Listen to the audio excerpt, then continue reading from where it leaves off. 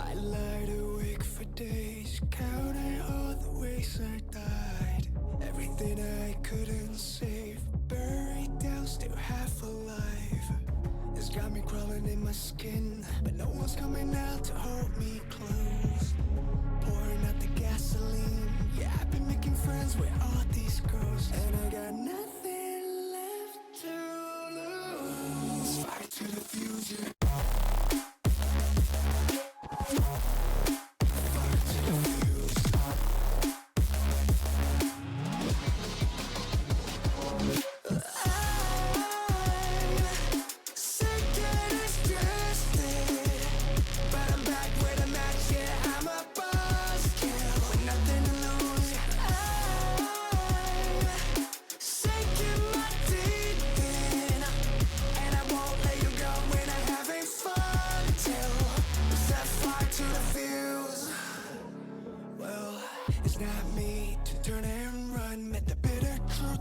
Choked it down, left a bad taste on my tongue, but my appetite's been growing now. I can see you crawling in your skin, but no one's coming out to hold you close. I'm pouring out the gasoline, so say hello to all my ghosts. I'm sick and distressed, but I'm back with a match, yeah, I'm a boss. Nothing to lose. I'm sinking my teeth in,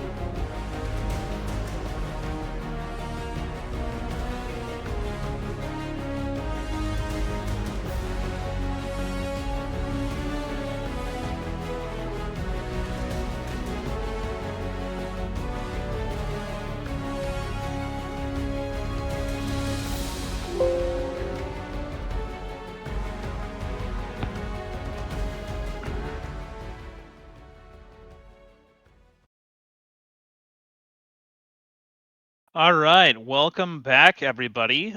This is technically the first round of playoffs. We have PTSD and Implosion probable coming in for a playoff play-in game, and I am going to be your host tonight, Calbert, here with Sirerin on production. Yeah, we've got a great matchup. Looking forward to a big series since this is going to be important for keeping their playoff hopes alive, right? We're in the playoffs, so if you lose, you're out. And at the end of the season, both these teams were, I think, in a decent place to where I think we're going to have a competitive matchup. And I think definitely both of them are going to want to try and challenge the number one seed here. But we will be getting into draft very shortly, and we'll be kicking off what will hopefully be a banger best of 5 tonight. Yeah, so whoever wins tonight has to play historically non-toxic, the number one ranked team, and then would play the Squirtle Squad in finals. So Squirtle Squad played their playoff game a little bit before they were supposed to, but it's fine. Scheduling has been a nightmare, so we do know that Squirtle Squad will be in the finals, and then today's game will set us up for our next round of playoffs.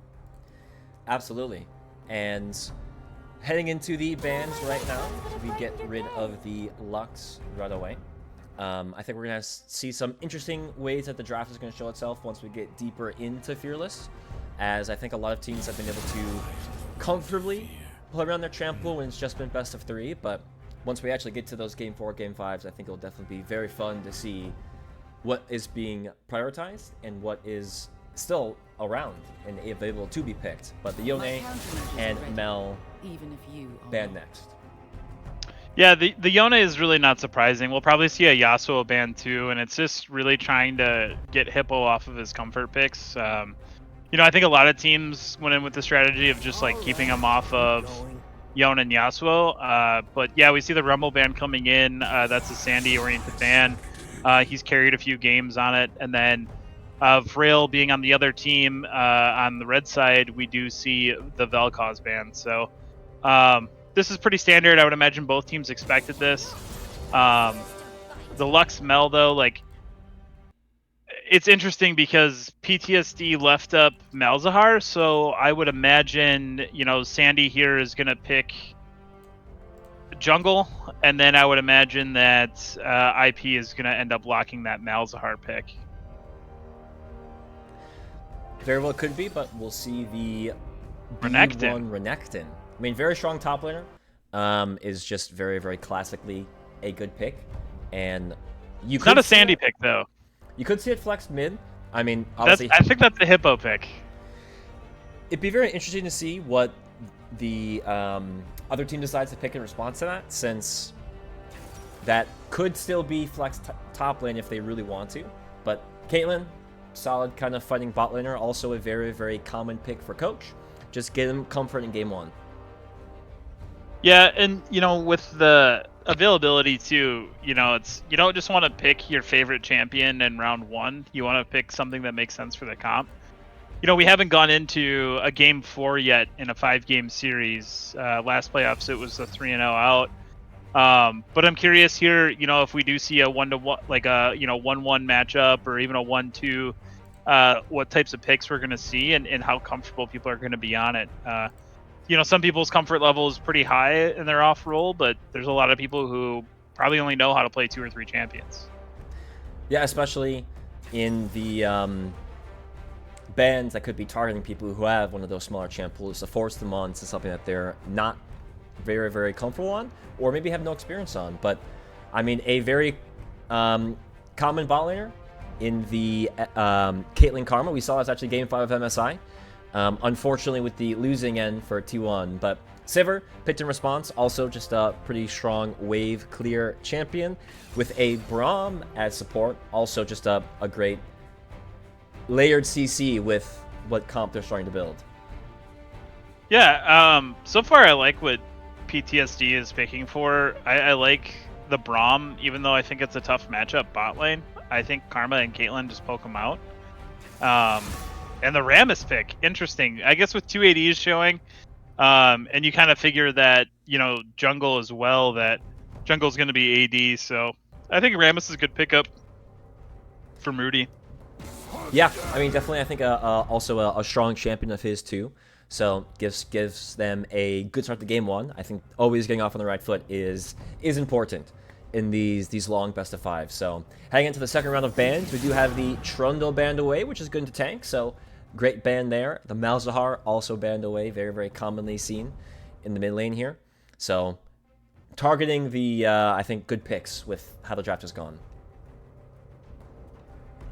Yeah, and the Malzahar ban's not surprising, and I wouldn't be surprised too if we saw the Veigar ban. I think Bully's played better on Veigar than he has Malzahar, at least in TCL. So I would love to see that ban too, because it's a nightmare to play around.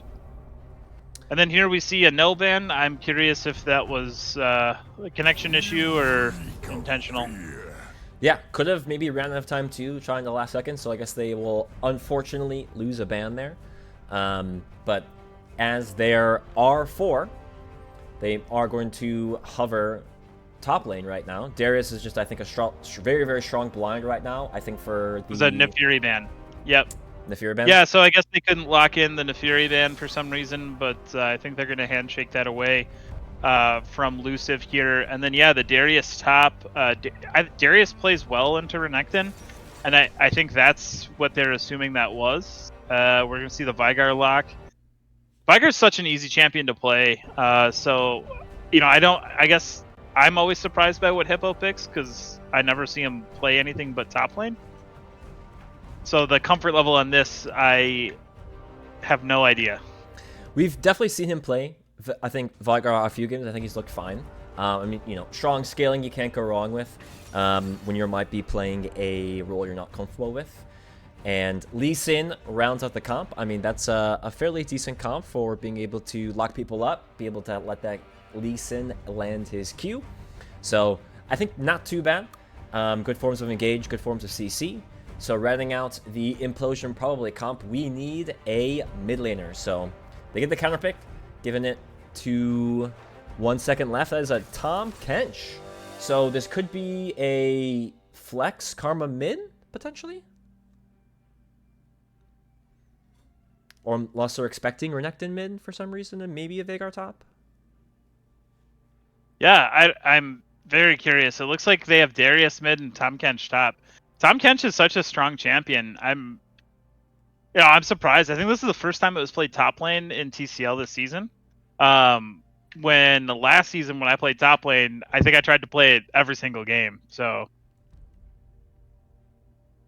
yeah, the Darius mid. I'm very curious about that. The team lacks AP, so who's that?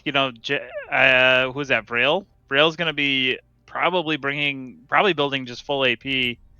And trying to chunk people down. But, overall, I think 2 solid drafts. I think IPs is a little bit harder to execute. So I would imagine, PTSD, if it does get into late game, is going to have a lot easier time playing their draft. Yeah, they should have, I think, known where the champions were going with the way that things were locked in. So honestly, the Tom catch is a little surprising, especially like I think I would have preferred to see that flex support with Karma mid, but Tom Kench's, I think, has always been decent. I think it's just okay now. But yeah, I think for the ease of execution, I definitely lean more towards PTSD. I mean, they have so many ways that when the champions want to go in, when the Rammus tries to just walk at them with the Darius, you just Veigar cage. You've got the Braum shield for even more CC. You can jump away. I mean, there's just so much safety. So I think it's going to be very, very hard for IP. But they could obviously, scale very, very well with, if the Darius gets fed and gets ahead, Veigar is going to have an awful time in lane, and Rammus can run down these champions if they don't have anyone around them. So I think that kind of game scope really just, if it's a standard game, I'm definitely saying this is probably in favor of PTSD, in my opinion. Yeah, and one of the cool things that we saw throughout the season too is when we looked at win times when for the playoff tiebreaker. It was crazy because like PTSD's win timers were like on average, I think like 5 or 6 minutes longer than everybody else's. And I think I talked about it the last time I casted their game is they love to play long games. And it's like the comps that they pick, the way that they play, they just play it out, and their games end up going on average like 4 or 5 minutes longer per win than the next team. So when you look at like ease of execution, right? Like sometimes it literally just comes down to one team fight for them. And when that happens, right, it's a lot easier when, hey, all I have to do is, press Sivir R and run into them, right? And then you have the Veigar cage, and I don't know. To me, this just seems like a really easy comp to execute, and without having your AP mage mid, which Bully's historically played and done really well on. Yeah, I don't know. I my prediction is PTSD, but if we can, our predictions live for stream. Yeah.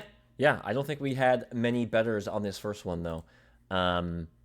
So looks like everyone might be wanting to fill out the field. I mean, I think in a lot of ways the first game might tell the tale for the series, and there could be a lot of maybe secrets that IP has with the Darius bid. Maybe they've seen something, or maybe there's been some practice in this kind of last week before we got into the start of the playoffs, the full playoffs at least. So I think it'll be at least fun to see what happens.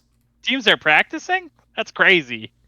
Who could have guessed, right? I mean, I had to trick my top laner into getting on, thinking he thought it was a game, and it was a scrim, and he was so upset. So if teams are practicing, good on them. I'm glad that the competitiveness is still out there. Usually when we hit playoffs, a lot of teams are just like, hey, I'll log on for the game, but no, that's great. Yeah, and we're getting into game here, and I think historically IP has invaded, and I think PTSD has always been a little bit more passive, and PTSD usually does a 5-point. So I see a lot of pings here. And it looks like IP is gonna go for the river invade. They pinged it, but maybe they're breaking off. It looks like they're breaking off. Maybe it could just ping for what they might be expecting in response. Just be like, hey, be aware. There's not really like amazing, I think, invade comps. Like I think PTSD could be okay. But especially game one, might not want to get too funky with it. Just kind of take a comfortable start as we see basically all players line up in that 5-point formation. Yeah, and then, Coach is a little bit late, but they're not going to invade and get vision. We do see an early ward bot lane. Early warding like that, I guess it gives you a heads up if they are going to invade, but it also kind of cripples you bot lane. Not having vision for, what does it end up being, like 2 minutes or 3 minutes down there where you're just in the dark in between your ward and your supports. So kind of a risky ward, but we'll see. We'll see if they take advantage of it or not. Yeah, and really the only interesting thing to note right now is Bully actually went Ignite mid. You normally see Darius go either Flash TP or Flash Ghost. So he really wants to kind of just get one combo out on the Veigar and just blow him up. So I'll be curious if that actually ends up working out for him. Yeah, and another thing to note too is like, when Vigar plays a melee mid, he can just farm Qs on the champion itself. It doesn't have to last hit minions, and he still gets AP. So it's one of those things where if Darius does walk up, and Vigar can just Q him and still get the AP off. So it's like Vigar does fine into melees. Right now, I know a lot of people are really curious about that. Yep. And right now, I think there's some decent poke. You see, I think the priority going to the Caitlyn Karma, and level 2 for the top laners as well. I think just kind of taking fist battle here, as that's kind of how this lane's going to go for a bit time. Yeah, this lane's gonna be tough for PTSD. Sivir does eventually push really well into it. But yeah, for a while it's just rough. Karma does so much damage in the early game. It's really hard to get position, and then a lot of the times too, like we see Rammus right now clearing down towards bot, and they're able, if they can control the wave enough, like a Rammus gank this early would do a lot of damage to him. Yeah, Leaflin's just starting his blue up there, so he's kind of packing topside. I mean, Sandy's definitely got a little bit of the push here against Irep, has a nice little HP advantage as well. So, could consider maybe something if there's a low enough HP for a potential dive, or maybe just having to get that Sculler priority.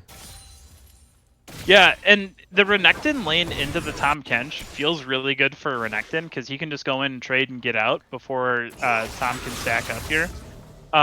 So that does feel nice for Sandy to play against that. The Darius is a little bit tougher, because if Darius did go ignite top, that is definitely in favor of Darius in the early game. At the very least, though, for Darius, he is doing pretty well in this mid lane, so gets the priority, is up almost 10 CS right now. So Vigar actually playing a little far from behind, as Sandy is getting a really, really good trade topside. Irep does have his flash, should be able to live this, does have the Q stacked as well, so gets a little bit of the HP, but Luciv is here, does land the Q, actually. I'm surprised it actually hit, so forces the flash off Irep, a really, really great gank for him. Yeah, and it looks like Rudy is looking mid here, at least to get Hippo's flash. Hippo is going to flash away. Taunt's going to go down, stun onto Rudy. Rudy's going to have to flash out, so flash for flash there. Pretty exciting there. I know that Bully was holding his breath. I mean, you don't want to give Vigar free kills, so that was close. Yeah, it looks like they might have considered trying to go for make a little bit of a dive with having the Darius E come in, but I think it was just a really, really great cage. Forces a flash response, so we'll have to see now if Luciv decides to go for any of this. I mean, he could potentially look for an invade, as looks like he is now backside, as there's going to be some damage coming in onto Jazz. Actually gets the field to get away. Flash, Luciv with the first blood. Coach is now taking some damage, but might not be able to finish him off. Great trap there, actually kills Luciv, and that is a great response kill. Max range on that turret. Wow. That turret just got Caitlyn's sniper rifle. My god, that feels so bad for Luciv. I thought he was out there, but, heads up play by Coach, hitting that trap, getting that kill back. But I think a really good gank overall. I didn't see how much health Jazz got out with, but I don't think it was a lot. No, it was very, very little. I mean, definitely having the Guardian, I think, helped him out a little bit there. So, yep. Using the range perfectly, though, was Coach, so I think definitely Caitlyn is one of his best AD carries. I think showing it right now, almost up 10 CS, gets that kill on a gank. So this will be I think a great start for what they want to see. Yeah, and, shout out to Coach. I think he's one of the players who's gotten better throughout the season on his off-roll. When we looked at stats throughout the season, when he started, I think he was like the rank 5 or maybe the rank 4 AD carry according to the stats. And then at the end of the season, I think he was either first or tied for first. So shout out to him. I would imagine he's put in some games. He definitely looks like he's improved a lot. So really excited to see how he plays throughout this series as the champ pool gets lower and lower. Yeah, level 6 for both top laners, though, at this point, with about a 20 CS lead going over there to Sandy. Just getting some really good trades, getting in, getting out. Braille looking to get some poke. I think EW will not land, unfortunately. So Gasqueen actually a really, really good trade back. The passive does land, but I'm not sure if they have really anything else to follow up with the trap landing too. Jazz has got to be careful. Actually, great jump away, but flash forwards, I think a little unneeded, as Coach pops the barrier. Gas Queen should get the trade back. Reform Bullet is here, though, so he might not be long for this world. Flash forwards, E lands. That should be a kill onto him. Does actually get a little more damage about. That is Feats for IP. Yeah, Gascon there, you know, was hitting the support the whole time. I was concerned that he wasn't going to get at least one, but yeah, it does end up getting the kill. Good on him for finishing that off, but yeah, Bully able just to roam down, and it looks like we're going to see a 2v2 here mid. Bully does still have ult, so they are going to disengage. But yeah, it's scary when the Darius has ult in the 2v2, because all of a sudden, when you can use that twice, that is a lot. Karma is here, though. That is a really, really great W. Saves the jungler, but Bully comes. Luciv should be able to get killed with it. Actually, is able to take one on the way out. Kill. I'm not really sure why Rudy wanted to walk up. I think he should have already had KP, but I think he just wanted to try and guarantee his KP, but Luciv does get him on the way out, so that's a great fadeaway, and that's a kind of a small mistake. It's not the end of the world, but that will at least be a 1-for-1 there. Yeah, unfortunate, right? Because Luciv was dead to rights there. He should have just been dead. It should have been a 1-for-0. So he does end up picking up a kill. Darius is 2-0 with a hefty amount of CS. He's up to 71 CS, and I thought Darius would end up building like a Hex Drinker first, or maybe you know, finishing Merc shreds just to survive longer. But it looks like Darius is going to end up building I want to say a Stride Breaker, and really just being able to secure kills here. Is that what that build? Does Stride Breaker build out of those items? Yep, Stride Breaker. I feel Breaker. like it does. Yeah. Yep. Definitely the common first item for Darius players, so does want that slow. I don't think that's a bad choice, especially when you're up CS. I mean, he's got 2 kills already. He's probably very, very close to being able to purchase it from a couple waves here, so we'll see if that ends up paying off with if he can land an E onto the Veigar. Then that Veigar is not getting out. Good damage. Yeah, Sever's doing a lot of damage here. Ult goes down to Caitlyn. Caitlyn's going to get low. Jazz ends up taking the kill with his Q, though. Kind of unfortunate. You want those kills onto Sever early, but you do end up preventing Caitlyn from farming. Yeah, I mean, that was just, I think, a really, really good catch of Jazz's abilities, and the Caitlyn was not expecting it, and I think that is a really great example of the butterfly effect, where I don't think Caitlyn needed to flash on that bot lane kind of kill beforehand, but now we see big a fight in the top here. lane. Bully's going to get stunned. Irep's going to eat him. He's going to be able to spit him out. Bully able to get stacks down to Sandy. Sandy's going to get ulted. Oh, and Luciv kicks Bully right into Sandy for the kill. How unfortunate. Oh, Sandy was out, and the Darius just got kicked into him. Irep able to save Bully's life, pick up a kill. Bully picks up a kill, moves to 3-0. And yeah, right now PTSD is just getting outpaced in the early game.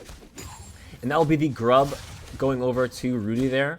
And I think that might actually be all 3 grubs going over, so that would be a objective going towards the feet. So that is not a little bit too of a bad thing. I mean, they've got about a 1.5k gold lead, as we're seeing now Coach and Braille getting some decent poke onto Gas Queen, pops the ult just for some more damage, as they're just trying to force this wave in with the Braum roam. So this is a really, really strong start. I mean, from the comp that I was a little hesitant about, I mean, Bully's 3-0, Irip got that kill on the top side, so they are off, I think, and going to be stacking up on these tanks. Yeah, I didn't see it either, but it does look like IP did get a dragon. So I don't know when that happened, but they did. Yeah, I'm wondering if the bot lane walked up to get that while they were having that fight topside, as Sandy's getting some fighting down, but Irip is taking the better of that trade, I think, with these items and being a little bit ahead. W does not land, so might be looking for a kill, but unfortunately Luciv is here, so Irip does have to flash away. W is on cooldown, but not really too much CC, as only Sandy can do that. Luciv would only kick him under tower, so Irip is able to walk out, just has to burn the flash, but flash will be down if Luciv decides to come back. That's the power of Tom Kench. Tom Kench just with, you know, a chain vest and a ruby crystal and almost 2v1 there with red buffs. So one of those things where, yeah, it's until Sandy gets more sustained, he does not win that that trait. Poke coming out to your bot side, and it looks like IP is taking the worst of that just from the bounce of Siver's W. They will be backing though, so about even, but now we see the E forcing the Renekton under tower. City might take a tower shot. W does come in, unfortunately. lands on the Sandy, but pops the all in response. He should be able to get himself out here, as IREP might not have the damage with very low mana. No Juggernauts are nearby, as Sandy just wants to force this wave under tower, so just gets the ultimate. IREP looks for something decent. Yeah, both teams right now are probably looking to set up Dragon. Not a lot of vision on the side of PTSD for it. They are down a little bit of gold right now too, but more importantly, the Darius is online and the Vigart isn't. So it's really hard to fight over these objectives. And I would imagine we just see this go to PTS, or see this go to IP without too much of a fight. It looks like Rudy here is looking for something. Jazz trying to get out. Gascon might be out of position here. Does spell shield the taunt. Yeah, it looks like they're able to just disengage with several. Good spell shield by Gascon. They're able to prevent that taunt, because I think that taunt really would have just sealed the deal there. Yeah, unfortunately, Jazz kind of misses his ult, kind of shoots it as more of a, like, Talia block rather than hitting anyone, so can't really follow up on anything, but there's still a lot of priority here for Implosion, probably. TP on IRIP if he wants to join. Sandy cannot, so that's an even little bit of an added advantage here, as they're looking to just clear out this vision. Maybe trying to get a little bit more of these waves pushed so they can finally walk in here and secure their second dragon. Yeah, and I think Rudy can solo it. I mean, I just think it would take him a while. We do see Elusive start to clear up topside though, and it does kind of look like they are going to give it. Let's go check and see if Rammus is on it. Yeah, I mean, right now we see the stars. I can't. There we go. So they will be on it. There's not really much they can do to contest. I mean, we do see the Braum around and the walking coming down. I mean, that is a really, really great flash there. Gets the steal on the Hexside Dragon. Bully does go down, unfortunately, to Jazz, but fight still going down as IREP does TP, and Gasqueen's 1 HP will be taken down. Chase is now on, but low HP there on the Rammus. Has to be careful. Will ult into Rudy, just into his death. Coach now chasing down Jazz. He will jump out to minion and get out. Baby Cage comes down. IRIP can't really chase anymore, so what looked like it could be a decent chase down actually goes in the favor of PTSD as they get the dragon in the end. Yeah, good heads-up play by Elusive, able to get in there. They ended up just CC locking Bully, who did end up finishing his Merc Dreads. But that's really what you have to do to the Darius, is you have to just chain your CC together perfectly, make sure that he can't stack on somebody, and then chain his ult. So overall, very well played by PTSD, especially because they walked in without vision too. I thought Gascon was certainly dead to rights there, but he ended up doing a ton of damage before going down to IREP. Yeah, and I think importantly, the bot lane for IP was not helping the Dragon. There just really wasn't a ton of damage with the Rammus and the Darius, as IREP is getting a little bit of a trade there, but with his first item might have the advantage here if it is an extended fight. Probably won't be. Sandy probably would just like to get this wave in. But yeah, no bot lane there from IP means that walking down and getting that. I was also, I think, just a solid steer there from Elusive, as Sandy ult is popped. E comes out as Bully is there, so Sandy not long for this world. Flash, but Flash is to his death. Bully gets that kill. Yeah, Bully right now just has free agency for the whole map, which it's going to catch up to PTSD. The Vigar's still not online yet, and he actually can't walk up and push waves. So like normally it's like when you get roamed on, it's like, okay, we'll get some turret shots, get something. Vigar's just not strong enough to have agency in lane yet, so pretty unfortunate if you're PTSD. You got really nothing back there. But we do see Bully 4-on-1 right now on the mid lane Darius. Yeah, I mean, not a common champion you see the mid lane, but I think it's piloting it very, very well. Did finish off those Merc Treads, so CC should not be an issue. We do have the top laner TP back for Sandy. Elusive just helps get that wave in, but I mean, at the very least, Veigar is scaling, so that's maybe one thing they can think about. Elusive, I think, is definitely going to be a huge priority for the success of PTSD. I mean, he's been doing pretty decently well. Did get that steal, so is on the Rift Herald right now, maybe looking to get themselves closer to that second feat. Yeah, and it does look like IP here is going to be in a position to just push mid with IREP back right now and no TP. So, they could also get feet through first tower, and it looks like that's what they're focusing on. PTSD here is going to have to rotate mid pretty quick, and Bully and Rudy are going to end up running away. But yeah, that mid tower is getting closer and closer to falling. That is an automatic feat of strength for IP if they get it. Yeah, and great damage done. So that tower, with just, I think, maybe one more wave pushed in, and Darius getting a few of that damage. But as we do see, Rudy just jumps immediately onto Gascoigne. Really great spell shield there onto the taunt. Vrail is here, lands a W, forces the flash there out of Jazz. Great ult in response to disengage, as the blue team actually will take the first tower topside as they pop the Rift Herald, going even into the tier 2 as well. Irep, not that much damage, I think, do that much, as they will back off, but does W in because Bully is on his way here. So Irep might be able to stack out the ult. He does. Bully is going to be here, should be able to get just a really free kill there onto Sandy. Will land the dunk very, very soon. Luciv can basically just walk away now because he cannot fight into the stacked hemorrhage. That's a good kind of response back. Damage done from Coach, mid. though. Hippo just got flashed on, I believe, mid. And he is going to walk away. Yep, so Hippo did get a lot of turret damage there. He got, yeah, he got flashed on mid. I see Rammus's flashes on cooldown, but yeah, that bot lane, just kind of a poking bloodbath down there. Yeah, I mean, that's the power of the Caitlyn Karma. You just want to use that range, be able to poke him out. You know, Vrail lands a strong W, and that just means that that's a potential trap setup. So that will be a back, but the gold is even, or I should say the CS is fairly even on both ends. So not either AD carry really taking the biggest lead, but we do have the actually Cull there close to be finished for Gascoigne. So that might just help for a little bit of a advantage in gold, as the third dragon will be spawning here in about 5 seconds. It is an Ocean Soul, so we do have both teams really picking there, really trying to get set up, as Rudy is looking to just take away some of that initial vision as the rest of IP gets some priority with their waves. Yeah, Jazz here might be caught out. Ooh, Rudy unable to land the Powerball into the taunt. This dragon does decide who gets feet, so very interesting priority going here with this dragon coming up. It should be all hands on deck.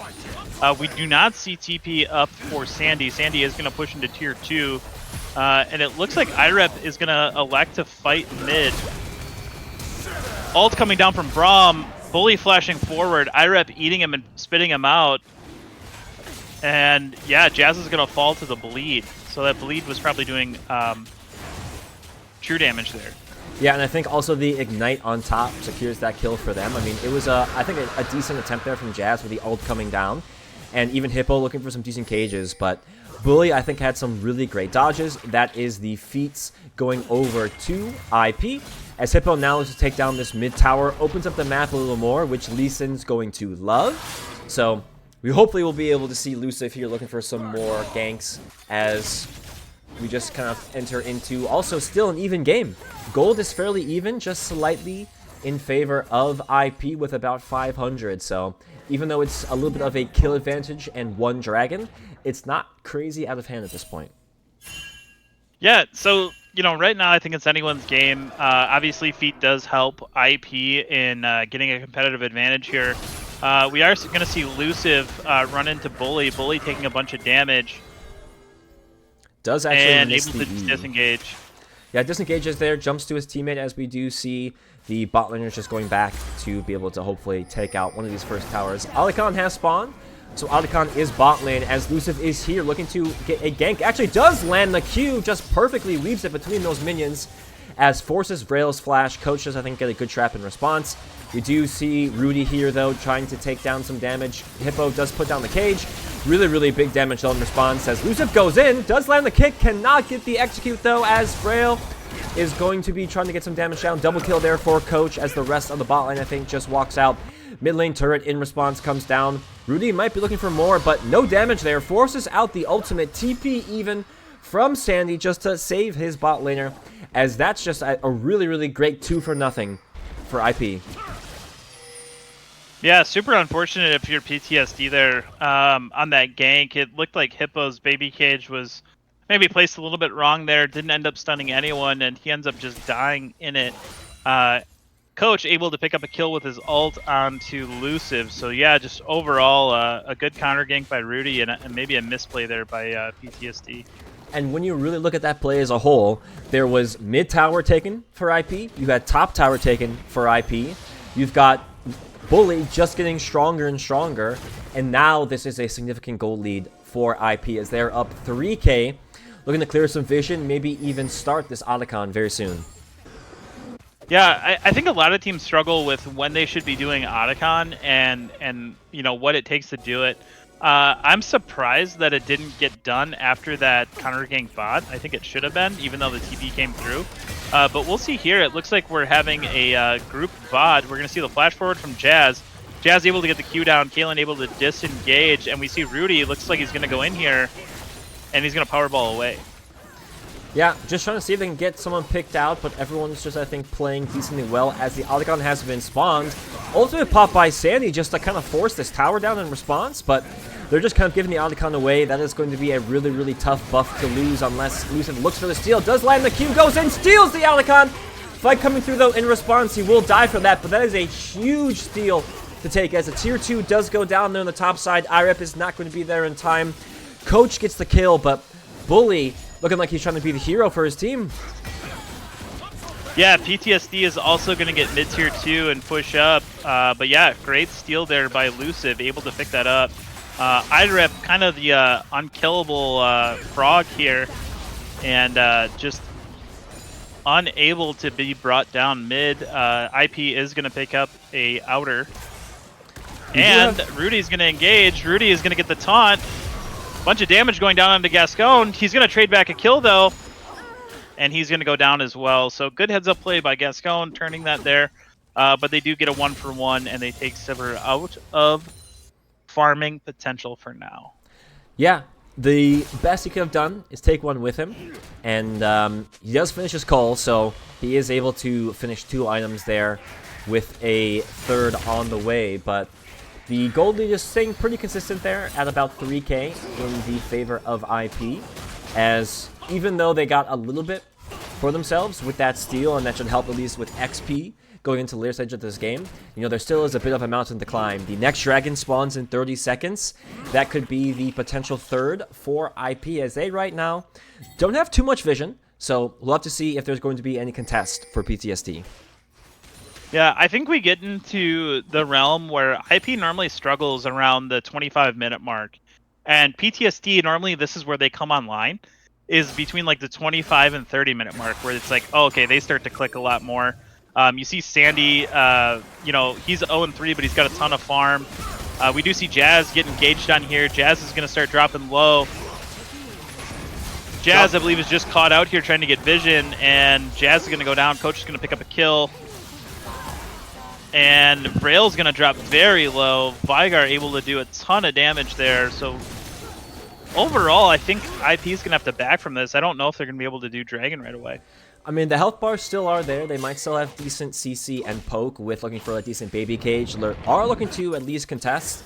We only have 15 seconds there, but IREP is on the pinch right now, so this is not the best position. Gas Queen does W the Q, or sorry, W the IREP engage, as we do have a split fight here. The Renekton has to flash away from the rest of IP, as IREP is still just fighting, waiting for the rest of his team. Does get the eat there onto Elusive, will be able to throw him, but the team cannot really follow up, as Reform Bully does miss his ability, but gets the dunk there, as Hippogriff won't be long.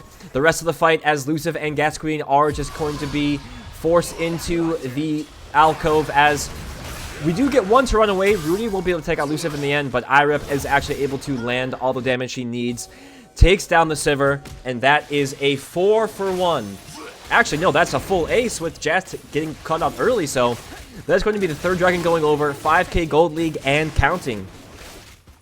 Yeah, you know, Sandy there was fighting 3 people, and they just chased him through the jungle, and PTSG was just focused on IREP's Tom Kench there. So super unfortunate. We saw Sandy die, basically thinking that his team was going to come and help him, and then yeah, IREP able just to tank all that damage and not even be phased by it. So PTSD needs an answer here for this Tom Kench.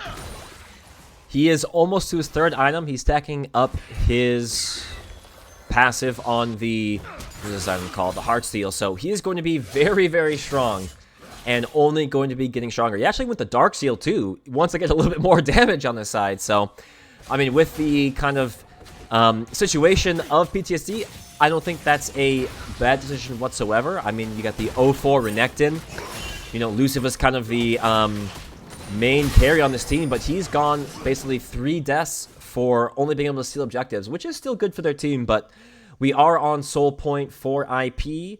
We do have the Baron on the map, so this is a kind of really, really tough spot now for PTSD to get back in the game. Yeah, it's going to take probably a Baron steal here from Luciv for them to really get back into the game, and they're going to have to be very selective about where they fight for vision. This Vigard is getting stronger and stronger. He did go 2 scaling items with Rod of Ages and Seraph's Embrace, so he is going to come online eventually. It's just trying to get to that point, you know, before the game's over. Yeah, Bully trying to force this kill onto Sandy. Does have the ult landing there and does get the last Q. The hemorrhage would have taken him down, but Jazz gets the ultimate back in response. Bully actually is getting ganked here by Hippo and Luciv. Should be able to get this executed, as I think Hippo's just waiting to get that ult down. Yep, does land. No kill, though, in the mid lane fight. Jazz with the ultimate flash away, as they will be able to IP take down this tier 2 turret. I think just getting all of this priority, trying to maybe see if they can translate that into a Baron take, but the 1-for-1 means that PTSD can get some a little bit more control of their map back, at least. Yeah, it's important to note, too, that Vigard just got 1,000 gold for killing the Darius, too, so it gets him a lot closer to that Rab cap, which, you know, gets him closer to being brought online. IREP is going to be able just to eat that Vigard, spit him out, and kill him, so yeah, I don't know, I didn't see what happened there, but I can't say you're overextended when you die underneath your turret, right? Yeah, I mean, that's just what happens when IREP can just walk at you, and even taking tower shots, he is just too strong here. Sandy will be back, is down a level, but this is just going to be more and more given over to IP, almost at the 7k gold lead mark. They're trying to take control of the top jungle, maybe get some vision down, because I think they really want that Baron. 2 minutes into their soul. Having the Baron just means that they're going to basically probably be able to close this game out no problem, so a little bit of vision there back with Luciv and Jazz kind of trying to get a little bit back, but probably just a ticking clock before this Baron will be going over to IP. Yeah, and, you know, Sandy's Renekton and unable to even damage the Tahm Kench at this point, and is going to lose in that side lane, you know, basically until the game's over. Luciv is going to get engaged on here. Bully able to get all of his stacks and just dunk him down.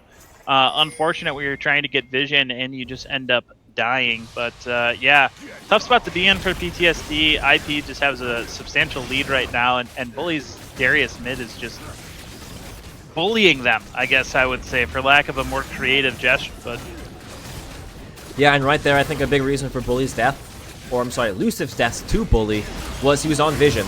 Didn't know that there was a ward in that bush, so Bully just walks right up in it and kills him. Doesn't even really need the help, as that is Baron to IP. We do have the soul points, or I would just say the soul itself, in about 1 minute. So with almost a 10k gold lead in favor of IP, I mean, PTSD can't really walk up. They kind of just have to hope for maybe some decent CC with the Veigar almost done with the death cap. Maybe gets a good cage. Sivir can get some good damage. Also, almost a third item. It could be a 400 CS win con, but I mean, with an 0-5 top laner, Bully really shutting down Luciv, I mean, there's really not much they can try and look for at this point.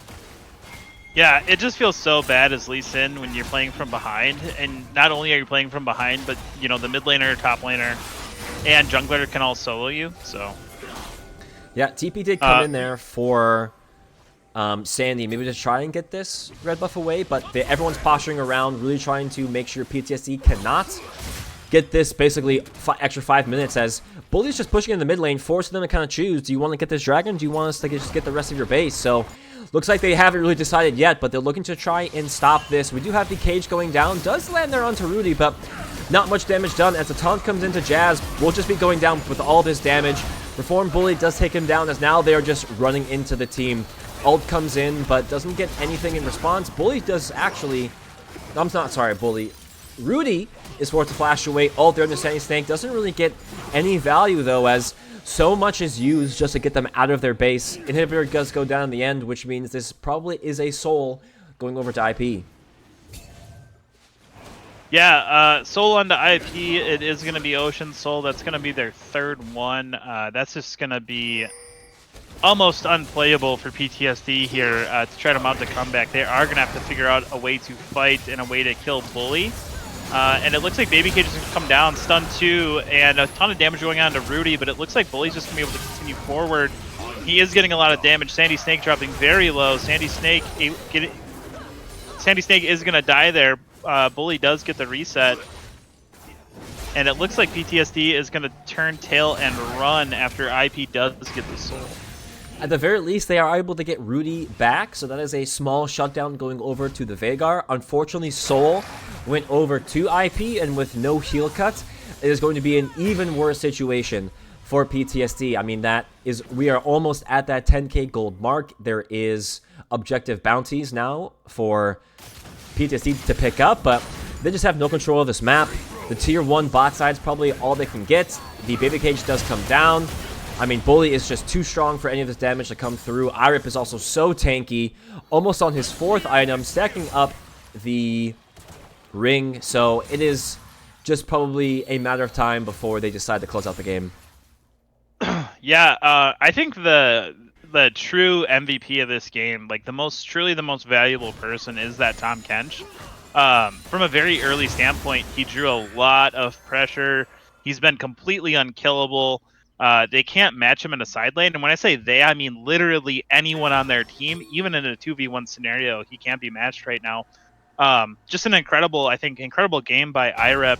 Hopefully IP can close it out here. They have had that issue before where they dominate a game for so long, and then it's 1 or 2 team fights that really just go not in their favor and end up throwing the game. So let's see here if they learn their lesson and they can close this out.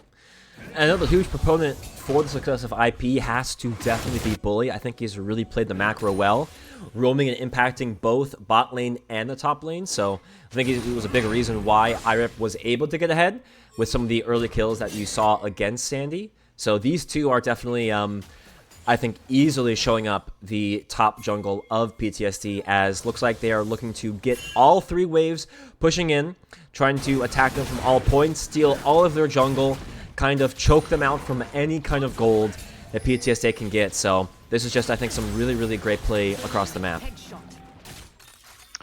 Yeah, and here, Baron is going to be up in a minute 30, so really all they have to do now is just siege towers, and eventually they can drop back and take it if they don't see an opening here to get a kill and end the game. Jazz puts out his shield menacingly, as we do have the tower going down. Rudy is just, I think, scaring them out with his speed, just going to be taking down this inhibitor, as at the same time IREP is going to attack the tier 3. Ult comes in though, a lot of damage onto Braille. This could be an execute just to get that down. Hippogriff will take him down. Sandy goes in, is trapped up, but he will actually be slightly saved there by Jazz. Really great try. Rudy does execute him as Bully comes in with the finish. Gascoigne trying to do what he can in response. Bully's very, very low though, so they have to be careful. The damage is coming through. They are under tower. Flash forward there from the Caitlyn for some reason, just to his death. Really great kill there in response. Trapped in the cage. Rudy should be going down in a second. Actually just walks into the tower to probably his death. Might have been able to live.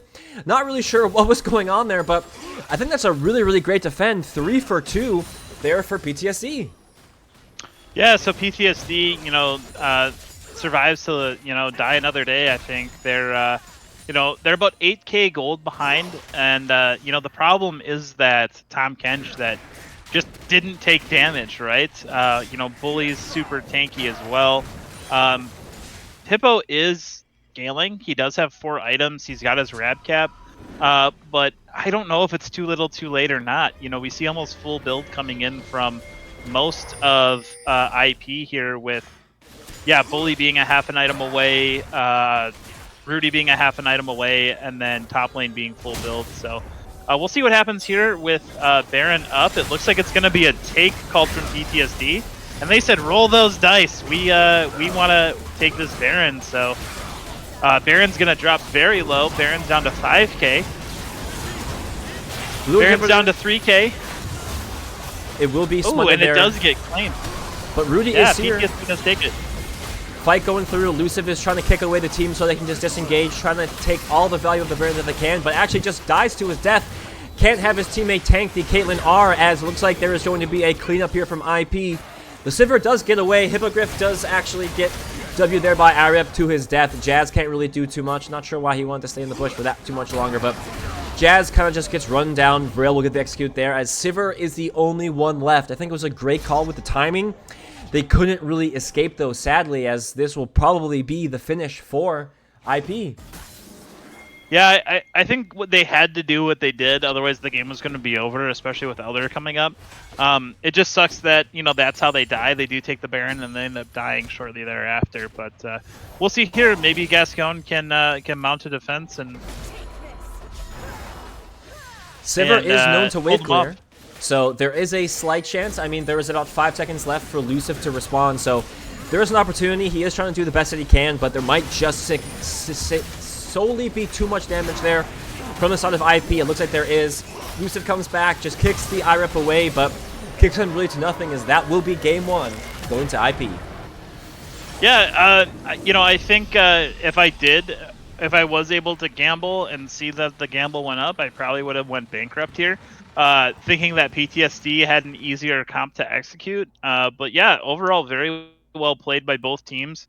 I think PTSD just needed, you know, another 15 minutes to get online. So good job on IP being able to close that out and really close it out there and just play their lead. Yeah, and if you look at how the kind of scope of these graphs went out, I mean, there was just so little damage for the side of PTSD. The top side, the jungler for them in Luciv and Sandy, was just not there. I mean, they were really shut down, and I think those are huge members for this PTSD team.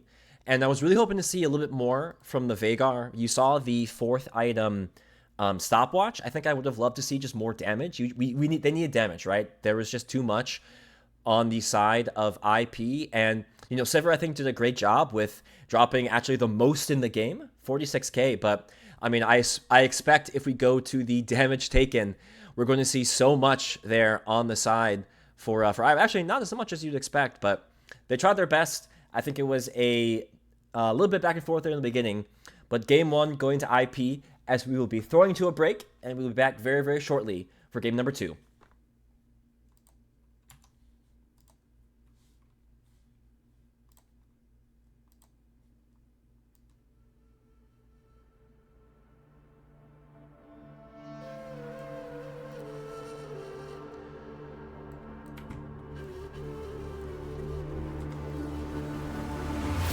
The world from the eye of the Horus. If you Alexander the Great, then I am the Porus. Coming straight from the mud like I am a lotus. So हाथियों का बल कैसे सकेगा तू मुझे रोका? देख तू कैसे मैं लड़ूं, तुम लोगों से ऐसे ना डरूं. करूं मैं जिससे मैं तरुण, पानी पे चलूं मैं जिससे मैं वरुण. चाहे मैं जीऊं या मरूं, जो करना चाहूं मैं वही तो करूं. आता है तू ना करीब, तू बेटी चीप, जब तक कटे ना तेरी ये jeep. Better believe you're gonna bleed. Pick up a seat, get your team. I'm the king of kings.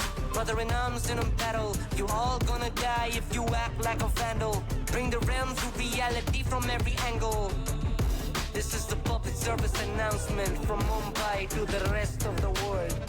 I am a Raja.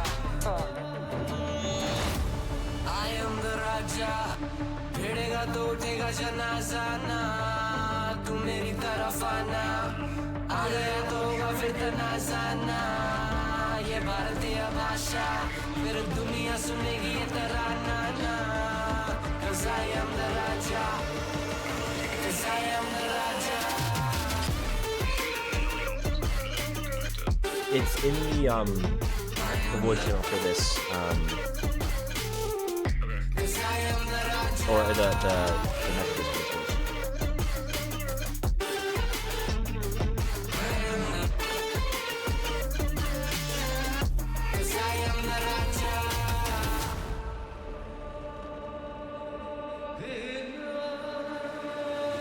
Look in my eyes, what do you see? I'm more than average, man. I'm a maverick, I can grow flowers on a barren land. Break a mountain with my bare hands and step back and cause a literal avalanche. Should've been about us traveling. अष्टभुजाएं मेरी जैसे मैं टरेंचुला ना है कोई तोड़ मेरा जब से पूर्वजों का ज्ञान मिला. मेरे जैसा मिलेगा कोई ना तू और चाहे जो भी था सकी कबर मैंने खोदिया तुम लगाओ के बोलियां कम पड़े गोलियां चंद्रगुप्त ने मौर्य या दिला तू लोरियां come to me and you just gonna die that's really a given I am invincible and you are invisible see that's really a difference get out of my way or leave the world the choice is yours I don't kill my enemies I play with them that's what the toys are for from Mumbai to the rest of the world I am the Raja भिड़ेगा तो उठेगा जनाजा ना तू मेरी तरफ आना आ गया तो होगा फिर तनाजा ना ये भारतीय भाषा फिर दुनिया सुनेगी ये तराना ना 'Cause I am the Raja 'Cause I am the Raja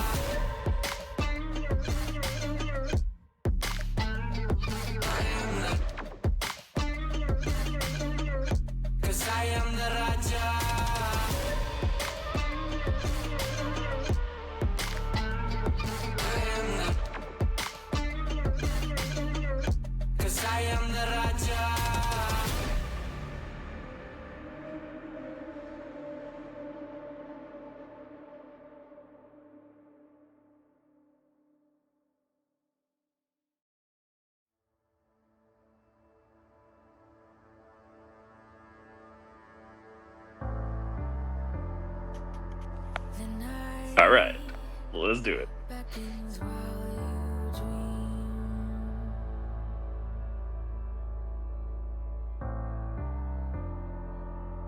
A life never lives in peace.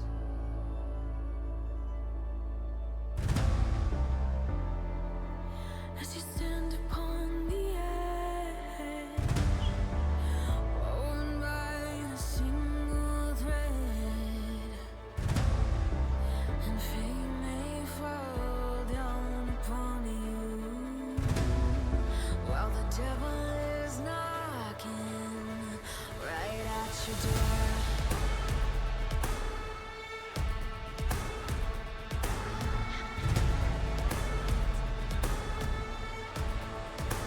I don't know if I can.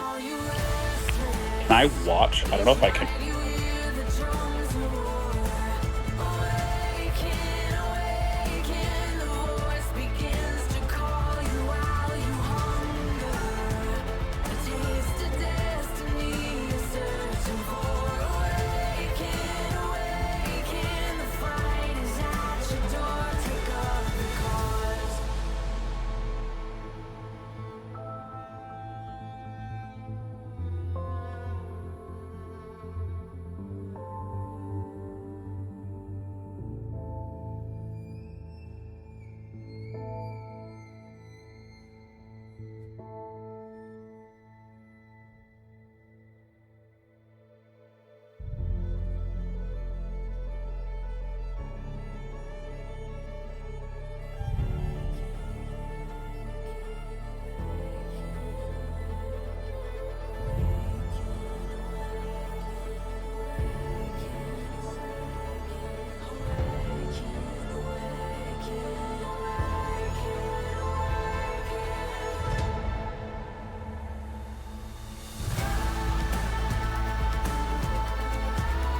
As you stand upon the edge, laying in the balance, and flame may fall down upon you, Okay, so this is in a browser, while the devil is knocking so this should work. And then each night you hear the drums roar. Awaken, awaken, the voice begins to call you while you hunger. A taste of destiny you're searching for. Awaken, awaken, awaken.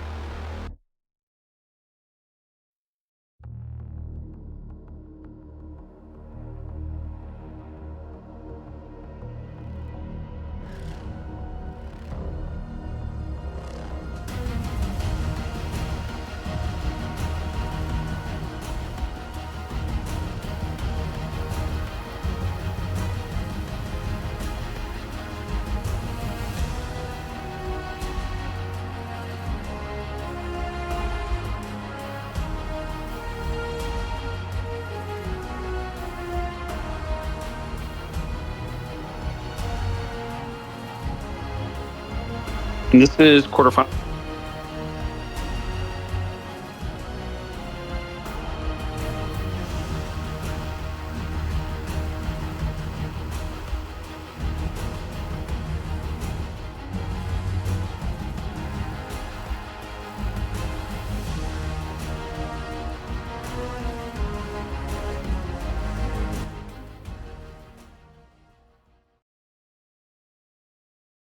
All right, Alrighty. welcome back. I am joined now by Mr. Steve Jaws himself, who I will be Hello. catching back up. What happened in game 1? Oh yeah. Thanks everybody. I am audio only. I just moved into a new place, and despite my best efforts and everything being green, we all know that's a lie sometimes on your router. So I was not able to get my computer running, so I'm doing this from my phone. So I appreciate all y'all and Cal and Sirerin for being bosses and help me out. So yeah, I was able to catch the back end as I was battling Ethernet cables, and I saw IP with a pretty dominating second half of this game. And a lot of what we saw at the end of the season, the regular season, Cal. Yeah, it looks like IP ended up fixing their issues there. And it looks like they were able to really macro very well into the mid and late game. So I'm also joined here by my puppy Jax, who's going to be giving us his analysis after draft. So tune into that. I cannot wait. It's just I Jai cannot wait. Say Yep. hi. Say hi. All right, let's see what the bands are. Hey, Cal, what were bands game 1? Was Vel'Koz one of them? Yeah, Vel'Koz was a guaranteed ban. A lot of the bans were aimed at bullies control mages. So we saw Lux Mel, Malzahar, and then we saw the Vel'Koz as well. And really, that's not surprising. We see the Yone. That's almost a must ban for Hippo, right? He does. I think he'll play it no matter what if it's up. So. Then we do see the Mel come back in. These bands look exactly the same. Rumble taking that away from Sandy. Rumble's in such a strong spot right now. I think he was played in MSI a little bit too. So Yeah, and Rumble's a classic top lane staple. So if Sandy wants, you don't want Sandy to take Rumble, especially considering he's played Rumble mid for so long and been so successful at it. And there's Gwen taking off, and it seems like a lot of the focus is on taking away those AP carries, for lack of a better term, with Sandy. That was something we saw with Praise the Snek in their last week's match, which was a bit of a heartbreaker, honestly, because I feel like they had a chance, and I believe it was against y'all, and they just weren't able to pull it together. yeah, Sandy's just really good at those like AP carries, AP kind of bruisers, I guess. So like the Vladimirs, the Gragas's, like champions like that, where they can be a bruiser, but they also have that ability to make plays. First pick Trundle going to come down. This is a flex pick. Trundle's one of the easiest champions to play. I think we've seen Luciv play it. With Coach, we see the Smolder pick. Coach has played Smolder a lot. I think it's a comfort pick for him. And with that going early, I think if I'm PTSD here, I'm thinking about how do we make sure he doesn't get stacks? Because when we played IP, I believe we played against the Smolder, and our whole thing was like just make his life a living nightmare so he can't stack. Yep, and we see the Jax being grabbed as well. So that's going to be that could very well be IREP. It could be Luciv as well in the jungle. And you mentioned before, this looks like a scaling team. We've seen that from IP a couple of different times where they run kind of super scalers. Veigar, Smolder, other stuff like that. So, and there's the Samira. Okay, that's what I was curious about is, does PTSD pivot their draft strategy to be more hyper aggro? And you don't get more hyper aggro in the bot lane than a Samira lane. I'm curious who they're going to pair that with to really build the kill lane. Yeah, and the cool thing about Samira too is, she blocks a lot of Smolder's kit, which is really nice. With her, I'm just going to call it Blade Waltz. I don't know what it's called.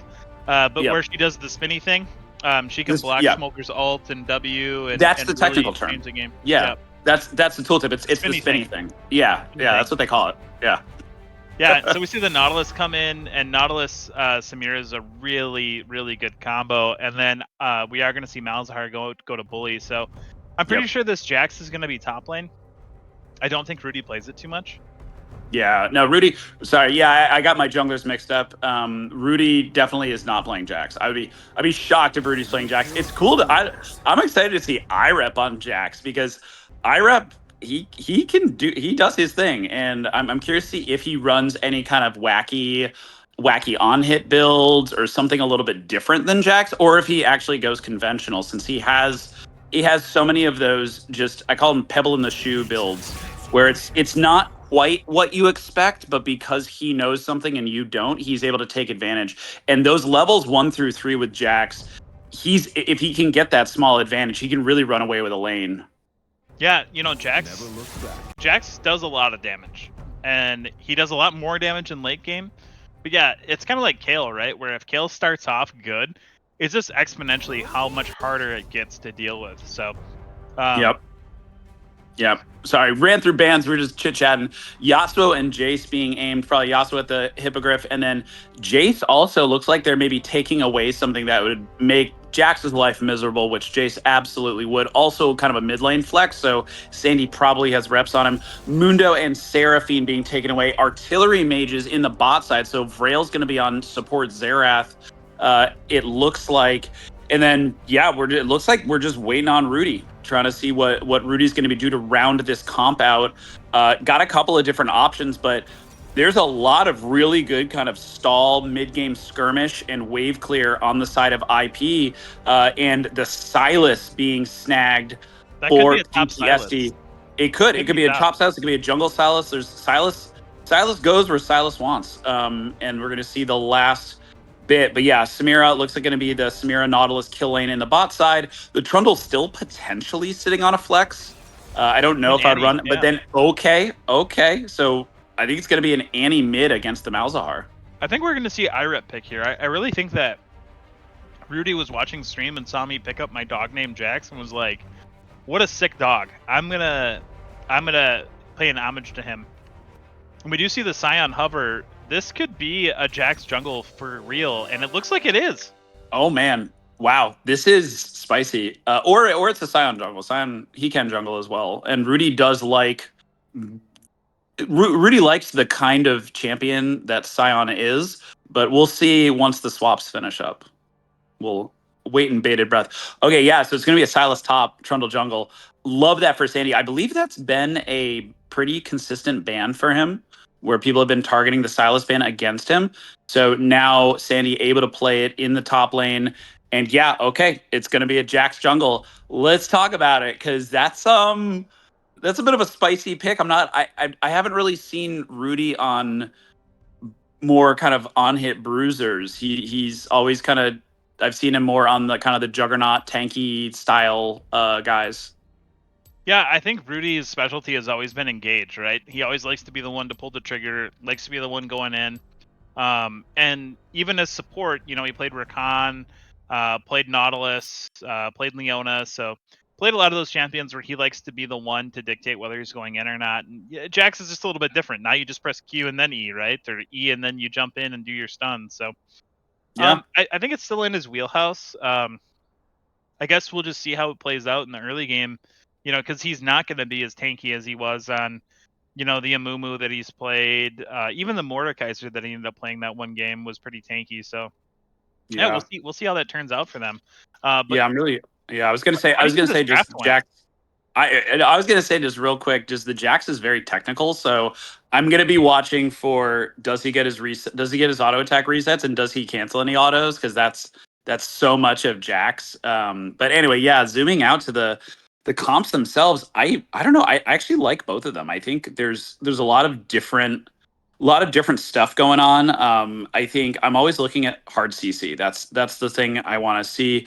I would say that PTSD wins the hard CC battle. I think there's a lot of the Jack. I mean, Jack stun is always going to be a thing, right? You can stun, you can flash stun in. You've got a Malzahar suppress. Xerath has stuff, but Nautilus on his own with the Tibbers, and then Silas as well. There's a lot of catch and lockdown on the side of PTSD, which works really, really well. I think the degree of difficulty is a little bit lower on PTSD, so I'm going to give them a slight edge, but I think this is a pretty even draft, with the only big question mark for me being that Jungle Jax.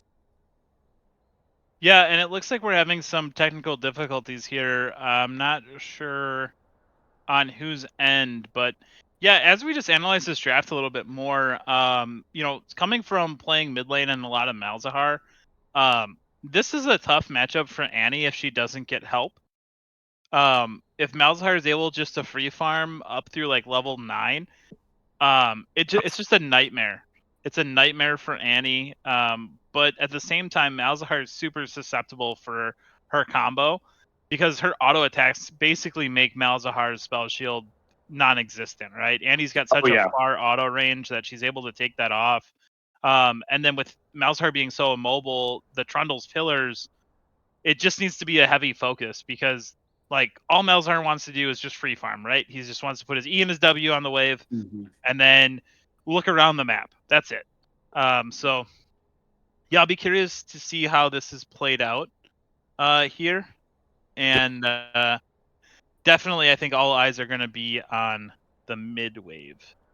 Yeah, for sure. I was actually I was reminiscing because when I did we used to do an internal league for Riot called the Riot Rumble, and I played a ton of Malzahar when we were playing that, and I went up against, there was a team and it was all guys that were fighting game players, and so they all just ran these wacky champs, or not wacky champs, but like they played champs like hyper aggro, and one of them, the mid laner, always played Annie, and so this matchup is very familiar to me, and like Bully's gonna have to play super passive because the moment that the Annie hits level 6, they can set up the level 6 with the level 5, pop the spell shield with a quick Q, and then you just die.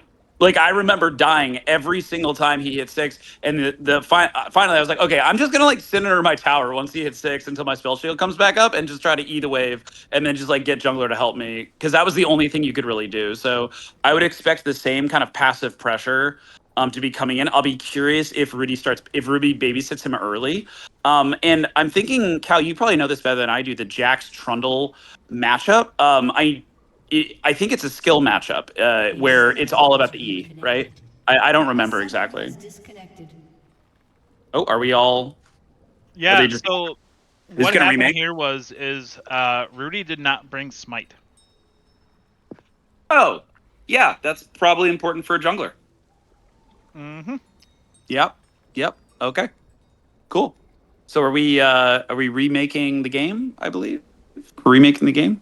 Yeah, I'm not sure what happens here. As far as because there's not a rule for this in the rule book. Yeah.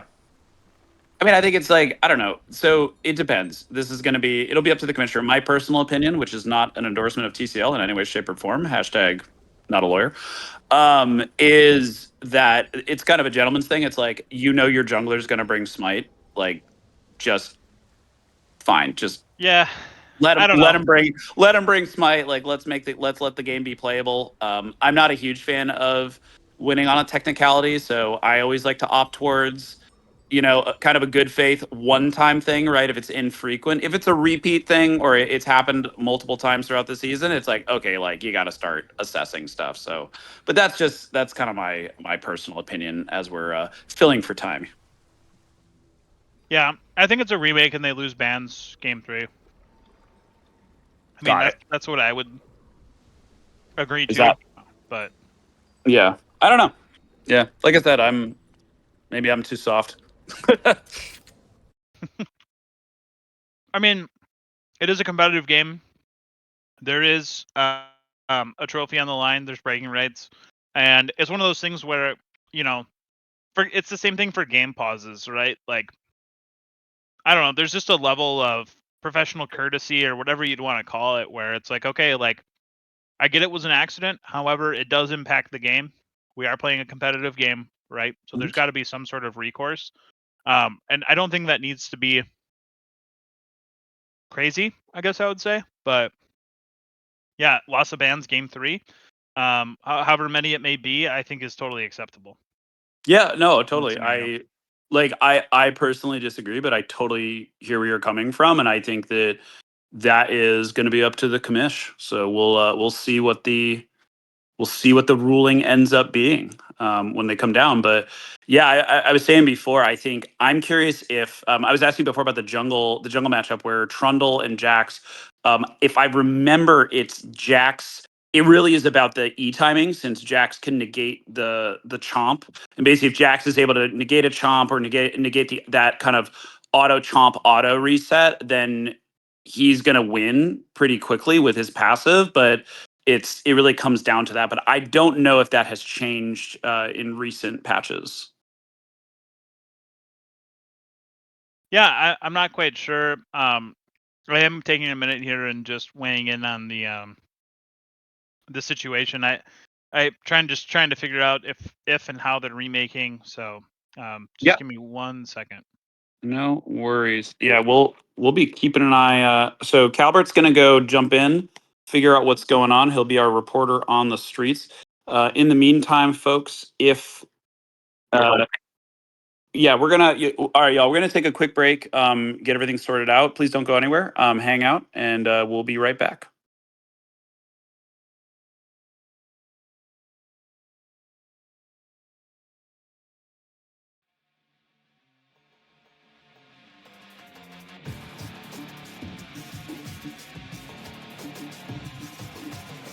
This city never sleeps, chemically brought down on its knees. With every breath that I breathe, clenched fists and gritting teeth. Tonight the energy flowing in me is waiting for relief. Thunder beneath my feet, I sight you on my until the dawn, the darkness falls, and I lose control. I feel it in my bones, a spark to lead us through the shadows. Can I fight the way before me? It's coursing through my soul, a road to guide us through the sorrow. Can I calm this storm inside me? This electricity, a part of me that's under pressure. Charged up, my fuse igniting a sight you wanna see. I'm outside, pointing to the sky. Gonna make the earth shake, 'cause you can't contain me. Voltage bursts through the black of my eyes. Put my finger on the trigger and I'll shock you, baby. Against the odds, until the dawn, the darkness falls, and I lose control. I feel it in my bones, a spark to lead us through the shadows. Can I fight the way before me? It's coursing through my soul, a road to guide us through the sorrow. Can I calm this storm inside me?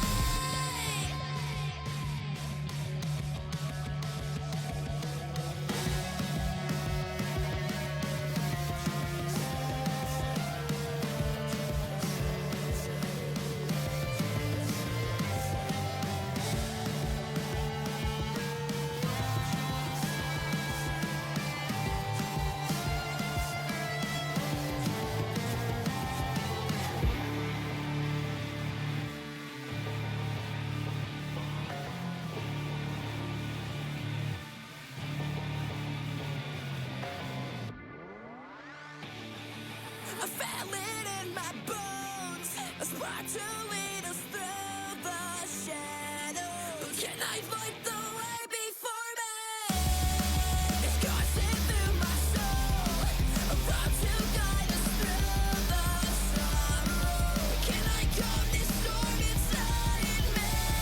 I feel it in my bones, a spark to lead us through the shadows. Can I fight the way before me?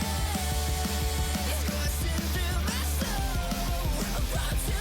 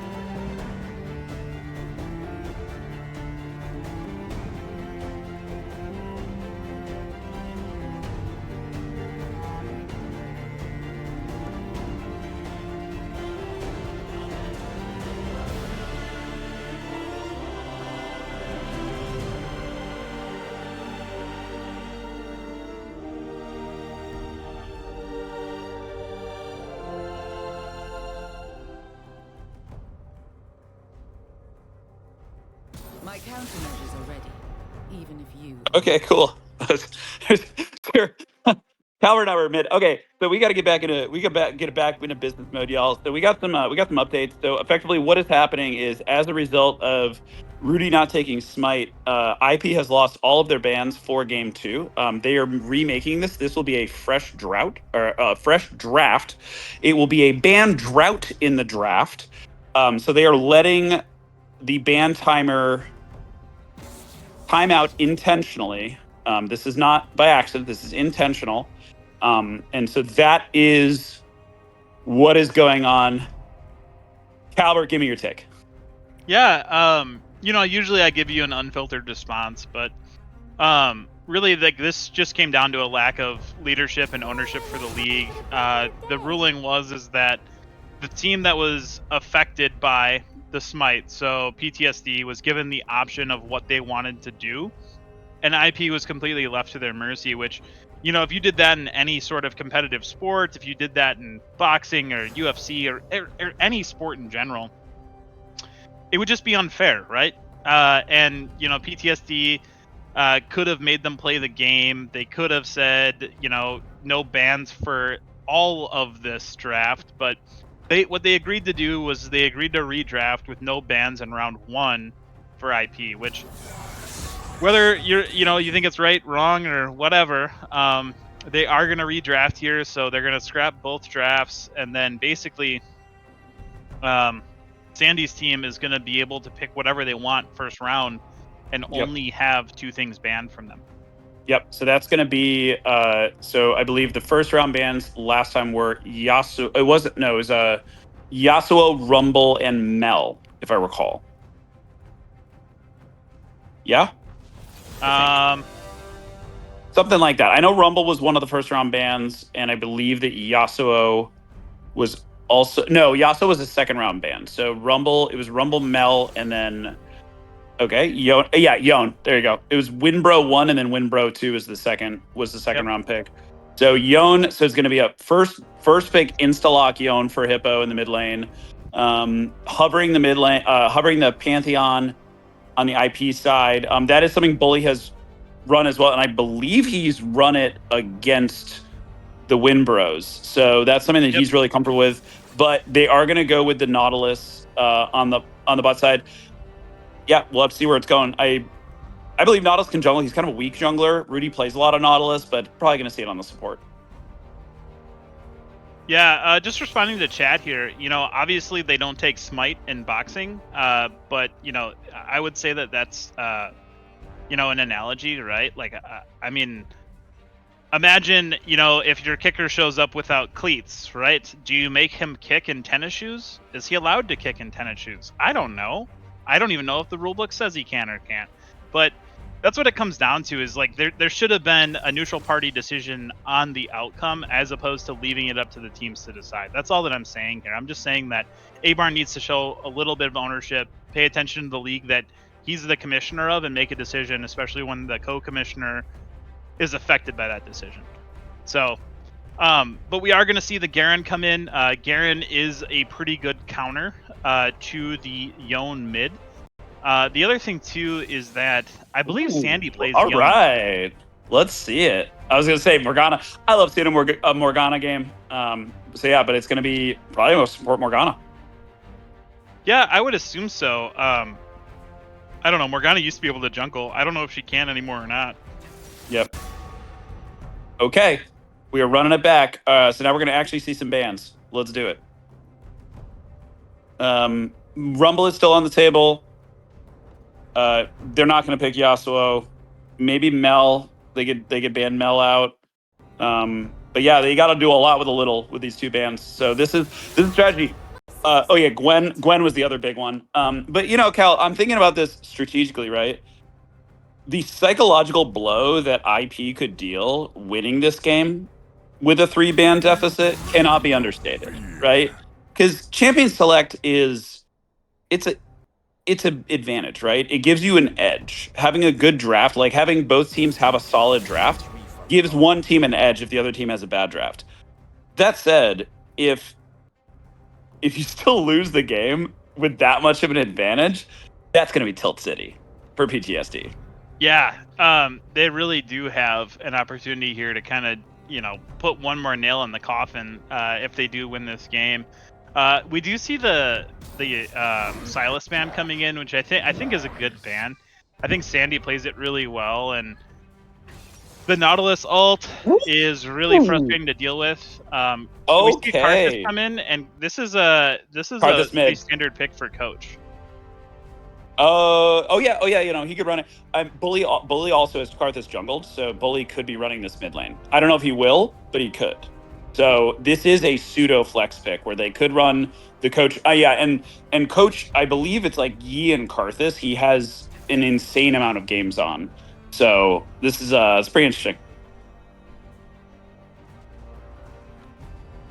Okay, Ezreal. Yep. So it's going to be Ez Morgana in the bot And we lane. should see a top laner come in. I would imagine some sort of AP to round it off. Yeah, because Lucid's probably going to just be running the Trundle. Yep. Okay, so Ornn. hovering the Ornn. That'd be an interesting pick for Sandy. Okay, gonna go with the Ornn. Yeah. All right. I would like to see Gragas come in. Yeah, they're a little light on AP. Actually, no, they are super light on AP. I mean, I know Ezreal can pump out a lot of that damage, but yeah, I agree with you. I think Gragas would have been great because he could kind of dial up or down the damage based on how well his team is doing. Right, if the Ezreal is popping off, he can go more bruiser tanky. If the Ezreal is falling behind, he can go more glass cannon AP. But yeah, opting for more of the beefcake wall. We see the Shen, probably going to be the Shen top, flipping with the Nautilus. Actually, well, it might be a Garen. All right, I want to see where this shakes out because there's. Yeah, Jack's jungle. Rudy called it. He wanted to play it, so Yep. not surprising there. And then Garen mid. Garen's a good counter to Okay. Yone. The thing Yeah. too is so is Shen. So Shen's really good into Yone too. Shen's really strong into any melee. So you got Trundle and Yone getting kind of countered by the Shen there, and then Jax too. I mean I actually like IP's team more after this redraft. Like I don't know. I feel like them losing 3 bans. I mean, all it did was give Hippo Yone. Yeah. Exactly. And I think you know that what's was the only interesting? impact. I feel like IP plays well with a chip on their shoulder. They play well and their backs against the wall. So having an axe to grind really is going to motivate them. And it seems like that's something that has worked well. We were privy to a little bit of the conversations, and like Rudy really is the voice of reason. Like the Rudy Bully jungle mid combo seems to be working as a really solid nucleus to anchor the team. And something like that, like Rudy's the kind of guy where he's like, all right, fine, I'll show you. So actually really looking forward to this game too, because I keep looking at it from the mental side, and I think IP could really take this one and drive it momentum wise into a really solid win, and then just momentum from there, saying, hey, if we can beat you with 3 bands, with 3 less bands, we can beat anybody. Yeah, and the thing too is I could fully see Rudy and Bully, if they win this game, to just basically say, you know what, let's not ban anything next game, and really show them how much better we are, right? Yeah. Especially after the arguing and both teams having a different opinion, some strong opinions coming in to play during that argument. Yeah. It's like one of those things where I am really excited to see how this plays out, because this game means a lot. If the series goes to 1-1, you're digging in for a later than normal night, probably. Yep. And if Yeah. the series ends up 2-0, that PTSD has to do a lot of work from behind. They would have to reverse sweep them. Yeah, and So, some of the and kind of related to that, like the talking's over, right? We're done talking. It's time to play, right? Like let's see what this talking amounted to, because at the end of the day, talk is cheap. Let's see who can back it up. yeah, and I like Rudy. Like this new season 9 Rudy has he's got villain vibes to him, where he's just wearing tank tops, chest hairs out. He's screw you, I'll play who I want. He's verbally assaulting people, like, not to the point of like being rude about it, but like just, you know, being aggressive. And I like this Rudy. And You know what's it, funny? I don't see that. I see Rudy as no, like nah, man, not at all. I see Rudy as like grizzled veteran Rudy, where he's like been there, done that, got the t-shirt. I didn't like the t-shirt, so I'm wearing a tank top. Like he's just that's the vibe I'm getting from Rudy. He's just been there and he's I think like, it's nah, his man. villain arc. I'm pretty sure it's his villain arc. I'm not gonna lie. Nah, Uh, nah, I I think he's going disagree. out with a bang here. But with that being said, I love that he's just like, yeah, I'm just gonna pick Jax again. I don't care if you guys know it, but I'm gonna pick it again, right? I want Um, to. Well, that's what I want to see, that level 3 skirmish. I'm visualizing a level 3 skirmish top side. Like he's going around to try to help bully and maybe put some pressure on the Annie. Going for the scuttle. I want to see him and Luciv have their first matchup. That's what's going to tell the tale for me is how does that first matchup go, right? Like how is his timing?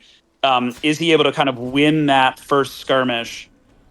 ooh, it And if looks he like is, IP is it's gonna looking go good for for an him. invade. Yeah, I think they absolutely could. And then yeah, I love the pivot from Bully to go Garen, where they're like, yeah, Matt, take your best champion. I'm gonna run at you with my sword. It's yeah, it's fun. Either way, I'm loving it. I'm loving it. This is fun. Good a little bit of controversy, but overall, at the end of the day, we're on the Rift. Let's go. Who do you think is gonna take this one? Oh wait, sorry, hold Oh, please. Hold please, hold hold please. on. Oh, sad day. Never mind. Anyway, who do you think is gonna take this one? Yeah, I I love seeing the chat. Yeah. So yeah, Oh, they're calling for the remake already. oh A man. little bit of typing goes a long way. But yeah, I don't know. I think PTSD is gonna take this one. I think they're set up for success. Um, I think that they have the right tools, and I think that with Hippo on Yon, they have a really good opportunity. Yeah, totally.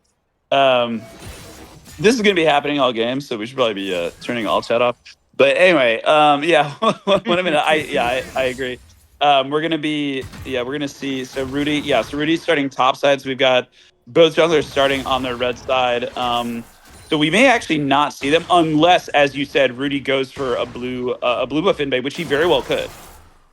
But yeah, we've got scaling city, so we've got really aggressive snowballing on the side in the mid lane, and then coach just going to farm up. And you mentioned before, it's a staple coach pick, usually in the jungle. But that's the great thing about kind of modern league is you can run a lot of AP champions on the bot side as IREP gets a big chunk out of Sandy. That is, yeah, that's a little thing. Yep, sorry, dealing with some baby aggro here, but Oh no. yeah, no, all good. Yeah, and we're actually gonna see opposite jungle clears. So Rudy always clears top to bottom, supports his bot, and then it seems like Luciv is the opposite and likes to gank for Sandy first. So yeah, I mean that makes a lot of sense. And we're gonna see a bit. I wasn't able to see the early game from game one, but it looks like a pretty slow, kind of slow and steady take. Both of the bot lane carries, they want to kind of farm up. They do have some pokes. Wow, just as I say that, big flash in, exhaust down, Jazz going in, one more hit, first blood for Coach. Vrail actually going down. Coach is out of mana though, so this could actually be a 2-for-1 for the Ezreal. He's not gonna quite get in. A lot of minion damage. So Coach is able to get out and is able to hold on to his flash. Meanwhile, on the top side, IREP actually is able to ninja Ornn to death. Sandy Snake's flash being burned, and IREP crucially having his flash still up. We see Luciv staying there, so Luciv could potentially come in for the cleanup crew. Here comes the teleport. Sandy, oh yeah, see you later, IREP. I think this is going to be a dead one. Luciv is there as well. Does have the flash still. This could be the thing that saves him. Counter flash from Luciv. Needs one more auto. Does get it. Ooh, right at the last second. I thought that flash was going to save him, but no such luck. yeah, really really heads up play by IREP there. He would have gotten away too if it wasn't for that pesky Trundle.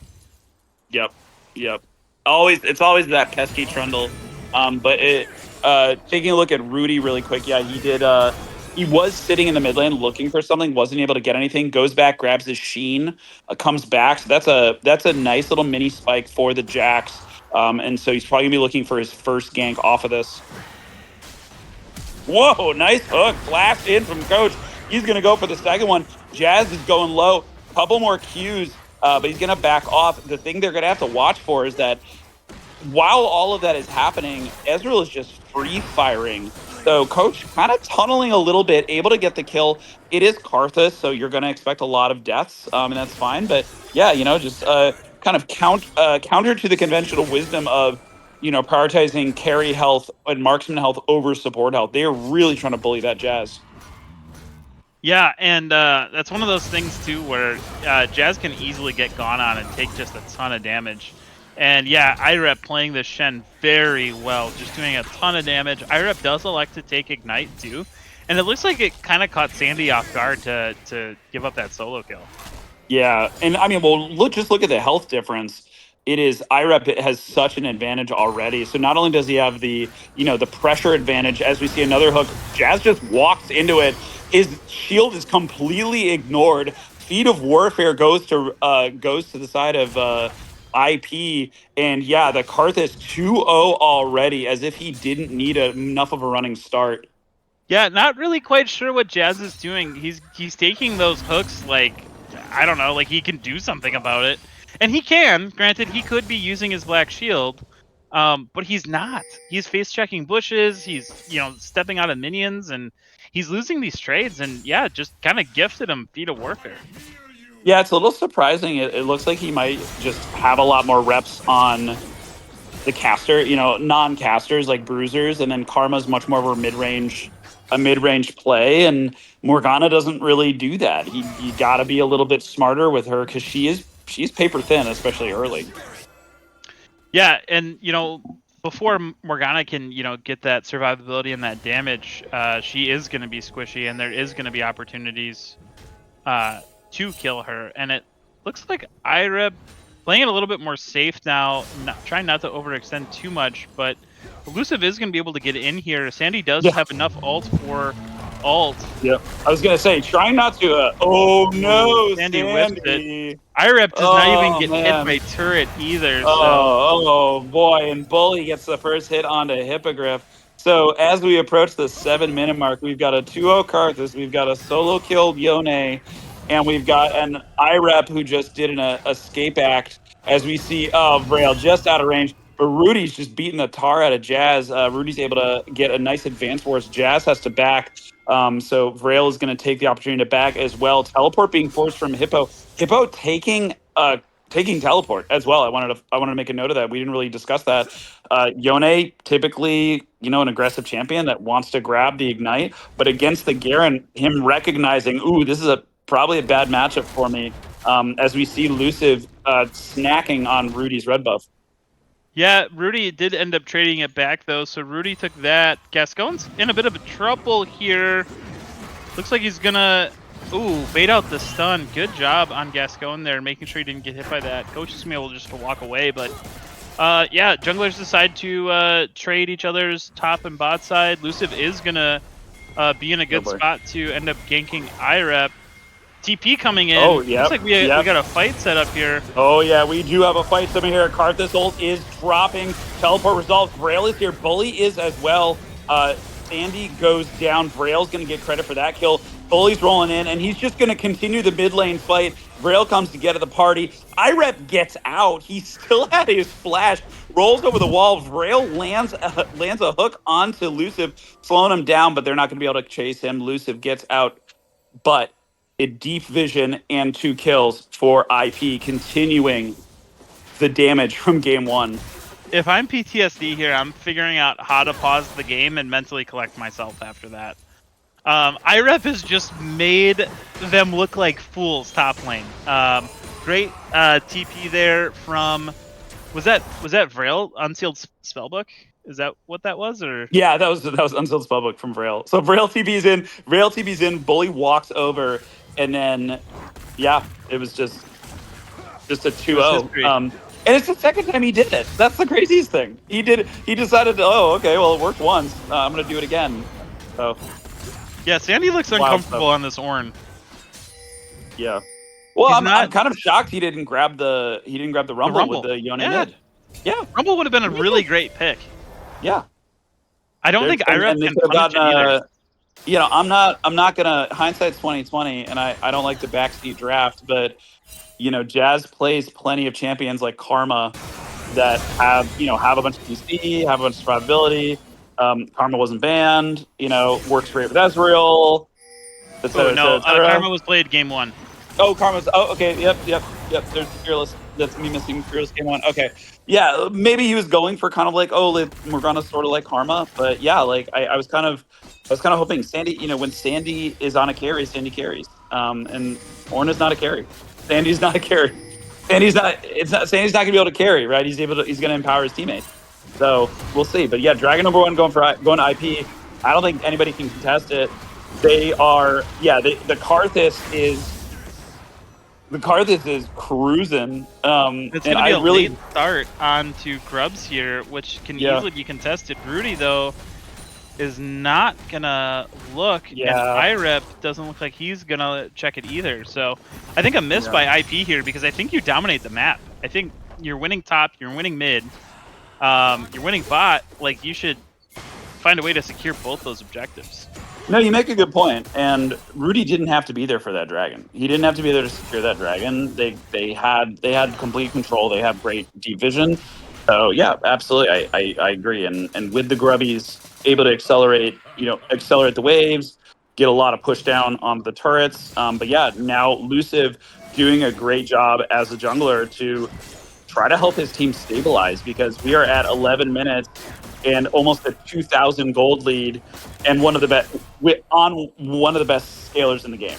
So, let's. All right, we're gonna talk about this. Bully getting jumped on. He's gonna probably go down. Yep, tries to get a turnaround. Oh, here comes the Karthus. Oh, not gonna be enough. But here comes. Oh wow, great knockback, but not enough. Rudy gets it in.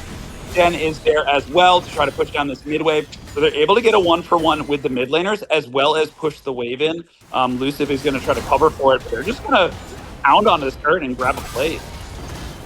Oh, yeah, wow. And oh, man. Oh, IREP, are you kidding me?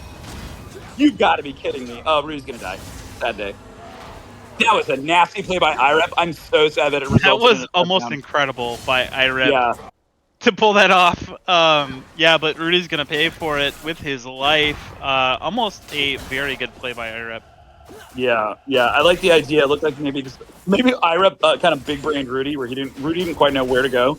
But yeah, they were trying to get a push. I figured they were going to go for more. But now, as the timing being mismatched a little bit, they're going to lose a wave, which is bot lane is going to lose a wave, which is a little sad. Bully's going to be picking up that top wave. But as I mentioned before, it's about that gold lead, which was 2,000 gold, now less than 1,000.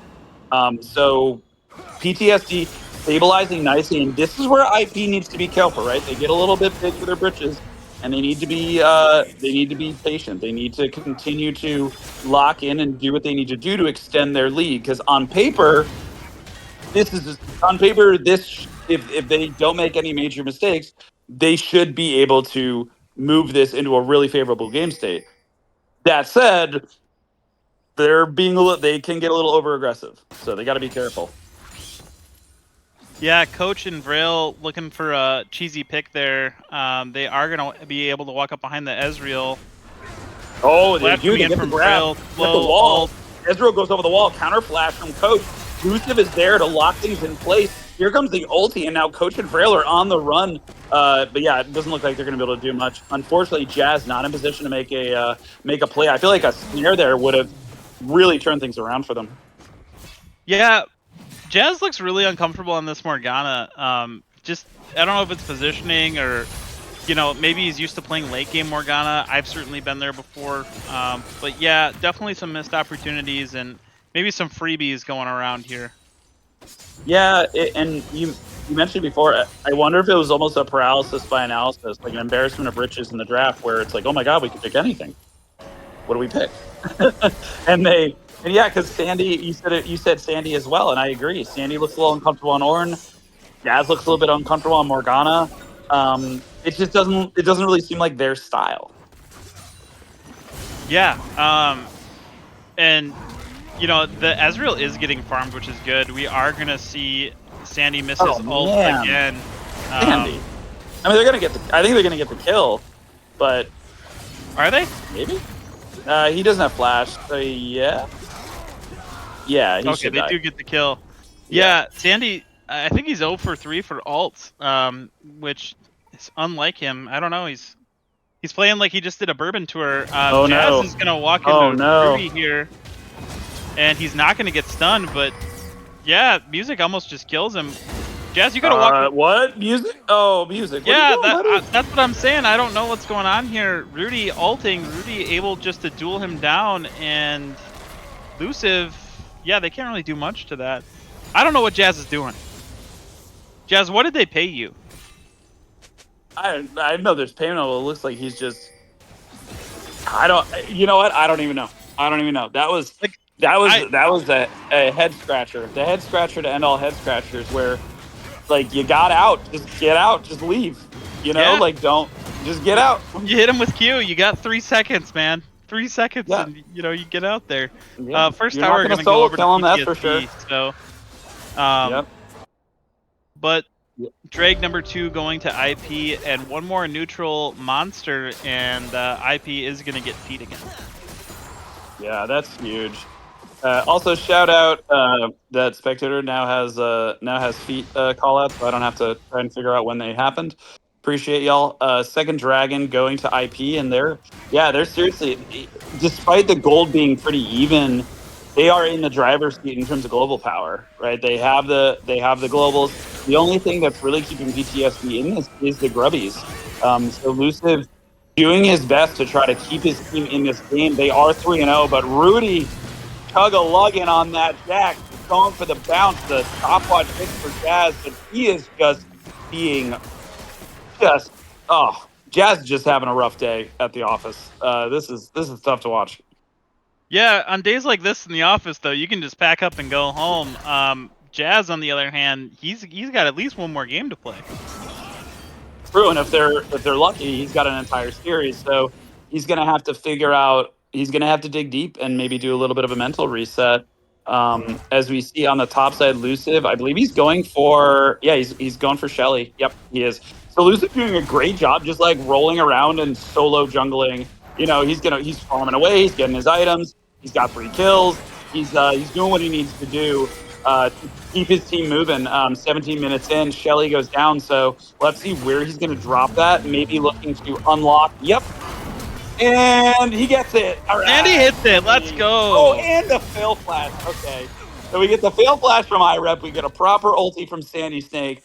You know what? I'm going to call it PTS. He's back in this. Let's go. Yeah, and you know, we saw this from Clover specifically, but Clover got to a point where he was so big on Trundle, he could just run through everybody. And yeah, Elusive's getting big right now.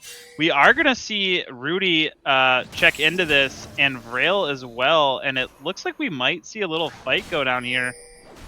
Elusive it looks like he did not realize what was going on. Karthus ult dropped. Rip Turtle gets Elusive's gonna be able to get away here. He's gonna use Shelly to escape. Okay. Hey, you got to do what you got to do sometimes. No, I know, I love it. I just think it's such elusive. That's elusive play. Be like, all right, boys, I'm out of here. I'll see y'all later. I think they could have fought that. They did have music up Shelly, there, so. Yes. Yeah. I don't know. Well, yeah, they're gonna lose Shelly either way. So I guess Elusive gets out alive. He saves his shutdown bonus, prevents it from going over to the Jax, which I think is a victory in itself. Yeah, we do see the Ezreal, just a little bit of farm ahead of the Karthus. Gold in Karthus' favor, though, with those kills.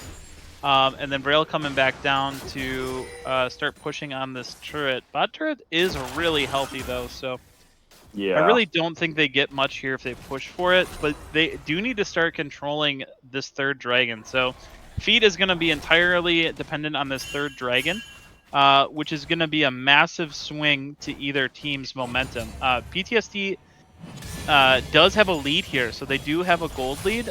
Specifically, I do believe that would be probably in the jungle. Oh yeah. Yep. Yeah, about 800 Well, gold in the jungle. not as much as you would think though. Yeah, and weirdly enough, Sandy's actually ahead of IREP. We were talking about how IREP was really taking it to Sandy, but Sandy's actually ahead. So he's Yeah, kind of Sandy working got his first way turret up. gold. Sorry. Sandy Oh got yeah, first turret gold. So there it is. yeah, Yep. So the elusive attention continuing to pay off. And we see Otacon is going to be spawning in the top side as well. So a lot of attention being paid there. And because IREP doesn't have the teleport, he is not going to be able to be as as aggressive with his split pushing. So yeah, Sandy rolling into the mid lane. Elusive is there as well. Jazz rolls in, gets the snare. Morgana ulti going down. Flash coming in from Rudy, but Rudy still gets locked up. He goes down. Ezreal going to be able to get that kill, and now we see PTSD pushing down the mid lane as Otacon spawns. So IP has a decision to make.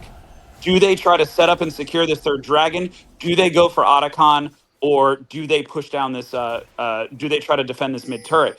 And this is where PTSD, if they can be decisive, they could really get IP split up and set themselves up into a nice mid to late game.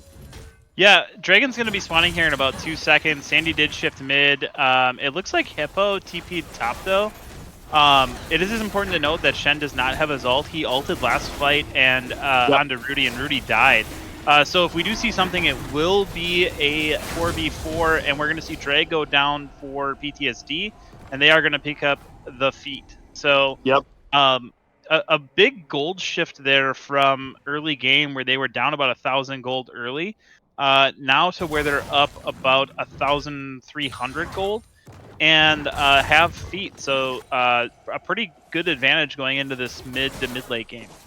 Yeah, great turnaround from PTSD. They were looking pretty either tilted or something else was going on. They were not looking great as we see Braille dropping all the CCs down onto Jazz, but maybe they got a little bit tunneled on Jazz because now the counter engage comes down. Coach goes super duper low. Rudy gets a great stun off.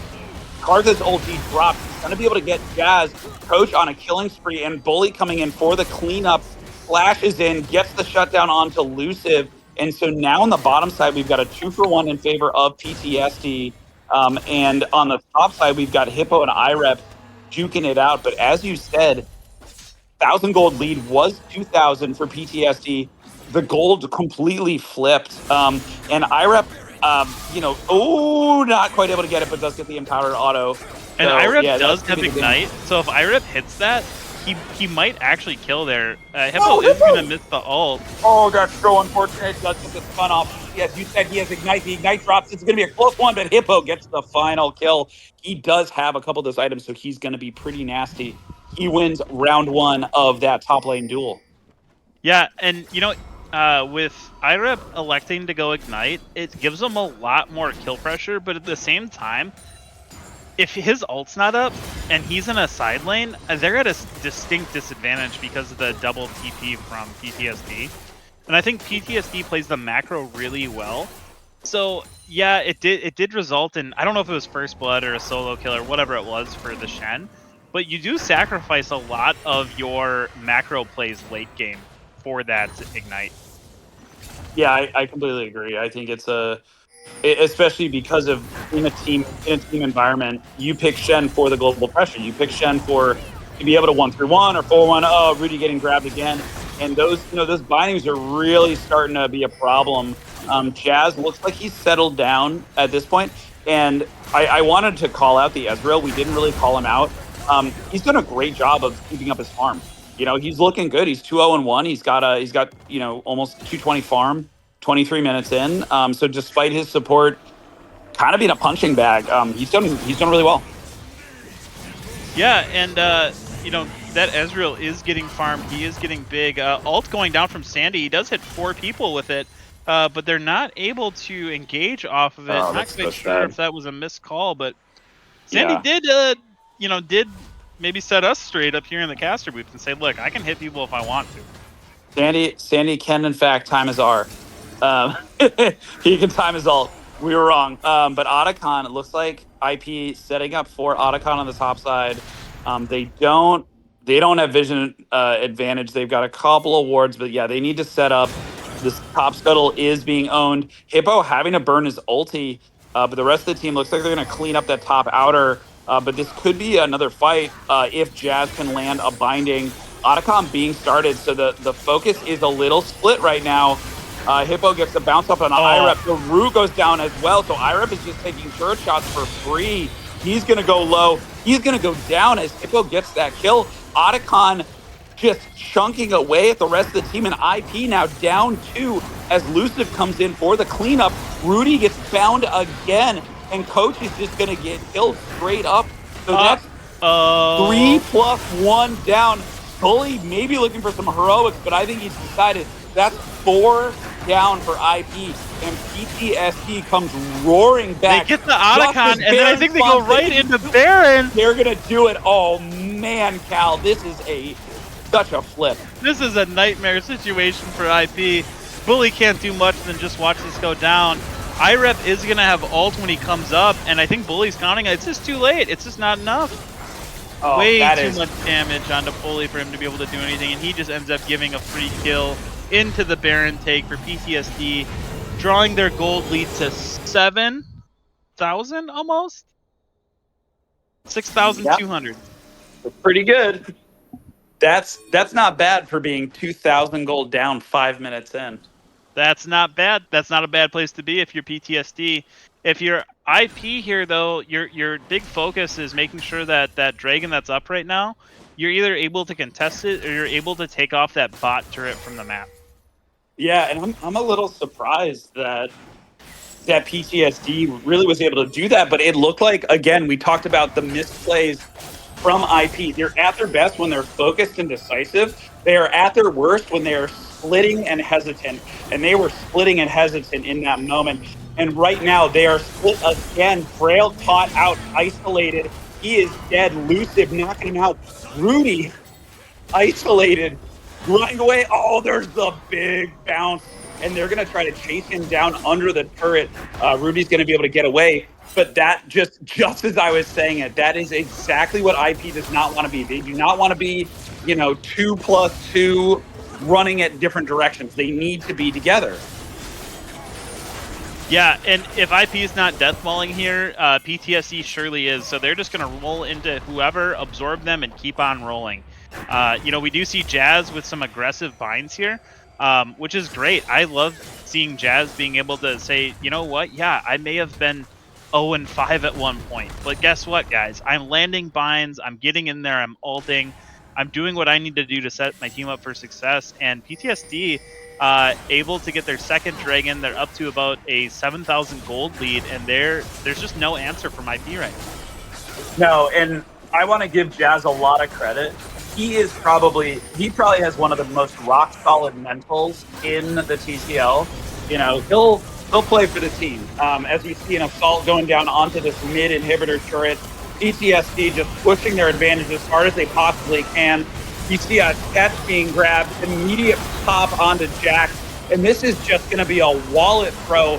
Mid goes down. This is probably going to be an ace.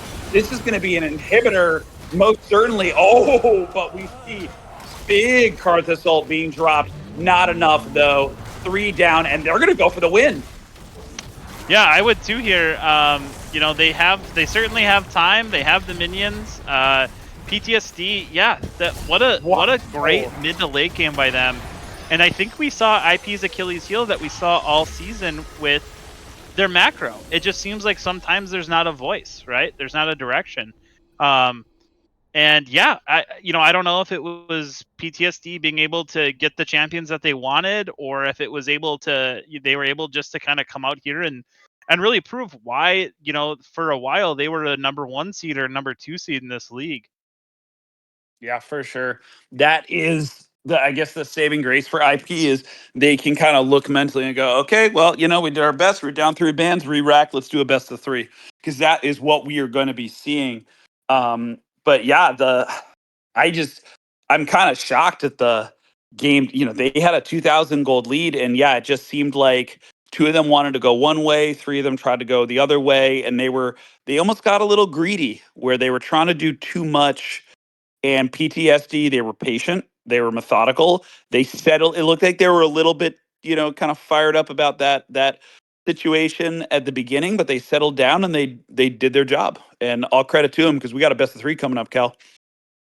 Yeah, and we should take a break now while we can and refresh ourselves and dig in because we are 1-1 in this series. Yes, we will. Grab some snacks, grab some water. That's what we're going to do. We'll be right back with game 3.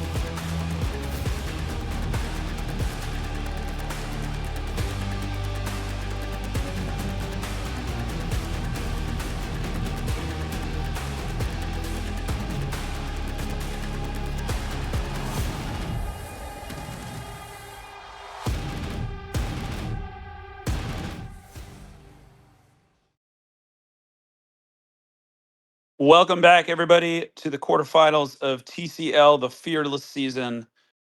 I'm Jaws. We got Cal. We got a best of 3. We might have a game 5. We'll have to see. But Cal, last game was an absolute barn burner.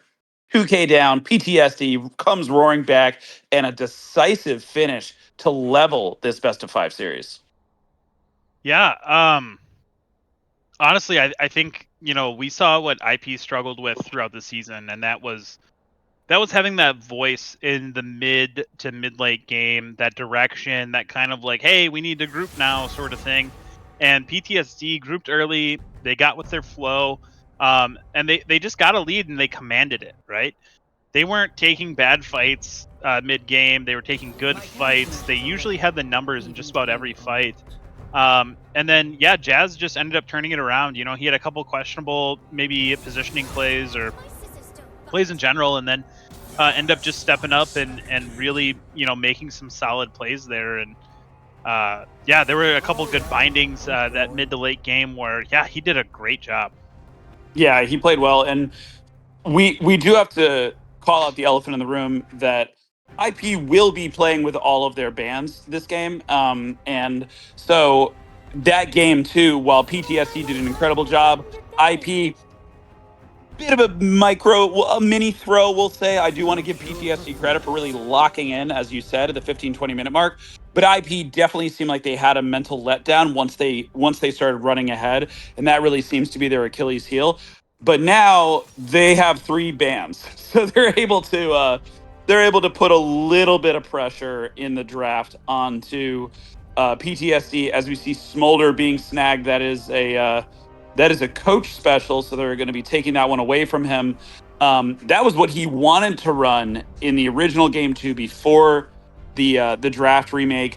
But something I wanted to call out that we didn't really mention, that there is a potential, as we see a Mumu being grabbed for Rudy, going back something he's more comfortable with.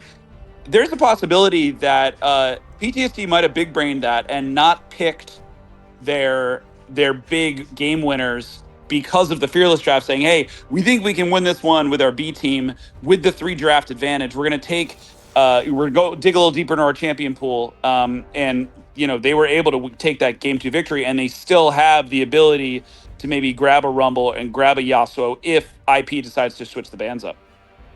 Yeah, with it being fearless and it being a 5-game series too, like your champ pool, sometimes you need to protect it and not pick something. Like, hey, we got the Yone. Okay, cool. We got 1, right? Like, let's not get 2 or 3 that we want.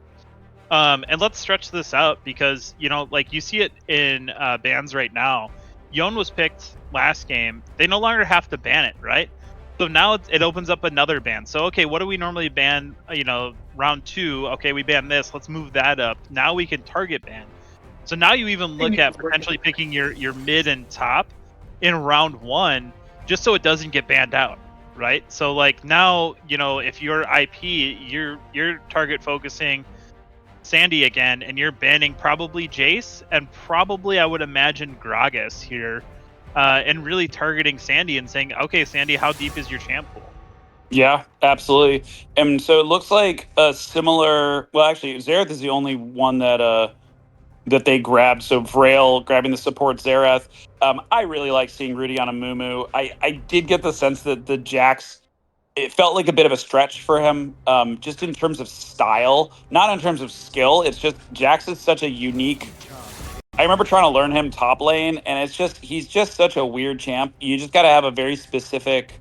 He's all timing. He's all positioning. It's just, yeah, it's a weird band. So I'm glad to see Rudy on those tanky initiators again.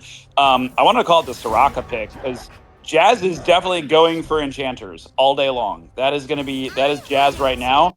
As we see Silas and Annie being taken away, so no Annie mid for Hippo. No Cho'Gath, which, I mean, that could be I think that's the IREP, the Cho'Gath top. We'll see what the last ban is going to be. But yeah, Soraka being grabbed. Right? Yeah, it could be the Malzahar ban. But yeah, I just wanted to say, like, Soraka Smolder, that's a really passive lane. Nice call. So I really hope that they grab an aggressive. I guess they have the Vayne Xerath. So I don't know. I think that Soraka might be having a rough day. Oh, Kennen. Okay. Yeah, Kennon's a hard pick to play against if you're Sandy, because this game you want to go Malphite. I think that's what Sandy and his team wanted to do, was throw him Yep. up on Malphite. He's able to initiate fights. No, Ooh, he Scion. cannot. Yeah, he was hovering it. He didn't pick it last time. Yeah. Yep. So Scion hasn't been picked yet, which is weird. Normally that's an IREP first game, first pick. Well, it was picked in the original Game 2 draft, so they were going to run it, but yeah, it looks like it's been backburnered. But you mentioned before, Scion will make Kennon's life miserable once he starts stacking his health. Kennon can definitely bully him a little early, but the range of Kennon's auto compared to the range of Scion's knockup, it's not a great situation. We're going to see Hippo on Oriana again. We'll see. I hope he's gotten more reps on this. Oriana is a really tricky champion. It's definitely not Hippo's style, but at this point, what is truly? I'm trying to think of what he could run Right. mid. That's his style. Ooh, I But think yeah, it's the mid Zareth. Oh yeah. We'll find out.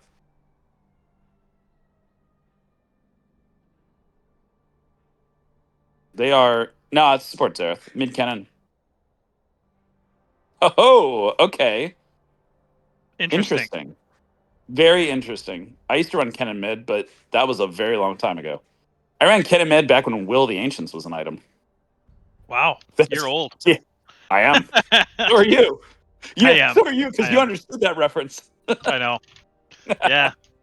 I remember playing getting a heart of gold top lane. Oh yeah, all the gold generating items as a gangplank. Good Those are time. the days. Those are the days. Yeah, I remember double Woda comps. That was the best. Ken and Vlad, you layer their ults on top of each other, and they just wouldn't die. It was Yep. glorious. Yeah, but yeah, there's not going to be a Woda Kennen. This matchup mid is really interesting because both of these champions want to auto and bully, but I think that Oriana's going to have an advantage just because of the passive resistances and the shield. But I don't know. I think Amuma is going to be living there, and I think if he can get ahead, I think Bully's going to really make Matt's life tough. But we'll see. It's that this is actually gonna be a fun one. A skill matchup mid. We've got two time bombs bot, and then and then you get a Volibear. Yeah, I like the Volibear in this instance because Volibear is able to basically like win all the fights that happen in the jungle. All the 1v1s go to Volibear in this scenario, like from level 3 on. So for me, it's like really nice because Luciv has the ability to like run around the map, have agency for himself, and then win those 1v1s. Also, too, is depending on how Sandy plays this matchup top, I mean, if he gets a slight lead, he's just gonna have lane superiority, and then we've seen Luciv constantly doing the grubs. We've seen Luciv constantly doing Rift Herald as well. I think in both games now, the Luciv has got those both games. I think I don't know. Somebody who has those stats can correct me if I'm wrong, but Luciv's been playing for top most of the games. And I think we're going to see that again. And I think that the Volibear, once he gets to like level 6, is going to be able to tower dive the Maokai. And we're just going to see Sandy get ahead. And once that Scion gets ahead and he becomes a juggernaut, it's going to be tough. It's tough to deal with. Even though you have the Vayne on your team, it's really tough to deal with that. Yeah, I mean the alternative is going to be if the Vayne gets moving and can just get to the point where he's just shredding, because that's the other side of this piece, is that the volley and the Scion aren't able to get moving. The Cannon is able to kind of snowball the Oriana through. The Zareth is able to get the Vayne going, because that Soraka is a juicy target. And is there, Vrail has shown himself to be really good at. Vrail and Coach have shown themselves to be. I'm not going to just call out Vrail, but like they've really been picking on Jazz in the laning phase and done a good job of it. Smolder can't do much the way that Ezreal can. Ezreal was able to kind of get some follow-ups, do some stuff. Smolder is a truly baby dragon in that early game. So yeah, I'm curious to see what that's going to look like. This is gonna be a fun one. I'm glad that I'm glad we're able to get this one in, because this is I don't know, I don't know, Cal. Who do you think won this draft? Because I could see it going both ways. Yeah, I don't know. I mean, to me, I definitely think PTSD drafted better. I think they've drafted better in all the games, but they lost game one. Yeah, I don't know. Jazz on Soraka. I think it's going to be tough for him because normally he likes to stand in front, no matter what champion he plays. And as Soraka, you just can't do that. So Yeah. yeah, I don't know. Yeah. I like PTSD's draft better. I think we're going to see a 5-point from both teams here. But yeah, definitely. I don't know. Definitely PTSD favored for me. Yeah, I think I agree with you on the Soraka. I wish they had more CC. I don't love that PTSD doesn't have a lot of CC. I wish they had more hard CC. They have a lot of soft CC. They don't have a lot of hard CC. It's basically the Scion knockup and Shockwave. That's it, and those are some high degree of difficulty. Higher cooldown things like Jazz having some ability to lock someone in place. Like the Morgana, even with the rough early game, did a lot of good stuff. So on the other side, I love the Soraka's ability to troll IP and press one button, and their perfectly timed, coordinated engage doesn't work. I can see that. I can see that paying off for PTSD, but we'll have to see. We got a 5-point going on. You mentioned that Rudy loves to go top to bottom. Looks like we've got. Yeah, it's just going to be the same thing, right? Rudy's going to go top to bottom. Luciv is going to go bottom to top. Luciv could vertically jungle in this situation just because Volley can whoop on him early. So we'll have to see. But my eyes are definitely on this mid lane. I'm really curious to see how this Ken and Orianna matchup's going to play out. Yeah, I'm really curious about top lane too because IREP's playing against like what I would say would be his main. Right? And like sometimes people struggle when they play against their main because it's like it's just unfamiliar or they're too comfortable or they expect things that the other person doesn't do. So I'm really curious about the top lane matchup. Yeah, it's true. Everybody plays their champ differently, and IREP probably more so than most people. And yeah, he's letting Sandy have priority right now. Oh boy, that Smolder's getting poked down already and pushed in under lane. That's a tough situation for the Smolder Soraka. Yeah, this is the thing I was a little worried about with the Soraka, just about how much help and babysitting Smolder really needs. And Soraka doesn't really help much with the wave clear either. But yeah, you see even farm in the mid lane. Even farm in the bot lane as well. So good job kind of handling that initial push. And yeah, relatively bloodless outside of IREP, kind of getting the wrong end of this Scion, and he does have the sustain, but he's getting poked out pretty early. Yeah, IREP here too can interrupt that stun two different ways. Actually, I don't think the W interrupts it, but it does make him pop up behind it, so it is very useful in that regard. But yeah, like I said, Sandy can just do a bunch of damage. Oh man, that's a swag walk. Vrail walked forward to dodge the Soraka silence and then gets his full combo off. Doesn't land the Q, but I do appreciate the swag, especially considering that he was a little low mana, maybe a little out of position. So always nice to see. You're going to see Volibear here looking for top lane. Oh yeah, and Sandy does have it in a good spot too. IREP did already use his ward. IREP is backing on a ward as well. Yep, Sandy told on him. So yeah, IREP's going to back off. He does have teleport, as you mentioned. He does have teleport up. But we see Bully and Rudy trying to make something happen, not able to do it. Hippo's just going to stay safe and just farming away, doing his thing. Yeah, farm pretty much even across the board. Yep. I do have baby aggro. Give me 1 second. I'll be no right worries. back. I'll just keep rolling. I will say I'll give a call out. I hope Hippo was able to look up the glorious QEQ farm from Orianna to save himself a bunch of mana. His mana looks pretty healthy, so yeah, I'm hoping he's able to find that wonderful piece, because then when you QEQ as Orianna, you can use your QW to harass. It's lovely. So they don't know, are you QEQing? Are you harassing? Who's to say? A little bit of action going down onto Vrail. So Coach getting pushed under turret.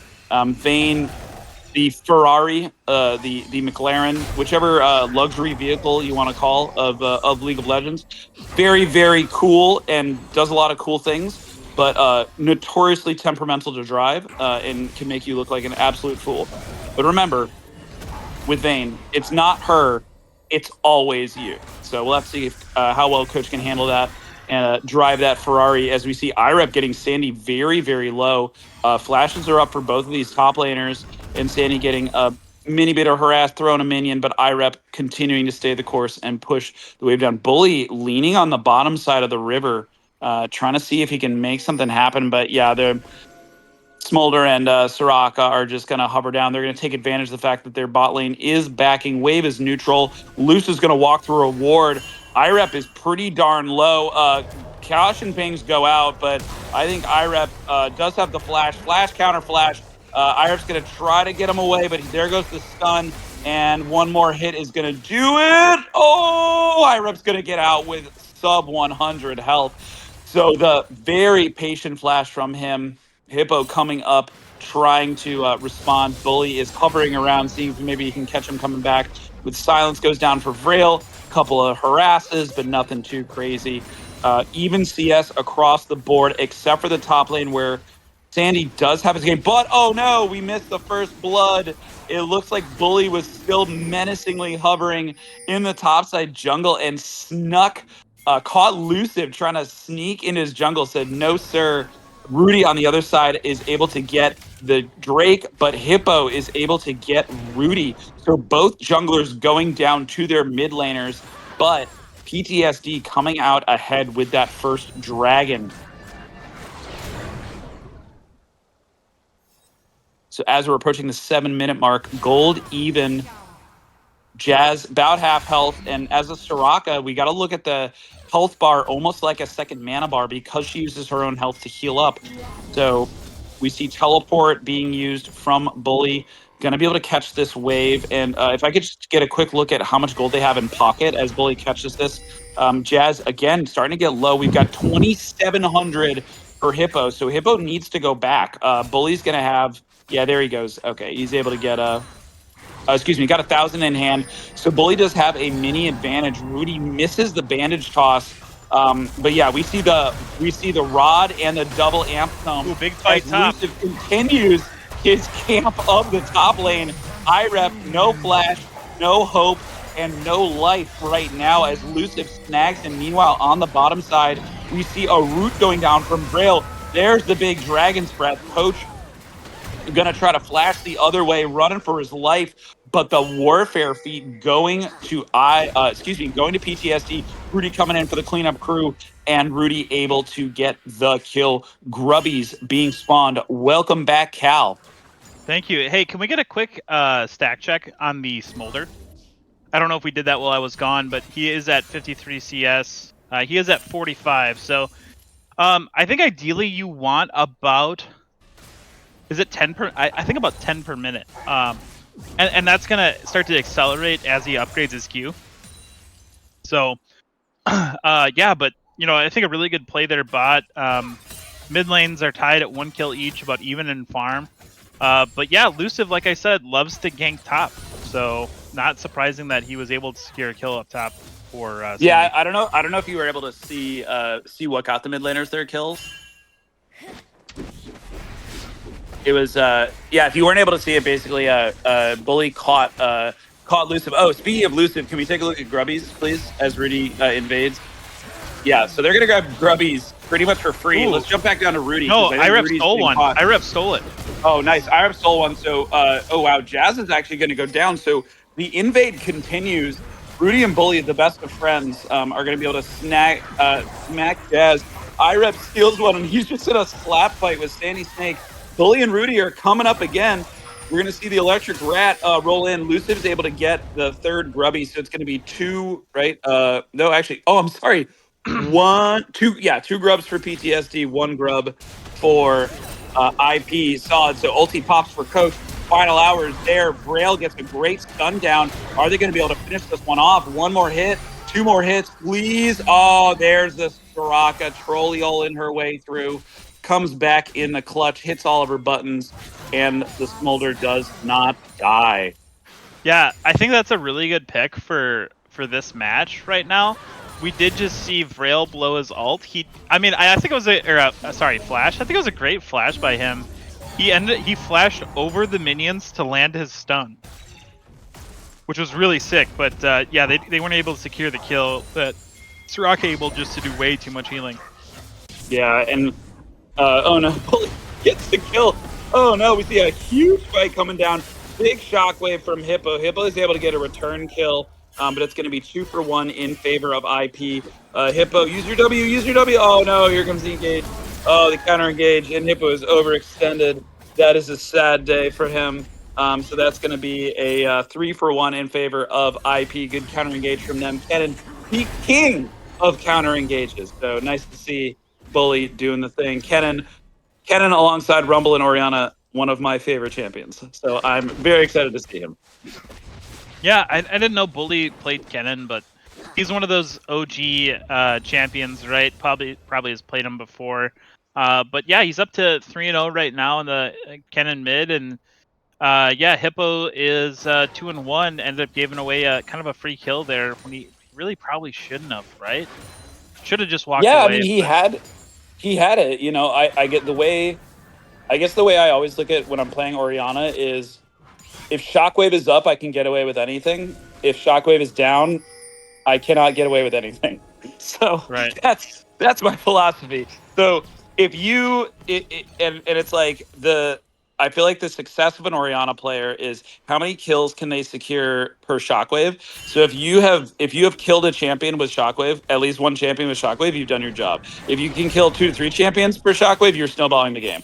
And that's if I'm Hippo, that's what I'm looking for. I want a quality Shockwave every time it's up, and I want to try to kill a champion every single time I can. And if he's not doing that, then he's probably overextending. Right. Yeah, kind of surprising here to both top laners electing not to get Heartsteel, which to me is weird. If you're in a slap fight, I wouldn't want to get those. Jazz overextending here. Not sure why he ran up to melee those caster minions. This is very scary. Oh, great bait. Boy. I stand corrected. Oh yeah. There's a party. Bully. Oh no, Bully. Oh, Bully. What are you doing? Oh wait, but here comes IREP. IREP coming in for the late piece. But we see, oh no, yeah, Bully goes down. Hippo's rolling in, and Hippo just gets doesn't get the shockwave down, but is able to get a little bit of damage. So that's actually going to be a 3 for 2 in favor of PTSD. Bloody fight, but the brush surprise, Dragon is up, and now total priority for PTSD. So that's going to be 3 kills plus Dragon for them. I think that was just such a good communication play there by PTSD. It threw me off, and I knew all the cards, right? I saw both teams' hands, and I still got the result wrong. But really great setup there. Jazz walking into the caster minions, and we're like, oh, he's overextended, let's get him. And all of a sudden a giant bear jumps out of the bush and just starts mauling you. But great use of TPs there. Bully was able to trade, I think, 1 kill back. But yeah, I think overall great play for PTSD. They're 1 step closer to their feat. They did get Feat of Warfare, and I believe they are at 2 right now for neutral monsters, and first turret is not down. Oh no. I'm gonna send man. I wish this weren't potentially PTSD's last game of the series. I should have sent Matt the faker Orianna farming video. It's just so much more mana efficient. It just makes me sad to see. Anyway, I'm gonna stop talking about it. 14 minutes in, gold is it's starting to be in PTSD's favor. A 2,000 gold lead. But yeah, a pretty big, actually, Hippo's opening up a bit of a gold lead on the side, just a farm lead, but Bully is making up for it in kills, and Kennen is a mid-game menace. The Kennen plus Maokai plus Amumu, that's a wombo. So if they can really get this thing going, they're going to be able to set the vein up nicely. But to your point, let's get a stack check while we watch the top laners slap each other and see how Smolder's doing. 96. All right. Yeah. It's not a bad spot for him to be in. He does scale exponentially just based on his Q upgrades, and we're gonna see Luciv come in here. Oh yeah. Irup's low on mana, so he really doesn't have much left. Flash is down, but the rest of the team is here. Bully getting around the knockup. Curse's Sad Mummy does drop. Irup's just trying to keep himself alive as long as he possibly can. But Hippo has followed as well, and that is the power of the Orianna sustained damage. That is what Kennen cannot do. Roll in, get there quickly, and just continue to drop the deeps. Kennen got that burst. Orianna's got that long fight. As we see in the bottom side, Coach able to get a kill onto Jazz, but a top lane turret going down. So, yeah, a bit of a back and forth, but PTSD continuing to put their stamp on this game 3, 2,000 gold ahead. Yeah, and it's important to note, too, I don't think we called this out, but Coach elected to go teleport on Vayne. And it helps him scale early, but it really hurts him late game when we talk about, the benefits of either having cleanse or having barrier, even exhaust, right? Like there's so many other better summoners to go than teleport, because all teleport really does is allow you to get back to lane quicker to farm. Yeah, it's just gold, right? No, it's true. I'm so glad you called out exhaust, because exhaust on someone like Vayne against someone like a Volibear who's going to be up in his business sounds great, right? Volley, you knock away, he runs at you, and so being able to exhaust him and just burn him down, or even ignite, if he's on top of you. I do like the idea of offensive summoners being defensive for someone like a Vayne, because Bear isn't going to do much, Heal isn't going to do much, Cleanse might not even do much. But yeah, exhaust could be great, and he has none of those things. So the one thing that he might be able to do, as we see Irup getting caught out again, wow, Luciv just pitching a 10. That's going to be this whole series. One thing I did want to call out is there could be a potential for the split push where we have the Vayne's, the Vayne has to teleport and is able to do kind of a mid to late game split push. That might be part of their strategy, but I'm not sure. I think Rift just got dropped top. Yes, it did. Oh yeah. So Sandy's going to be taking that into tier 2, and tier 2 is going to be taking a ton of damage here. We are going to see... Yeah, Grubbies it's going to get brought down. Yep. Wow, that's 600 gold, I think, for Sandy there. Just a ton of gold to really catapult his lead. And, he's 2-0-5. He's got decent farm. I mean, that Scion's going to get to a point where he is unkillable, because this Vayne is really... I mean, she's farming okay, but I mean, Sandy's scaling better. But Sandy is building pure MR. I do want to point that out. Yeah, Sandy has pure MR, and it's I mean that most of the scariest thing is it basically makes the Kennen useless. That is the biggest downside of Kennen is the lack of sustained damage. So I'm not quite sure who he's really going to be bursting down at this point, especially because Orianna naturally has a lot of survivability, especially when she has the ball on her. So he's got a really cool looking team fight, but unless he's jumping onto the Smolder, they got some serious beefcakes on the side of PTSD, and I think it's really going to be up to Coach to power him through. So I'd be curious to see if they start pushing Coach into a side lane and get him to start split pushing, because I don't know how well this mid-game, this 5v5 wombo is going to work for IP. Yeah, Luciv just took about a quarter of his health there. Yeah, they're going to start up on this dragon. All right, so IP has to respond here. Yeah, there it is. Here we go. IREF presses the go button. The rest of the team is there. Pretty solid ulti. Everyone is hitting big. Going for the Q, but we see 2 going down on both sides. Triple kill for Grail and a shutdown to boot. IREP has tanked so much damage. And Coach, here comes the Vayne. It's going to be 4-4-2 in favor of IP and the Dragon. That was that team fight that they were looking for. Started off by IREP. Yeah, I think a really good ult by IREP, but also I want to point out the fact that Music stood in the middle of everybody and closer to the front line, which I called it out in the beginning. That's a problem when you play Soraka. The whole point of Soraka is so you can disengage and you can heal up from their engage like that. And yeah, he just wasn't able to do anything. He died with his ult. Wasn't able to put down a good silence circle, and yeah, overall, just a really, ineffective way to play the character. I think, he's really got to reanalyze where to stand here. Yeah, that's a real shame for him because Smolder was Smolder was the last carry standing, and if the Soraka is on his hip, maybe him and Vayne have a front to back race. Vayne might still win, but I'll take a Smolder and a Soraka versus a Vayne any day.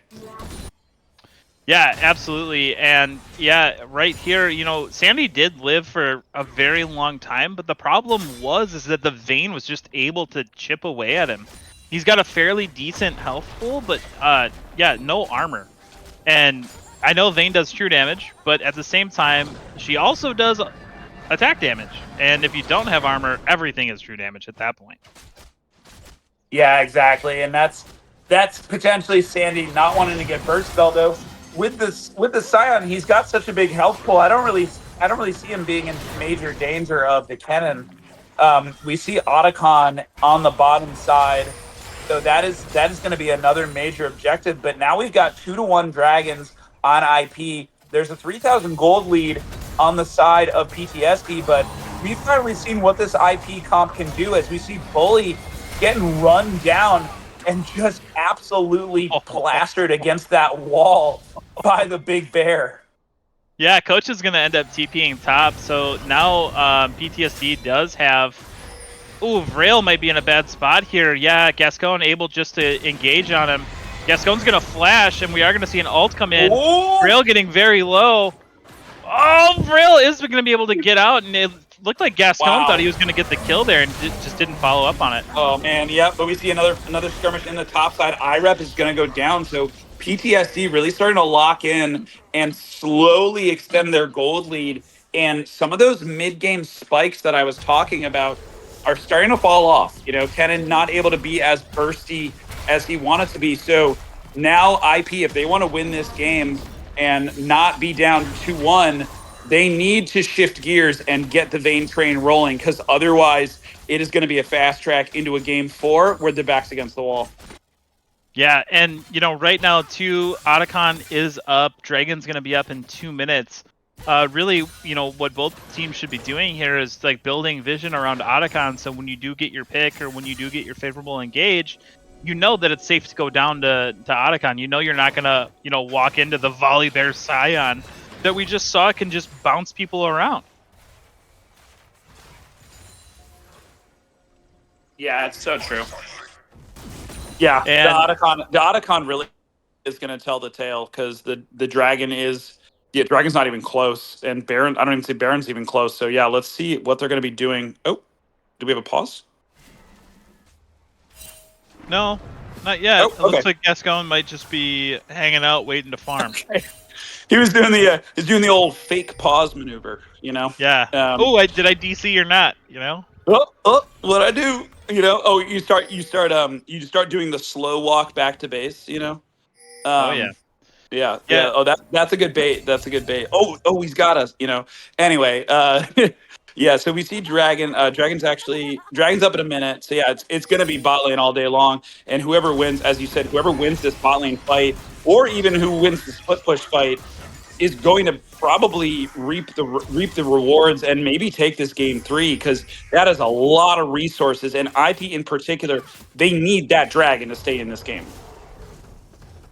Yeah, and it looks like right now, too, Sandy's just going to keep pressuring top, both top laners with TP here. So really just kind of looking for that good engage. We are going to see a lot of vision coming in for PTSD.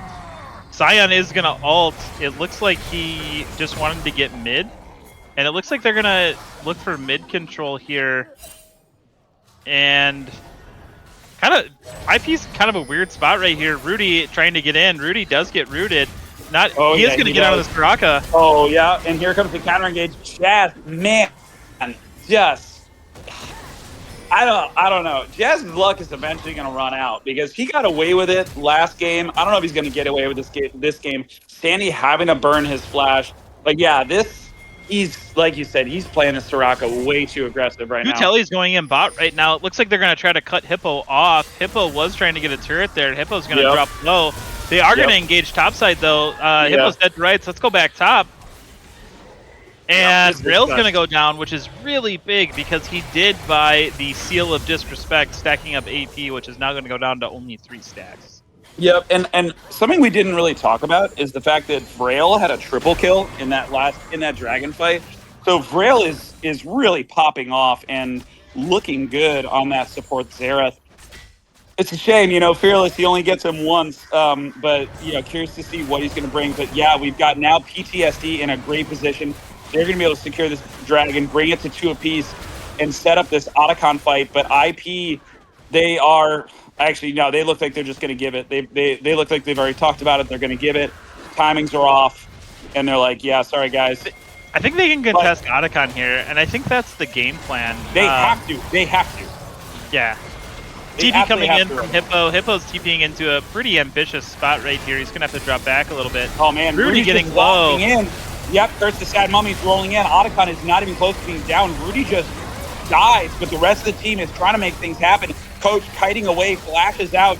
So we've got a completely split fight.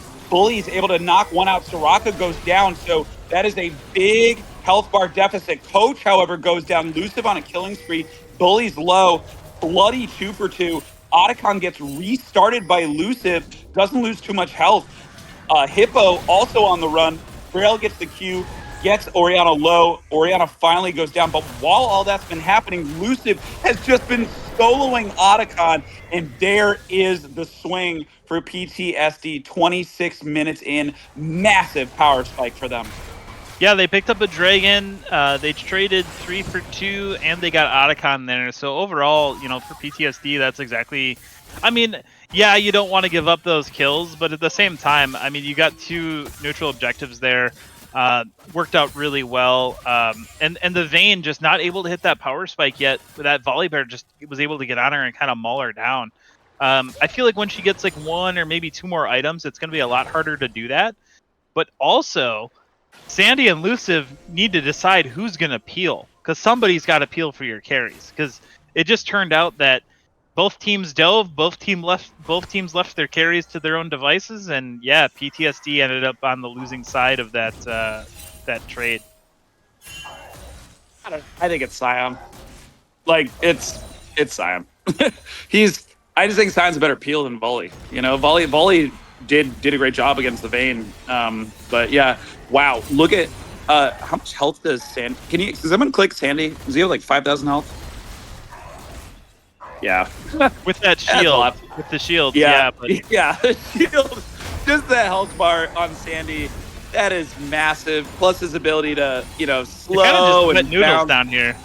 Yep, pretty much. But yeah, in terms of damage soaking, yeah, Sandy's definitely got it. But I want to give a lot of credit to PTSD understanding the assignment. Hippo kind of saw what was happening. And IP, they really, really love splitting their fights. They were 2 and 3 on that one. They were chasing down kills. And yeah, if they want to win this series, they can't lose sight of the objectives. I'm just seeing that a lot where they kind of lose sight of what the objective is. They lose sight of their timings and they pay for it. But we see IREP potentially paying for it himself. The rest of the team is there.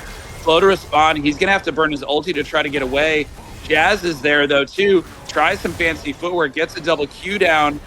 This is a wet noodle fight plus bear. Soraka comes in and the rest of the team is there. Oh, he's actually doing a Baron bait. Can we get jump up to the Baron, please? Yeah. So they're doing Baron, but this is a very, very slow Baron. Hippo is there. Rue's going to try to melt some stuff down, but yeah. Oh no, the shockwave whiff. The rest of the team is here. Smolder is trying to drop a couple of pokes, but it looks like maybe a little bit of indecisiveness. Oh boy, yeah, there it is. Counter engage from Bully, not going to be enough, and it's going to be a double kill for Smolder. And they're just going to run this thing down. So IREP sacrifice absolutely in vain as PTSD has to. Oh no, they get the Baron. At some point, you gotta just collectively say this is a bad idea. Like we're doing a bad idea right now. I think when Hippo walks down and is just able to be like, okay, if you move forward and I ult, I'm gonna kill 3 of you. You back off, right? Like there's no world where you just stand there and get half your health done by Baron and think it's a good idea. Again, 25 minutes goes by and IP just like turns off their headsets. I feel like.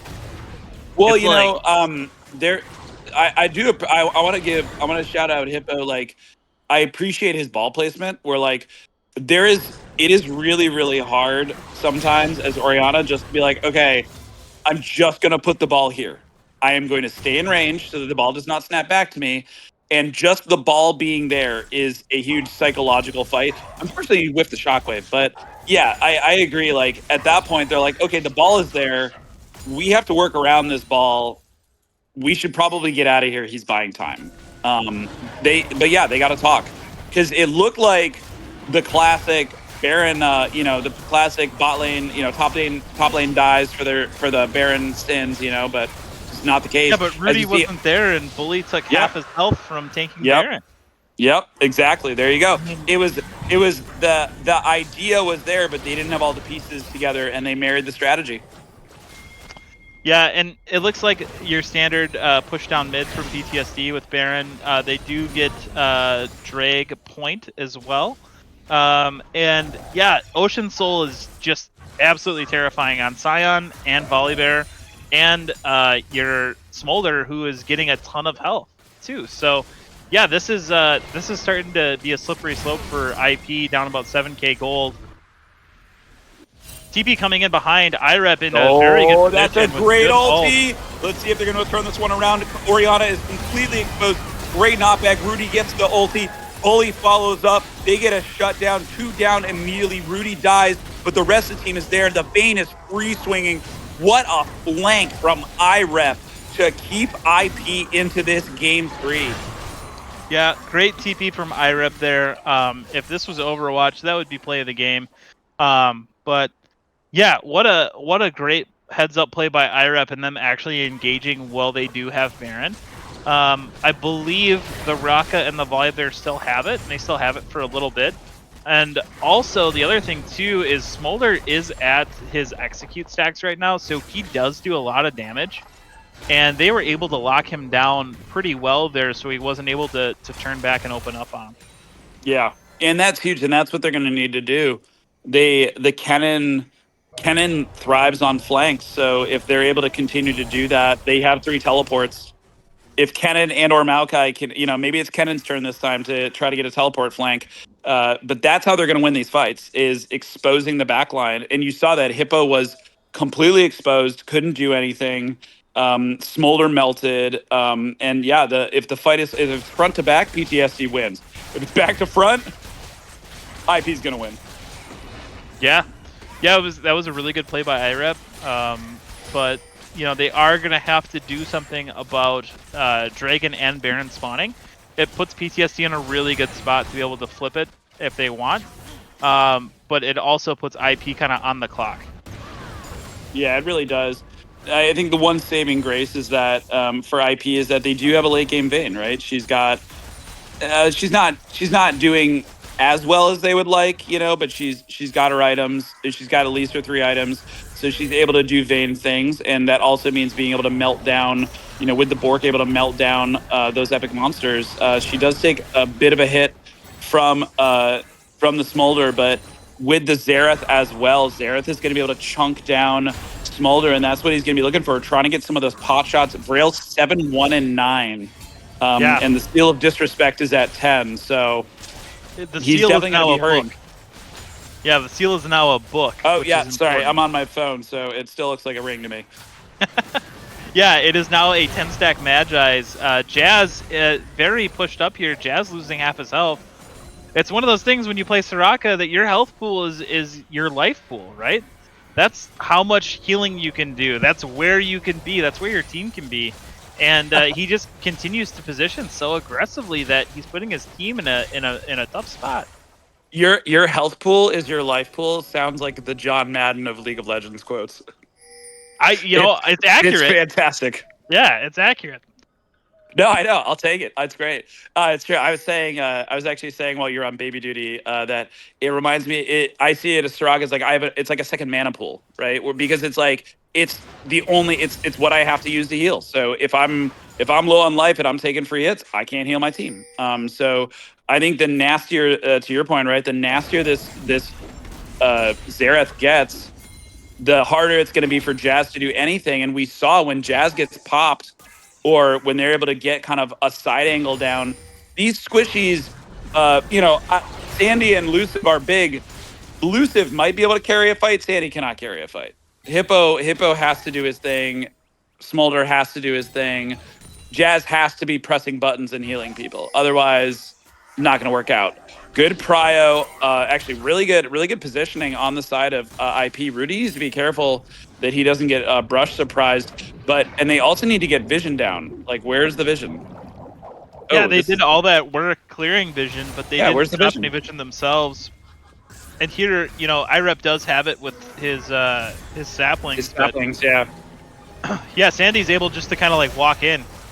Yeah, exactly. They need to have vision. There goes another good IREP hit. Bully's waiting for it. Hasn't quite got in. He's hesitating. There he goes. Okay, he's going in now. Dropped in. Might be a little bit too late. Does get a lot of bursts onto the back line. Jazz goes low, but he doesn't go down. Double kill on the side of Hippo. The Soraka able to just heal everybody. Yeah. 3-0. Gascon taking almost no damage in the back. Sandy's living forever. And that's the difference. That's the difference between that Soraka living. Yeah, Bully. That was tough. I don't know if you were watching. I was watching to see the coordination between the Amumu and the Kennen. The Amumu goes in.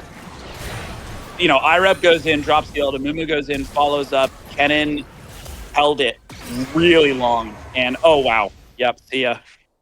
That's a Smolder is online, and that's going to be a Baron, and that's probably going to be game 3 for PTSD. They got Ocean Soul, they've got Baron, they've got 7,000 gold, and yeah, this is going to be, we're going to be going to game 4, pending an absolute throw, like a back-breaking throw from PTSD, or 2 insane flanks from IP. Probably going to be going to a game 4, and this is probably going to be the final push for PTSD. Yeah, I think IREP's hit a couple really good ults. The problem is in that last fight, he did ult that Smolder, and there was just no follow-up. Yep. I wanted to see Bully flash over the wall just on top of them as soon as the ult land. I just want to, and to your point, we were talking about it, the vision, right? If they had the vision, would they be hesitating as much? Maybe not. Yeah, and IREP saplings do a really good job at getting vision, but they don't sustain it either, and that's the problem. Is like you get a snapshot of where they are and what they're doing. Rudy's on a flank here. Rudy's able to come up behind Luciv. Oh, Rudy does flash. Rudy, can you get it? This is the bandage toss. Oh no, this is the ult. Oh, you missed everything. IREP ult from behind too, but it's a little bit too late here as they do go for the flank and they just end up missing. Yeah, they're just completely, their rhythm is completely off as a team. There's 3 different people trying to do 3 different things. I'm curious what this game 4 draft is going to look like for IP. I would love to see Bully on something a little bit less bursty with a little bit more sustained damage so that he can really do what he wants to do, because they need someone else. They need someone else to do the things. Yeah, that Smolder's fully online, just being pocket healed by that Soraka. Wow. What an incredible game from PTSD there. Again, IP had opportunities, and it was just the mid to mid-late game communication that broke down, and they just ended up not able to close. Yeah, PTSD taking game 3, so they're now 2-1 up in this best of 5 series. IP in this game, PTSD really kind of hitting the gas, and IP's gonna have to do something about the Luciv Sandy Snake top lane, because every single series, every single game that they've won, Luciv and Sandy get things rolling, and they just take that spill to the rest of the lane. Also, just want to give credit to Hippo, doing his thing, doing some good Orianna things, being a little bit more conservative, landing his shockwaves, setting his team up. Look at those heals. Yeah, the Soraka not dying first in some of those. But the thing is, once again, we will not see that Soraka again. So we're going to take a quick break, folks. Once again, hydrate up. grab some snacks, and we'll see if IP can send us to scrapes or if PTSD is going to push their way through to the semifinals. Don't go anywhere.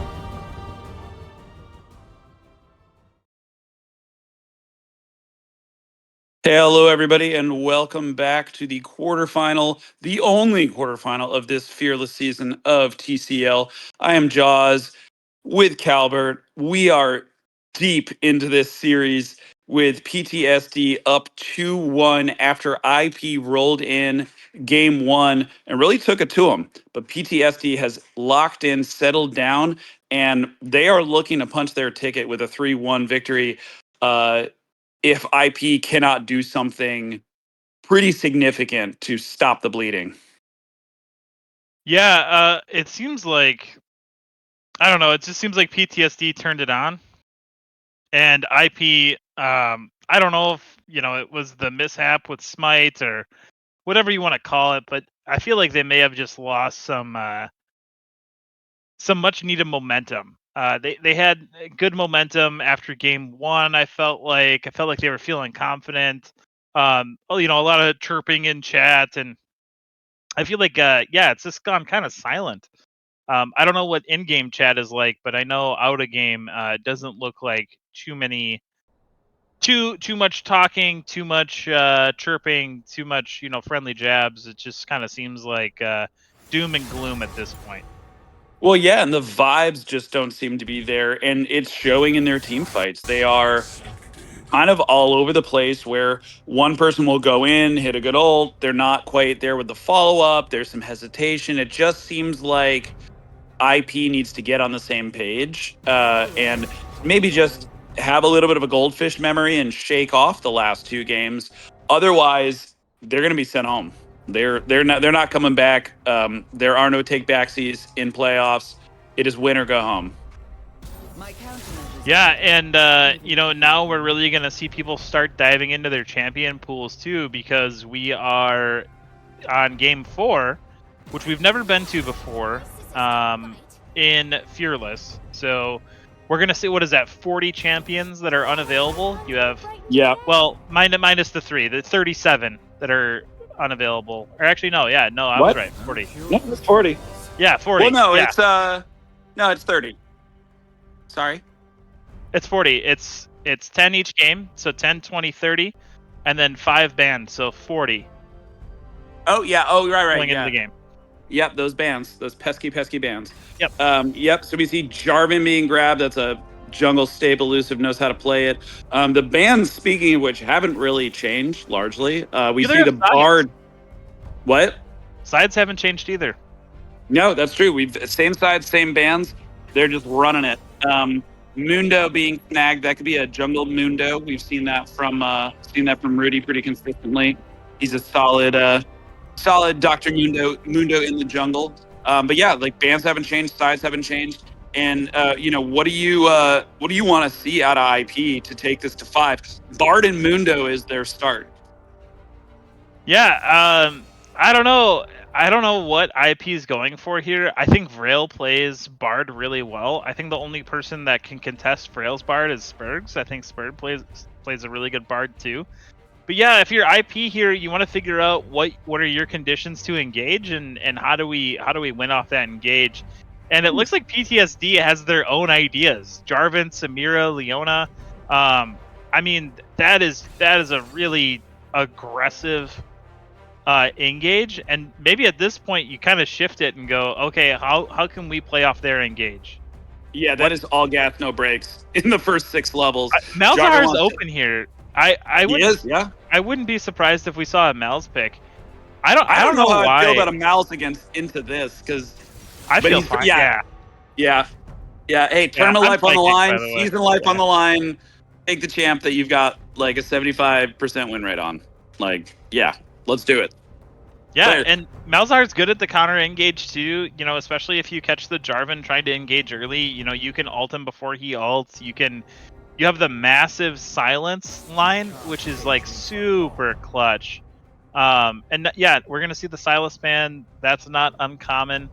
And then I would imagine IP's last ban is Jace coming in here. Probably, I don't know if the Cho'Gath is an IREP thing. I don't know if IREP. Oh, it's Annie. Yeah, I Interesting. mean, Annie does make Malzar's life miserable, and also you got to think about it from Hippo's champion pool perspective. He is scraping the barrel at this point. Yasuo is off the table. He can't pick Yone. He can't pick Oriana. Um, I think he yeah, plays what? Azir. I think Azir's open, and Azir's actually a pretty good pick into Malzahar. Yep, Again, you have range, you have the ability to take off his spell shield. So yep. He also is very mechanical, and Hippo likes technical champions. I'm actually curious if Hippo plays Syndra. Syndra's kind of like Oriana. I don't know if she's been nerfed into Oblivion. She either OP okay or nerfed into Oblivion. So it depends on the season. But the Poppy, ooh, I love a good Poppy. That could be a toppy. Actually, that could definitely be a toppy. But or it could be a jungle poppy. Who knows? Who's to say? There are so many different options here, and especially when you have IREP on one team, he could just say, You know what, guys? I'm just gonna run Bard. Like, let's just. Jace I'm is just gonna do open. Bard. Yeah. I would anticipate a Jace pickup here. Oh, it's the Yorick maybe. That's tough to deal with for both Poppy and Dr. Mundo. I am a Yorick enthusiast. I play it whenever I play top lane. And Oh, I'll he's tell you great. right now, for Poppy or Mundo, it is tough. And maybe that's why the Cho'Gath ban was there, because like Yorick into Cho'Gath is no fun whatsoever. But yeah, I'd imagine it's the Azir pickup here mid, or Victor. Or set. It's set. All right, so we're gonna pick all AD against a Dr. Mundo. Like, let's let him build armor and health, and it's Yep. gonna be. Yep. I think we're I think to your point we are scraping the barrel here. They may I wonder if they may go into a delayed lane swap where they start mid and top and then first back they kind of flip. That's You want to keep I Yorick isolated though, like this entire No, I game. know. I know. You want to keep Yorick, in top lane. You want him to get turrets. And the other thing too is, like, with as much attention as Luciv pays to the top lane, if Yorick gets a kill or two, it's over. It's miserable. It is the most unfun experience you can experience. He's just gonna run you down. He's gonna take your turrets. You're gonna ask for help. Top lane or jungle's gonna come help you. He's gonna get a double kill, and then you're gonna lose objectives and you're gonna lose your base. And it's Oh one of yeah. those things where, I think Sandy plays it enough where, it's like a powder keg, right? I mean, once it ignites, it's over. Well, and this is Luciv has not been shy. He should just get a tattoo on his forehead that says "I'm going top," and because that's all he does. He's just going top. He knows it. IP knows it. Sandy Snake knows it, but it just doesn't matter because they're still being successful. I'm looking at the opposite side. Seth's going to have a miserable time against the Malzahar. So I'm curious if Bully's going to be able to kind of let the spill from mid go somewhere else because bot lane is going to be absolutely explosive. There, speaking of powder kegs, yeah, Jarvan's going to go top and try to light the fuse. Mid lane, Seth is just going to be farming under turret the entire time. Bot lane, this is going to be wild, and I love seeing Jazz on Leona. This is much more a Jazz champ, and I really think PTSD could come home with it, but it's really going to come down to how hard can Bully win mid, how fast can he win mid and affect the rest of the map before the Yorick, to your point, just becomes an absolute menace. Yeah. I don't know, man. I think I like, honestly, if it was an AP mid, like control mage mid, I would give this to PTSD like 9 out of 10 games. I would just be like, yeah, this is. Oh yeah. But the fact that it's set, I'm just like, dude, like, you knew it was going to be Malzahar, right? Like, you didn't ban it round 1. Bully's running low on what I believe he's comfortable on. I don't know, man. The set pick, it just doesn't make sense to me. Like, set doesn't Oh, naturally build MR. I want to be clear, Cal. The set makes perfect sense to me because it's in Hippo's champion pool. It's not like the strategic pick. It's like, what can Hippo play? Like, I'm dead serious. I don't That know, is where man. we're at. Oh There's yeah. champions like Ari out there. There's champions that are just like pretty easy to play that, could have been play. Like, I've seen him play Azir before. Victor's out there. I mean, there's just champions that contest Malzahar so much better. Maybe he's like, you know what? Wait until 35 minutes when I suplex that Mundo into their team and kill everybody. Okay, fine. If I see that, hats off to you. But you gotta make it to that point. And we've seen Bully go up like 10-0 on Malzahar. Granted, I think he lost that game, but still, like, he's dominated early and mid game on Malzahar against worse matchups than this. And this is not Yeah, a matchup he's concerned about. that's kind of what I'm saying. It's like I would give this to PTSD. I'd be like, enjoy your victory lap. I think this set could be the reason why IP takes this to game 5. I think Bully knows exactly what to do in this matchup, and I think Mike, the question is going to be how hard can he win, and then where does he go, right? Because if he can go match the Yorick in terms of his push and stop that from happening, that is a possibility, right? If they get one good wombo, the only thing that's and also I want to call out, like, the Poppy can reset the fight immediately, right? Smear's a fairly short range carry. She's a very bursty carry. She has to get resets. If she just gets Poppy bonked out of the fight, that's PTSD kind of loses their snowball. And also you mentioned it as well. There is no AP. They have 0 AP. Yeah, if I'm Rudy, I'm just like salivating at the fact that I don't have to worry about half of the tank items anymore. It's like, cool, I build a Heartsteel, I built a Sunfire, I'm building Tabbies, and then I'm just like searching for armor plus health. It's like, okay, cool, this is what I'm doing. Yep. Exactly. Yeah, and again, we're actually gonna see Luciv start his blue, which he has not done yet tonight. So that both of them are going to be clearing down to bot and looking for a play down bot, which is exciting. And that makes a lot of sense, right? With the Samira Leona, that is level 2 city. I would bet that Jarvan's going to go buff gank. I'd be curious to see if Rudy matches him. I don't really know what Rudy can do outside of maybe slow things down, be a beef wall. But yeah, they're going to go for. I bet we're going to see a buff gank from Jarvan. So if we go back to mid, like, one of the things that Malzahar is, I don't know if you'd want to say like open to or weak at, is like right here when he starts with his space. I don't know what the proper term for it is. The space pirates. Yeah. You want that. You want to get that on you early as a bruiser and as somebody that has a health pool, because he can't farm that. And that gives him mana, it gives him gold, so you want that on you as long as he doesn't have his minions up. Oh man, that's a lot of poke down. Yeah, that's definitely true. And that is really where Malzahar is weak. So if Hippo's able to get the concussion, knock him into a stun. But Bully knows that, and we're already seeing, he's just playing the wave. He's not. He's gonna try to sculpt the wave as best he can.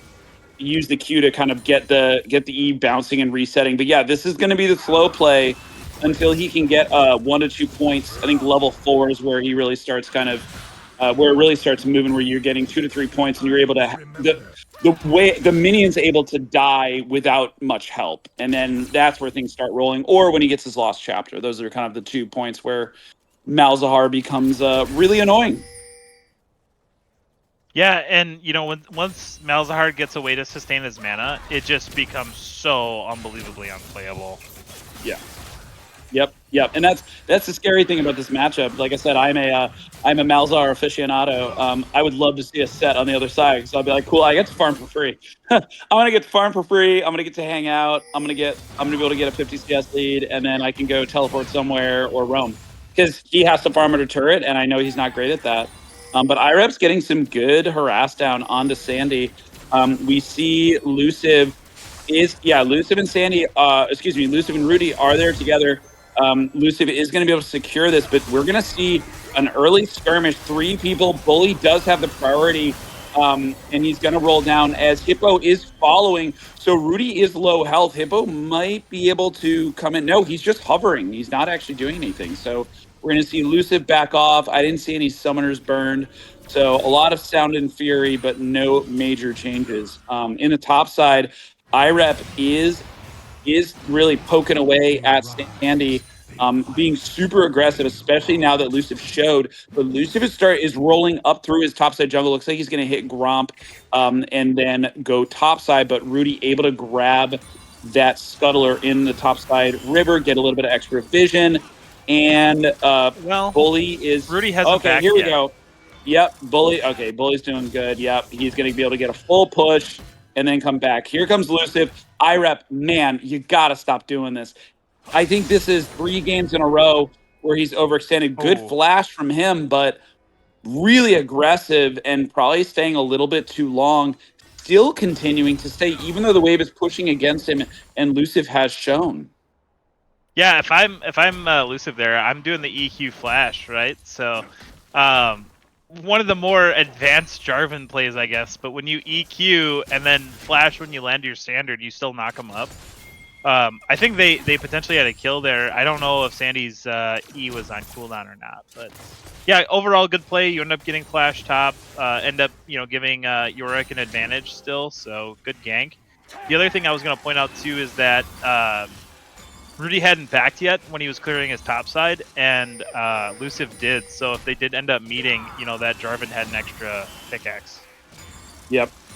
And we see the Malzahar, the Malzahar auto push in full display. Hippo taking a couple of void bites as well. Teleport being dropped. We're gonna, you can't take. yeah, that we're gonna there. go off the right. Immediate slam into the wall from IREP onto Sandy. Sandy responds by putting him into Ghoul Prison. So that's gonna be most of this. We see 6 minutes in, pretty even. No major objectives being contested. No deaths. 1 flash burned, 2 teleports burned. Yeah, we'll have to see. I mean, my money's still on a level. Yeah, okay, yep, good. Luciv thinks the same thing. I was gonna say my money's on bot lane. As Vrail walks through a ward, he's gonna potentially be aggressive. Jazz maybe he's trying to bait in. I don't know if they saw that. Jazz going for the counter engage, but way too pushy. So that's gonna be first blood for Coach. And yeah, you definitely want that first blood on the Misfortune. Good, thank you. I was wondering when they were going to get clear that thing.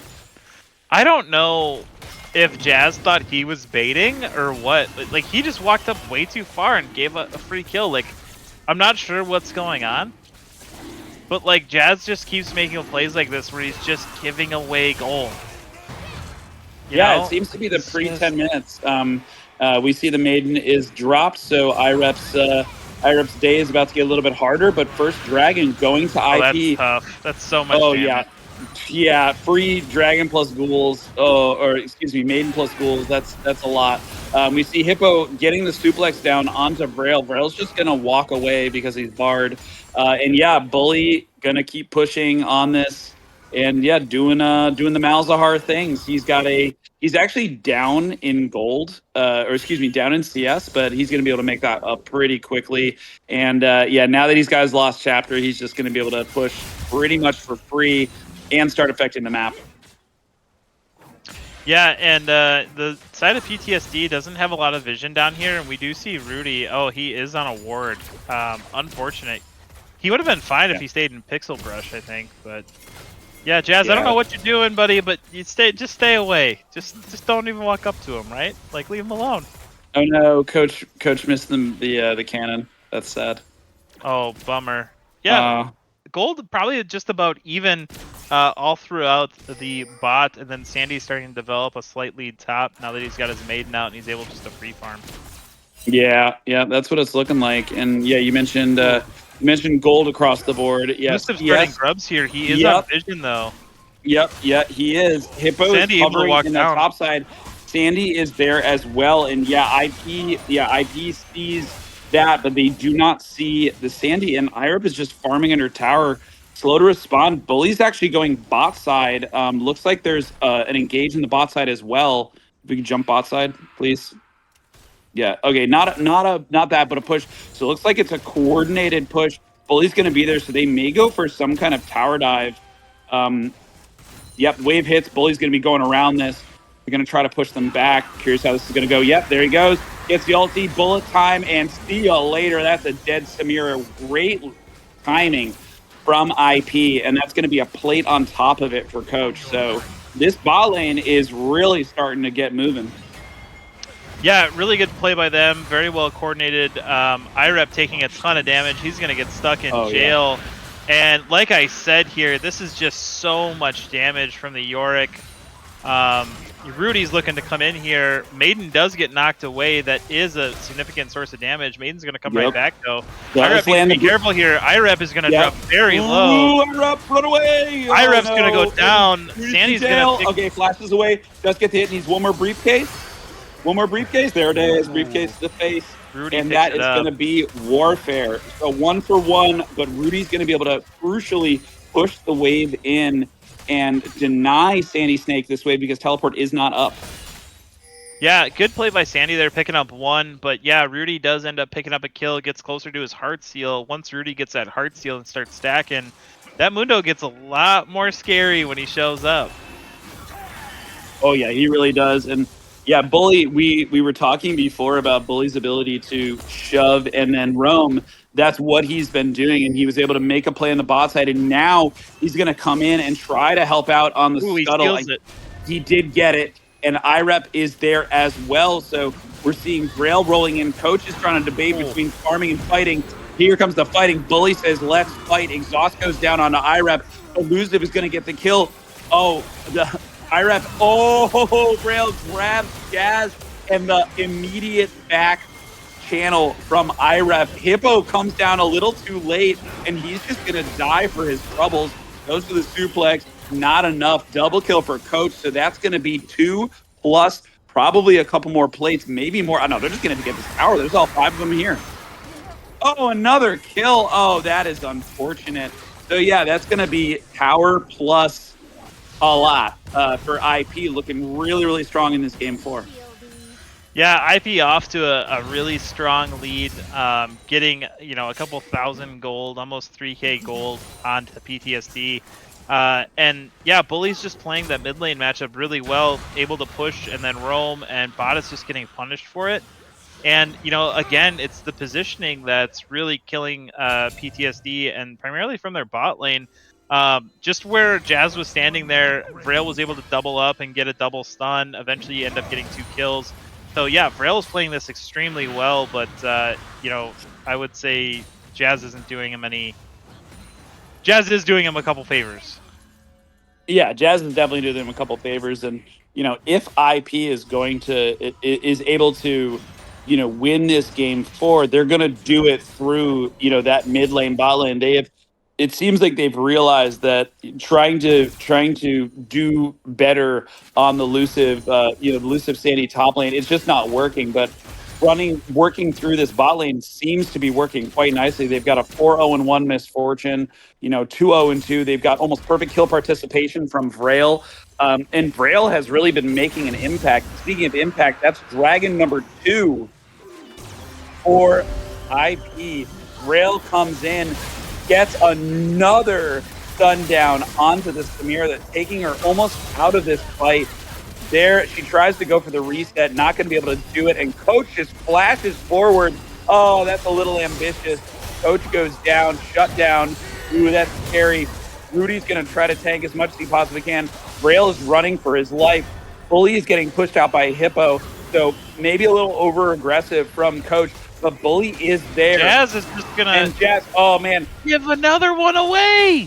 What are we Gave doing? Away. Bully is in range. Oh, get the... Oh, okay, he wasn't able to get the press, just out of range for this press. But they're going to take this tower for their troubles, and if either of those two stick around, Bully is ready with this press. There it is. See you later, Hippo. Oh, no, actually, wow. Hippo able to live. Yeah, big shield from him. They're fighting for this turret right now. Yep. Rudy's going to have to be... Rudy's just briefcase hunting at this point. They're going to have to back off. Oh, he gets it! Oh, he got it with Airy. Wow, that was wild. He got it with Comet, and Comet applied. Oh, sorry, with Comet, yeah. Yeah. Oh, yeah, no, yeah, that was nuts. But yeah, meanwhile on the top side, Sandy is just chugging away to finish this try for us. Calbert, you talk. Yeah, I mean, IP's in a really good spot right now. The TP there from Bully to make sure that Sandy isn't able to take this turret. It looks like we're getting a lane swap. Bully's in a really good spot here to be able to match Sandy. Sandy though, yeah, if he does take off his shield, like he can just run bully down. So, you know, we're gonna see bot come mid here, which is kind of weird. It does open up Samira to get some turret shots. Just some weird rotations here. Honestly, Poppy's going bot right now. I'm not sure why. It should have just been a 1-for-1 mid-top switch. We are gonna see 3 lane swaps. Ooh.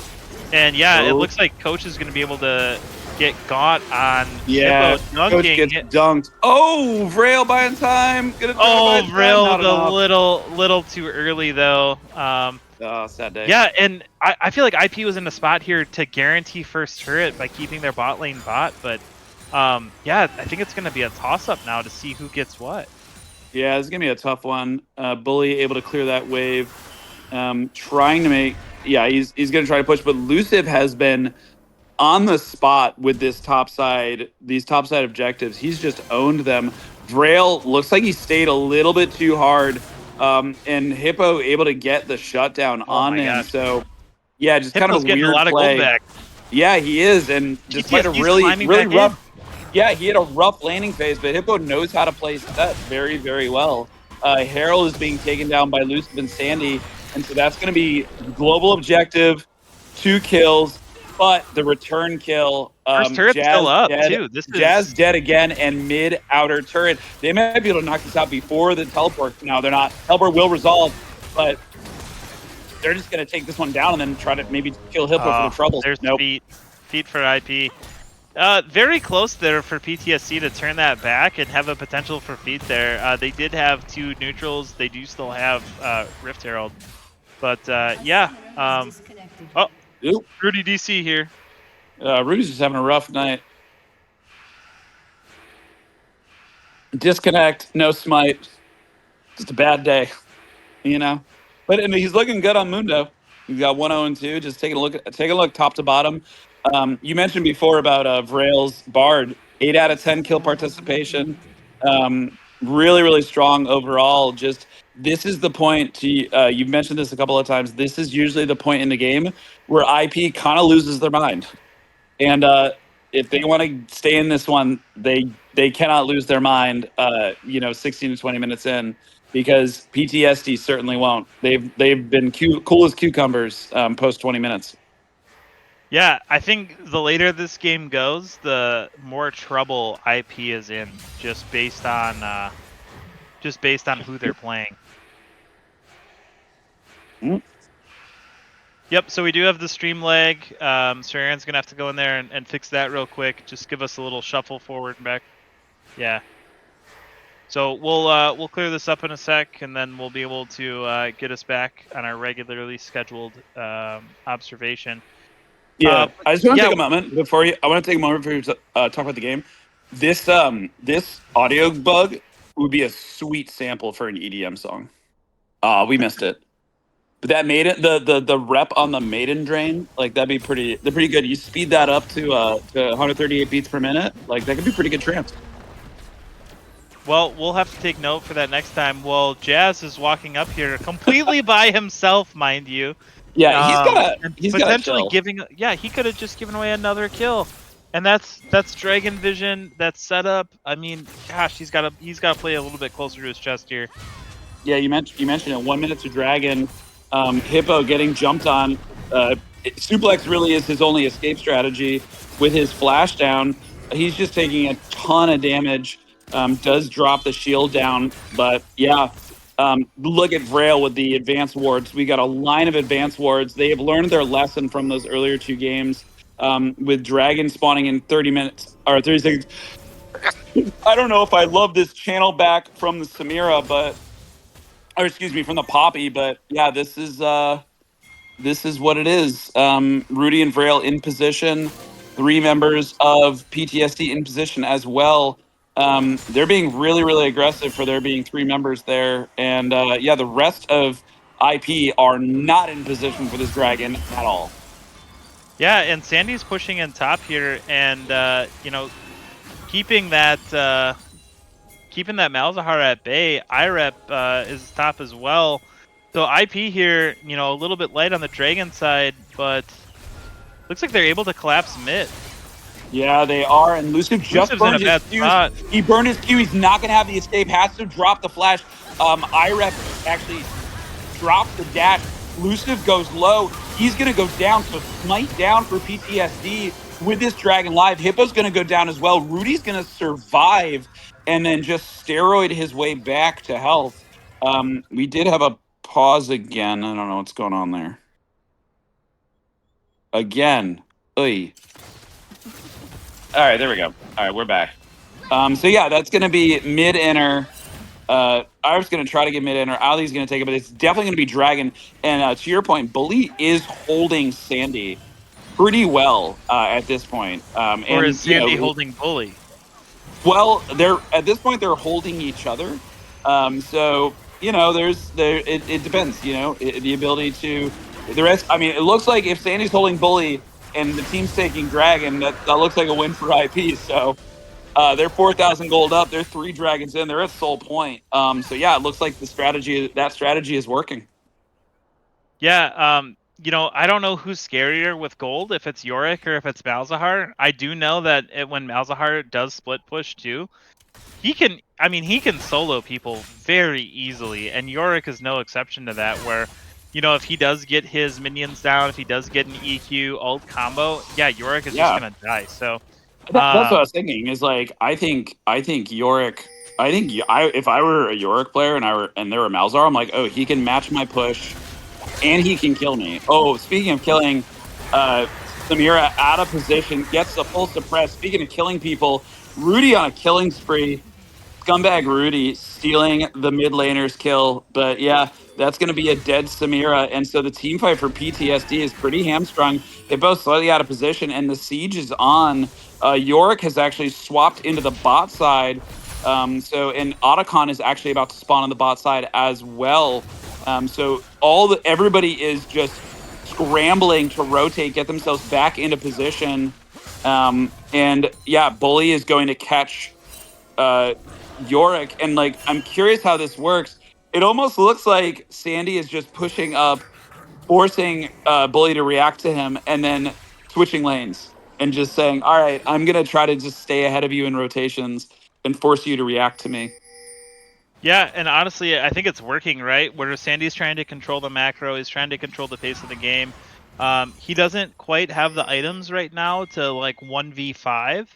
But I feel like the more farm that he gets, the more that he's dragging people around to follow him, the better off he is. We do see Sandy going top right now, and a TP coming mid from Bully. Oh, Luciv's out of position. In a bad spot. Oh, Braille got him. Yes, he did. There's the stun. There's the suppress. That's a dead smite. And then we see the other fight coming in. Suplex going in. Not as much of what Rudy wanted, but here comes the Samira trying to go for the reset. No resets quite yet. Oh, there goes Bully going down. That's a huge chunk of gold for IP.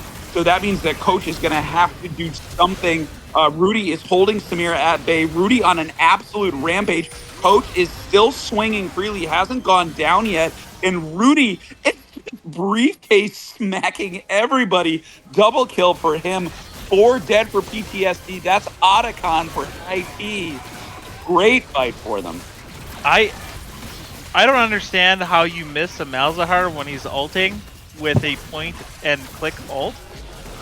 But yeah, that ult from Leona just went wide right and didn't stun anyone. And they were grouped up. Oh my gosh, that's not what you want to see. That's so tough. But Hippo ends up trading back a mid turret here. And PTSD goes down, I think, one of their largest gold deficits of the series at 4,500. Yep. Yeah. Well, outside of game 1 where they were down way more than that. Well, yeah, true. Yeah. So yeah, I'd say without being out of the game, yeah. But IP looks firmly in the driver's seat. 22 minutes in, 4,000 gold lead. They are on Soul Point. Soul Point about to spawn in less than a minute and a half. And Cal, this is what we want to see: is how are they going to handle their vision? Because historically, post 20 minutes, they have not. But now it looks like Braille on the Bard is doing a really good job of getting that deep vision in. And that seems to be what they need. When IP has the vision, they're doing well. When they don't have the vision, they're hesitating. Yeah, I think I like Vrail's Bard better because he's not just hanging back and nuking people. He's setting up plays really well, and I think he does both. Very good for his team. But right now, yeah, he's setting up plays. He's getting vision. Luciv might be caught out here. Oh, Luciv's man. kind of in a tough spot, and he's Oh, trying yeah, to Luciv actually kill going for the Vrail. Goes to the counter engage. 4 members are there.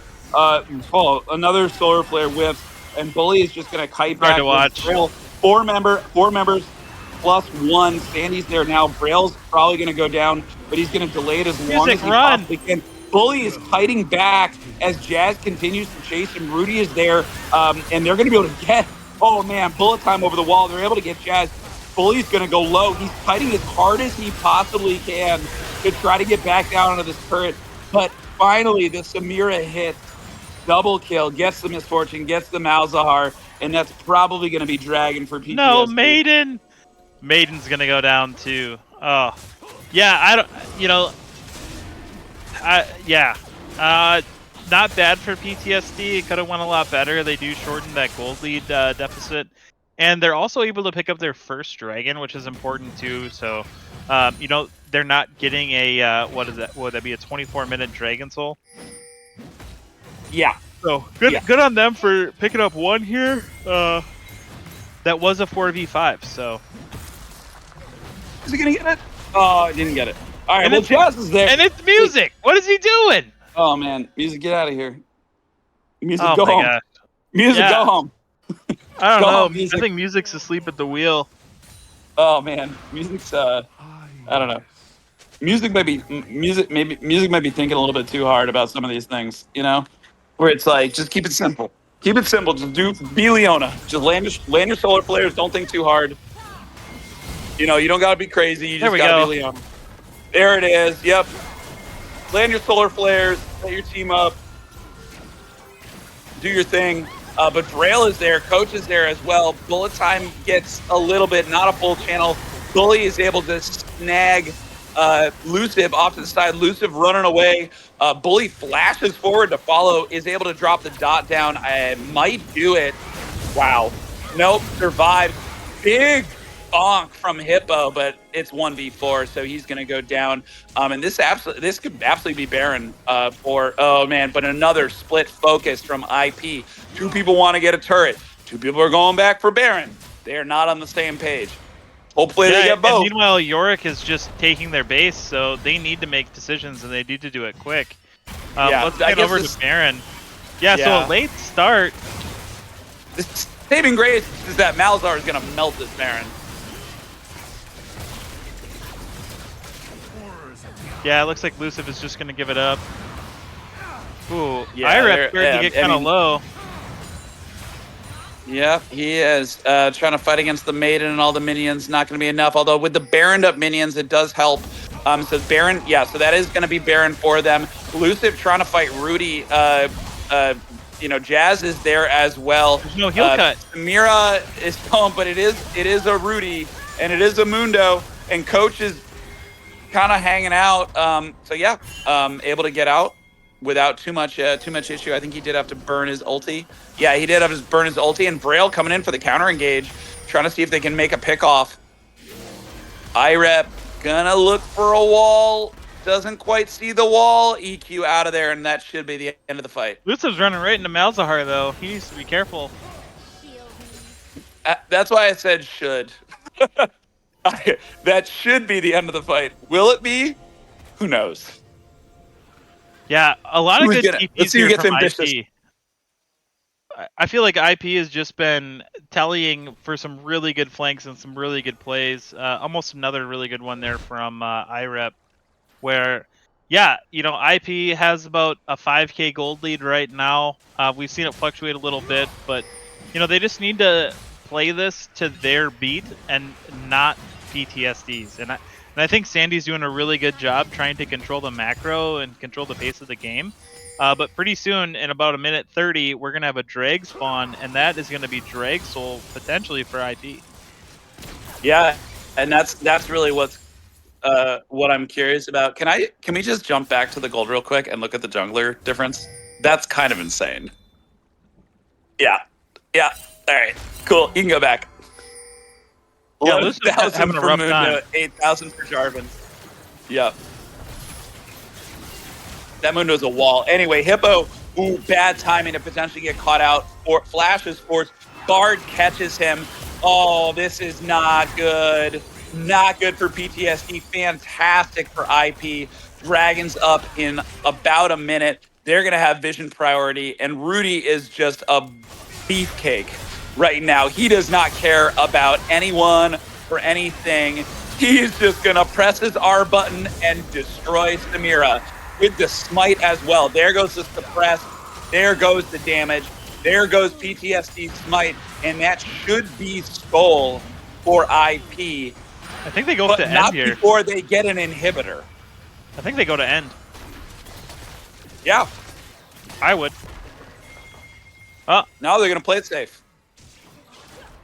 Play it safe, go get Skull, reset, and go win the game.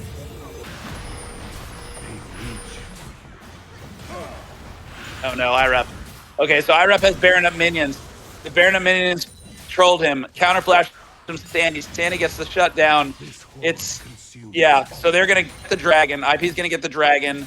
It looks like Bully was getting a little bit of survivability. Oh, interesting. It's interesting. He got a arm guard and not a stopwatch. I figured he would get a stopwatch for the final fight. You've been out for a little bit. Arm guard is stopwatch. Okay. Good job, Bully. You did it. Yeah, so they got rid of just the stopwatch and they made it arm guard. So now arm guard is the thing that breaks. And then Thank you can God. upgrade it into Zonias. Yep. Thank God. I'm so glad they did that. That was so annoying where you had to choose. Uh-huh. Because you never chose arm guard. You always chose stopwatch. Like, why would you pick arm Exactly. guard? Unless you're going against an AD assassin, and even then you're just gonna explode. Yep.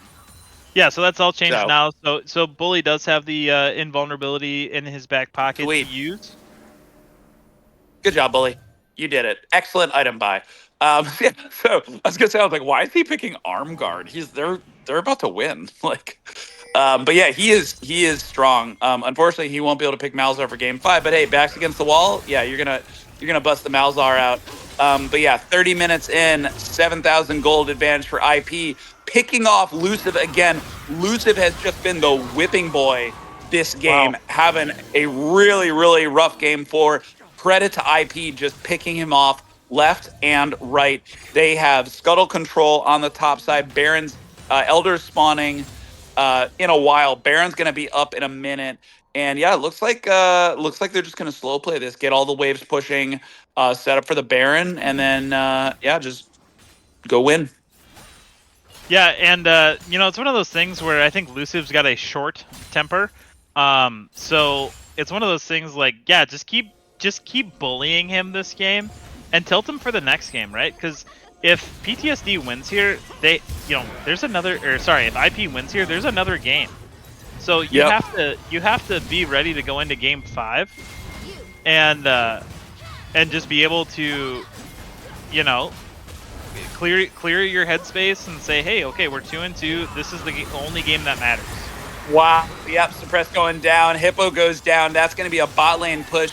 Bully the long teleport, and IREP staying alive for way longer than he should have. Almost like a wet noodle fight. I guess lollipop on slightly blunted sword. This is going to be bot side inhibitor. And to your point, they could probably push for the win at this point. Yeah. Oh, they're never mind. likely Gotta be a little careful. Yeah, they're likely Yeah. to go Okay. back Yeah. Here comes to- Rudy with the flank. Rudy going in for the flank. Baron has spawned. They're gonna get rid of that maiden. Inhibitor goes down. They've got 2 waves, so they could push in, but it looks like they're gonna play it smart and go get Baron. Yeah, I could have told you that. They're gonna go for Baron. They're gonna try to secure the Baron and then end the game that way. But by all means, I think that's fine. I also think that with almost 10k gold, they could end the game right now. Totally. But we've been harping on them a little bit for being too aggressive and being greedy. So I'm okay with them being very boring. Be boring, secure the objective, take another couple of minutes, you know. Team fight going down, bullet time goes down, Hippo's on top of Coach, but Luciv dead again, 0-7 and 4. The Samira reset does not hit because Mundo is in her face. She is running for her life. The rest of the team is there. That is 2, that is 3, that is 4, and that is legendary Mundo. 4-0 fight plus Baron. End the game, send us to scrapes. Yeah, what an outstanding game by Rudy here. 909 on the Mundo. I mean, I think Vreldo is our clear-cut MVP this game. That Bard was an absolute menace. Not only was he doing damage, he set up so many plays. He hit so many ults. 4-2 and 24. The man had 26 out of 30 KP as a 28. support. 28. Sorry. 28. 28 because I can't do math. That's insane. I had to get you back for the 40 because I was wrong on the 40, so I can do 28. Yeah. What is that, like 96 KP or something close to that? 96%? Just absolutely insane, almost perfect. The Bard catching just so many catches, using his ult, using his tunnels to set things up, and IP coming bring back, leveling the series in the 4th game. Everybody really doing their job. That is IP at their strongest, when everybody's doing their job, everybody understands the assignment, and they're able to just really pick on one person and use that as a way to push things back. That is game 4. We are going to scrapes, y'all. Don't go anywhere. We will be back at the end of this absolute banger of a series. Don't go anywhere.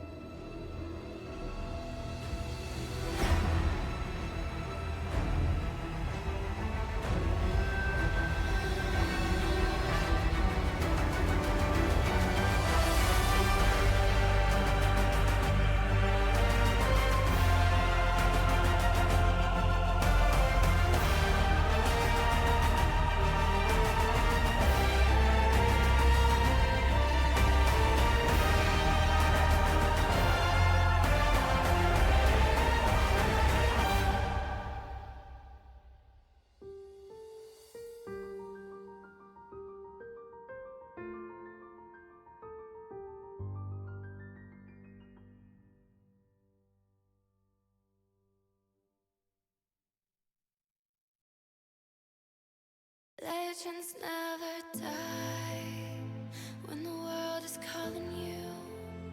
Can you hear them screaming out your name? Legends never die. They never lose hope when everything's cold and the fighting's near. It's deep in their bones, they'll run into smoke when the fire is fierce. Oh, pick yourself up, guys. Legends never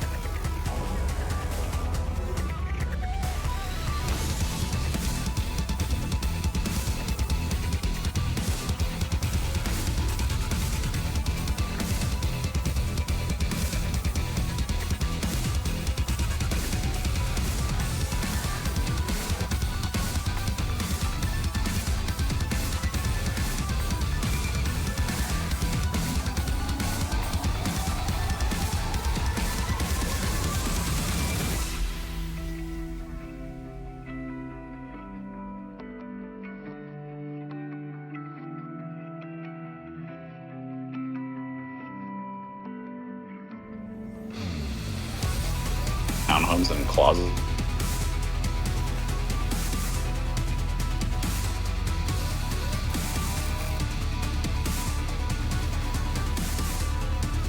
He might sell soon. It's pretty exciting.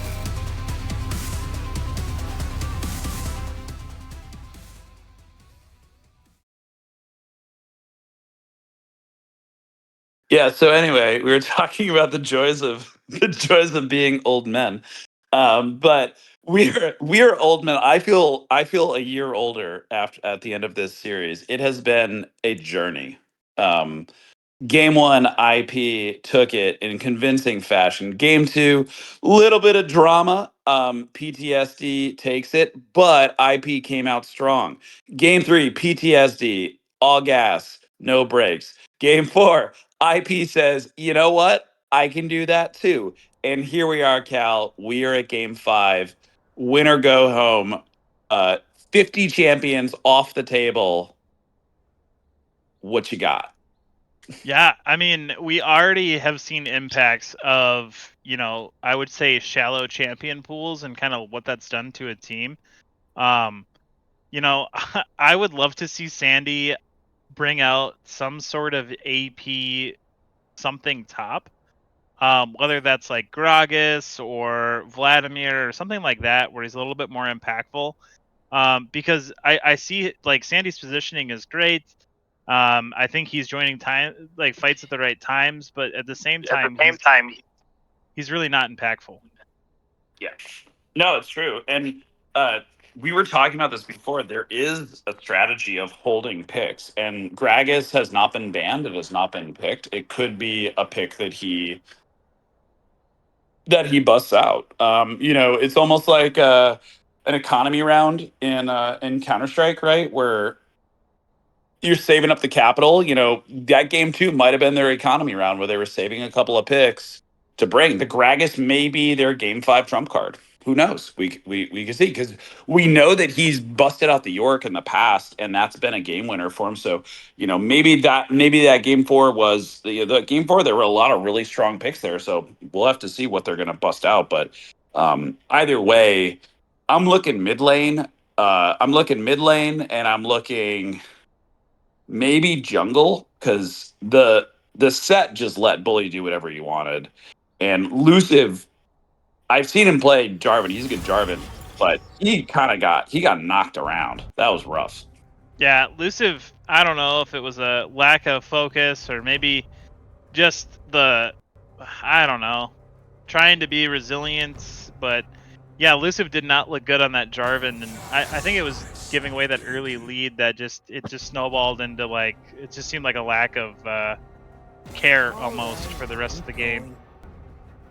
Yeah, we're probably going to see the same bands, and we mentioned this before. Almost half, well, maybe a little less than half of the champions in League of Legends are unavailable, and these best of fives when they go to the distance. Whew, you better be ready. Yeah, and not only do you have to be ready, but also you probably have to play something you're a little uncomfortable on, or something that you didn't anticipate having to play. So, here I would imagine we see first pick going to 80 carry because that 80 carry pool is getting smaller for both players. I want to say that Caitlyn is available for coach if he wants it. no, coach played Caitlyn. Game one. Karma first game. Yep. Sorry, can you just give me a quick rundown? Okay, there's Kaisa. All right. I could not tell you. Okay, I know. I saw Darius. And I saw. All right, whatever. We'll see. All right, so Kaisa Jin. Let's go. Yeah, Jin I think has a early game advantage here. Also, I'm biased because I play Jin specifically in the bot lane. Oh yeah, Jin is your AD. I remember that. It's my one trick. That was when you first started before you switched over to the jungle. Yep. Yeah, that's the only thing I really knew how to play, and the only thing I still know how to play if I ever get autofilled. So. Yep. Hey, do what you got to do. Sejuani being grabbed for Rudy. Again, very much in his wheelhouse. That's a great game 5 jungler for him. Dash in, be beefy. Alistar being grabbed for Jazz. That is ambitious.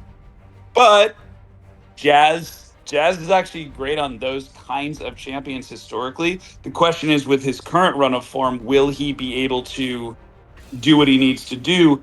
Silas is available. They're going to grab it before the second rounds of bans. Sandy wants it. Yeah, I like the Silas pickup. I think it can get punished pretty hard though. I just don't know what's in IREP's pool to punish it. Also, I would imagine Hippo can play it too, and maybe that's what Bully thinks is going to happen here with the Pantheon Yeah, pickup. it could be. Yeah, and Pantheon is a pick Bully has run before. They're gonna have to. They don't actually know. They clearly don't think that Hippo's gonna run Silas. They think he's gonna. They're trying to take away whatever they can. So that could have been a free ban. Shogoth being taken away from IREP. Either way, yeah, with the Pantheon on the table, they need AP from somewhere because they've already shown their AD carry. Jungle AD, and I'm pretty sure that's mid. I don't know if Vrel plays Pantheon or not. It doesn't seem like it'd be in his wheelhouse, mainly because he's your AP carry, enchanter / yeah. caster guy. So Yep. I would imagine that's Bully. And then here we'll probably see some AP bot, like Zyra, I would imagine is in Vrel's wheelhouse. I was thinking Brand. Oh, Brand. Yeah, Brand. I mean, Brand's a pretty easy one to play as well. And then the Seraphine band, interesting. Yeah, I'm thinking Brand. Like, yeah, I think Zyra would also work great with Jin, just to be able to tag him. Oh, it's Senna too. Okay, interesting. Send a Jin bot. That's pretty oppressive. I mean, that hurts the Alistar, right? Like you're just constantly picking on him. So, and with the way that I'm not gonna lie, I'm not gonna sugarcoat it. I mean, the way that Jazz has been playing, yeah, abuse him. Like he has been the reason why there's been distinct gold leads early. Ooh, I like that Kha'Zix pickup from Luciv.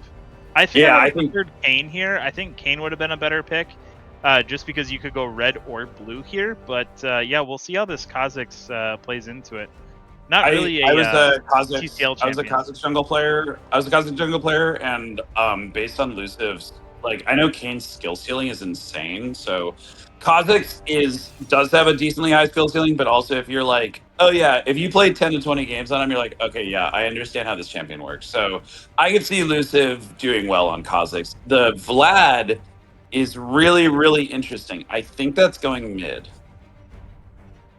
I think Sandy's gonna take the Silas top, and I think Hippo's taking Vlad mid, which would be, oh wow, what the, oh really, Senna Pantheon top, Echo mid.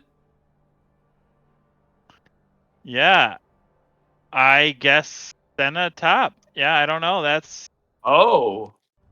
guess that's one way to try to punish the No, Silas. that's Pantheon top. That's what I thought. It's Pantheon top. Okay. Oh, okay. Okay. Yeah. I mean, Ira plays a ton of Arena, and he does play a lot of Pantheon.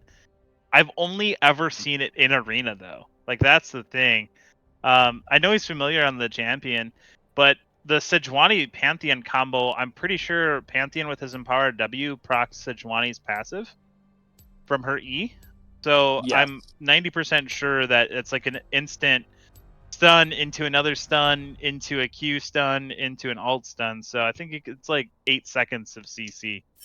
Yeah, I was thinking about the fearless, the champion Ocean that Bully has in mid lane is really coming in handy in this game 5 because Echo against Vlad, can just abuse that matchup so hard. And yeah, there's a lot of, I don't know, man. IP's draft looks real good on this one.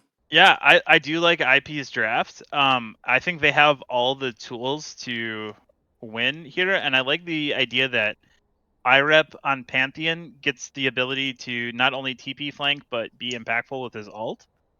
But also, like, I still think Sandy's one of the best players in TCL. And putting him on a champion like Silas, I think it opens up the door for so many possibilities, especially with Pantheon ult, with Sejuani ult, with Echo ult. I think it really just like gives him the tools that he needs to actually carry a game. But yeah, I'll be curious to see how this one plays out. Either way, this is the last game of the night. We've gone Yup. to 2-2. Both teams have looked good and looked bad. So it really just depends how they show up for this last game. Yeah, I mean, I'm once again looking at the mid lane. And you mentioned before, is Jazz gonna get bullied? Is Bully gonna bully Hippo? And can Bully take the advantage like he did in Game 4 and bring it to other lanes? Because Vladimir just kind of hangs out and farms. He's not gonna not gonna apply a ton of pressure until he's level 9, if that. And Echo can do some wild and wacky things. I think the only and wow, this is. I mean, honestly, I think this is IP's game to lose. I think they've got a huge advantage. And PTSD, they're scraping the bottom of the barrel on their pools, and it shows. Yeah. For me, this is like free scouting for next week's game because the winner of this game plays my team, and Oh, honestly, at this point, it doesn't really matter which team wins or loses. I think next week's gonna be a 3-0 series. So okay. I'm confident in it. But if I had to pick which team I'd like to play, I think I'd like to play PTSD because I think they're consistent in their game plan. Like they're not. I don't think they're ever gonna win a game pre 25 minutes. I think Yeah. IP can get there, right? I think they're just so explosive with how they play, and like when they do get leads, they push their leads. And if they can end a game before 25 or 30 minutes, I think that's what their goal is. Oh yeah, absolutely. So so who do you think you said who you want to play? Who do you think you're gonna play based on this draft? I don't know if Luciv can lock it in. I think it'll be PTSD, but if Luciv plays like he played last game, it'll be IP. I think Yeah. it totally rests in the jungler's hands here. No, I agree. I think on the IP side, it's all down to Bully. Which Bully shows up? If Bully can get going on Echo and just run over this mid lane and just start snowballing, I think that's really really scary for PTSD. Oh, Yeah, IRF just like walk. IRF just gonna walk by them. Wow, what a swag! Gets the deep ward. Love it. Anyway. Yeah, and that really helps IREP too, because at least now IREP is gonna know when Luciv is coming. If I'm Luciv too, I definitely want to start bot and I want to pressure top because Pantheon's one of those champions that once he gets behind, he can't do what he's designed to do, and that's just make life a living hell for his laner. So if Silas can get a slight lead top lane, it's gonna be rough for Pantheon. Music break. Oh, I appreciate Jazz playing some music for us, but Yeah. We got to need more cowbell. We always need more cowbell. Yeah, I don't know how. I've only ever played against Echo like maybe twice in my entire mid career, which is not a long career, but I really don't know how that matchup works. So just the quick and simple is that Echo. Nobody saw that, Sandy. Echo basically just wants to jump on. He has an empowered auto, so he does this. He does the roll into the TP, and that just hits pretty hard. So he's got kind of this quick like 2-3 hit combo, and so he does that a couple of times to soften you up, and then he'll farm or he'll harass with his Q, which is his thing. Oh, Jazz gets a nice hit down onto. But here comes the counter engage. Coach and Braille on the same page. So a lot of early aggression, level 2 hit for both sides. But basically Echo's just gonna kind of fish with Q, potentially farm. He can wave clear pretty well if we could jump to mid while they're just staring at each other. You see he's already pushing him in, and Vlad's not great under turret. We see him already kind of losing some waves. He wants to roam early, and then once he gets his level 6, so he's already looking for kills. This is exactly what Echo wants to be doing. Push him away, Jazz. Push him away! Yeah, and then that is basically if he hits him inside that dome, that's the stun. So he's got a Bully couple of just different ways to flashed do there. that. Oh man, Gascon getting real low. A couple more hits will do Wow. it. He's just Did gonna have not to back even off. pop his flash or his barrier, by the way. Yep. Stone cold nuts from Gascon. Really just Oh yeah. not popping anything there. Bully did flash. He ended up empty-handed. Yeah, but overall, very positive for PTSD there, getting the flash and not having to blow anything for it.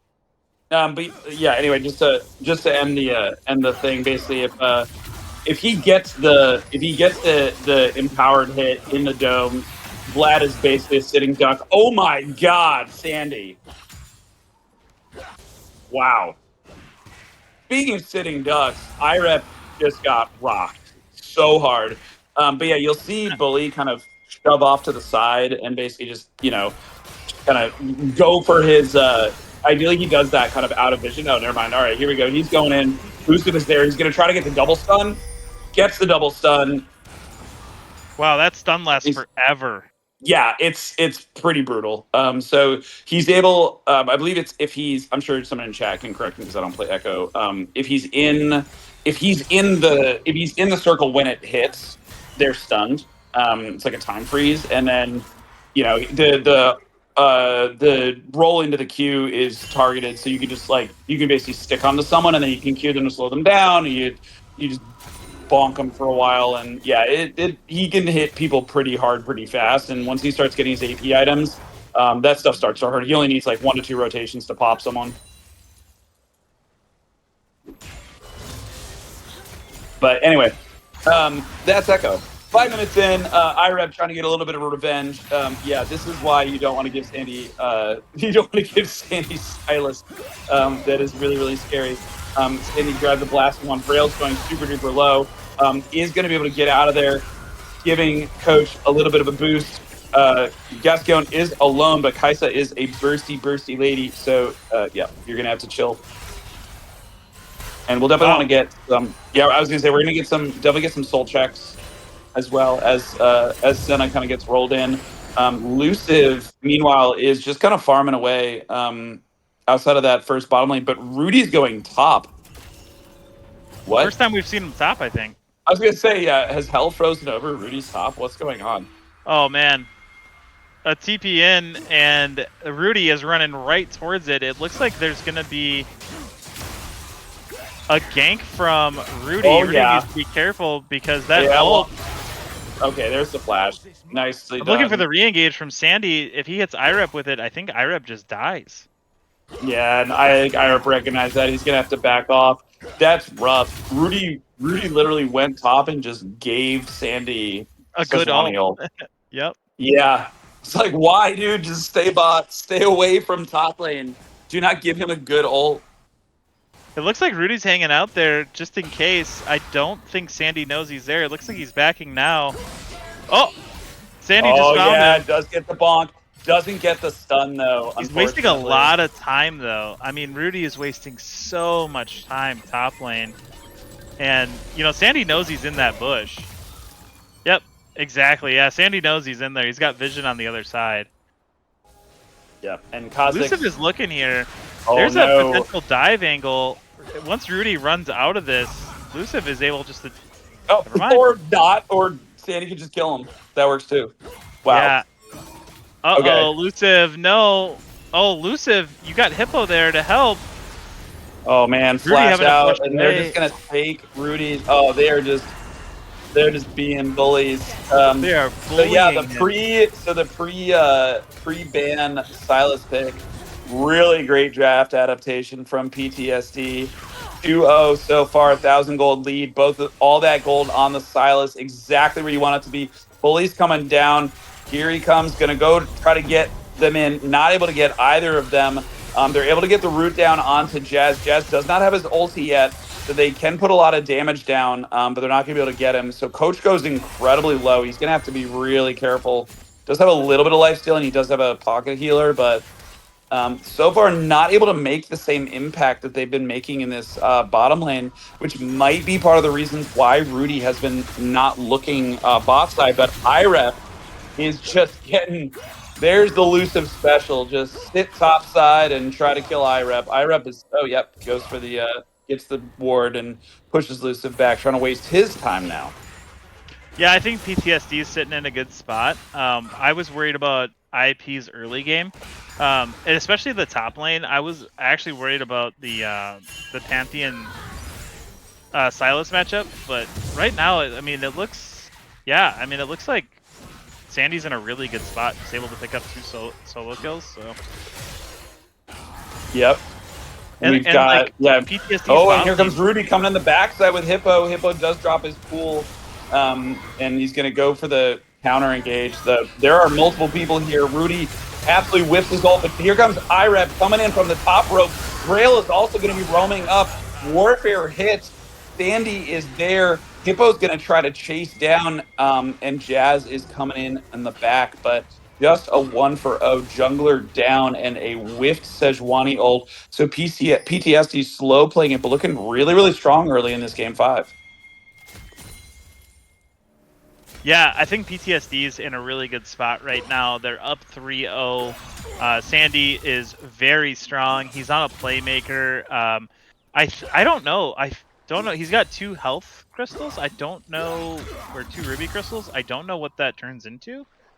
But I thought he was gonna go Roa. Yeah. Maybe he still is.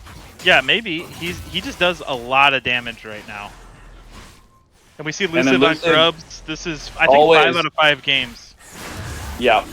Elusive has owned the topside objective every single game. I think the only time where he hasn't owned the topside objectives is when what's his name stole that one Grubling, but he still got 2 of them. So Jazz gets rooted down. He does have ulti now if he wants it, but yeah, let's get a stack check real quick on Vrail. I'm curious how many Senna souls he's got. All right, so 28 so far. That is the nice thing, is that they will scale. The Senna will scale, not as much as they would like, but yeah, just giving Vrail the ability to continuing to give Vrail the ability to carry in every single champion that he's picking. And Bully being able to bring the burst. Vrail brings the sustained damage. But Bully right now down a little bit in CS. So Hippo holding his own, has not died yet, hasn't really been pushed out outside of some of that early game. So doing a really, really good job on that Vladimir against a matchup that could definitely be problematic for him. As we see Jin opening up, Rudy is coming in, should be able to cut off the Jazz. The Jazz is very, very Here's tanky. Sandy. And here comes the counter engage. Sandy rolling in, gonna turn this one around. Rudy's gonna go down. That's a double kill for Sandy. And yeah, game 5 firmly in control for PTSD on the back. And Sandy's got DP too. He doesn't even miss a wave. Yup. This man's incredible. So that was a long walk bot, and then the TP to catch the wave. He is feeling it, and might get another kill. Oh man, he's gonna go after IREP, and he is looking good to secure another kill on top of that double. IREP is completely outmatched, and Sandy Snake is unstoppable in this top lane. 5-0-1, 100% KP for his team. We do see IP trade back a kill bot, and it looks like Gascon wanted to trade. Not sure if he wants to trade.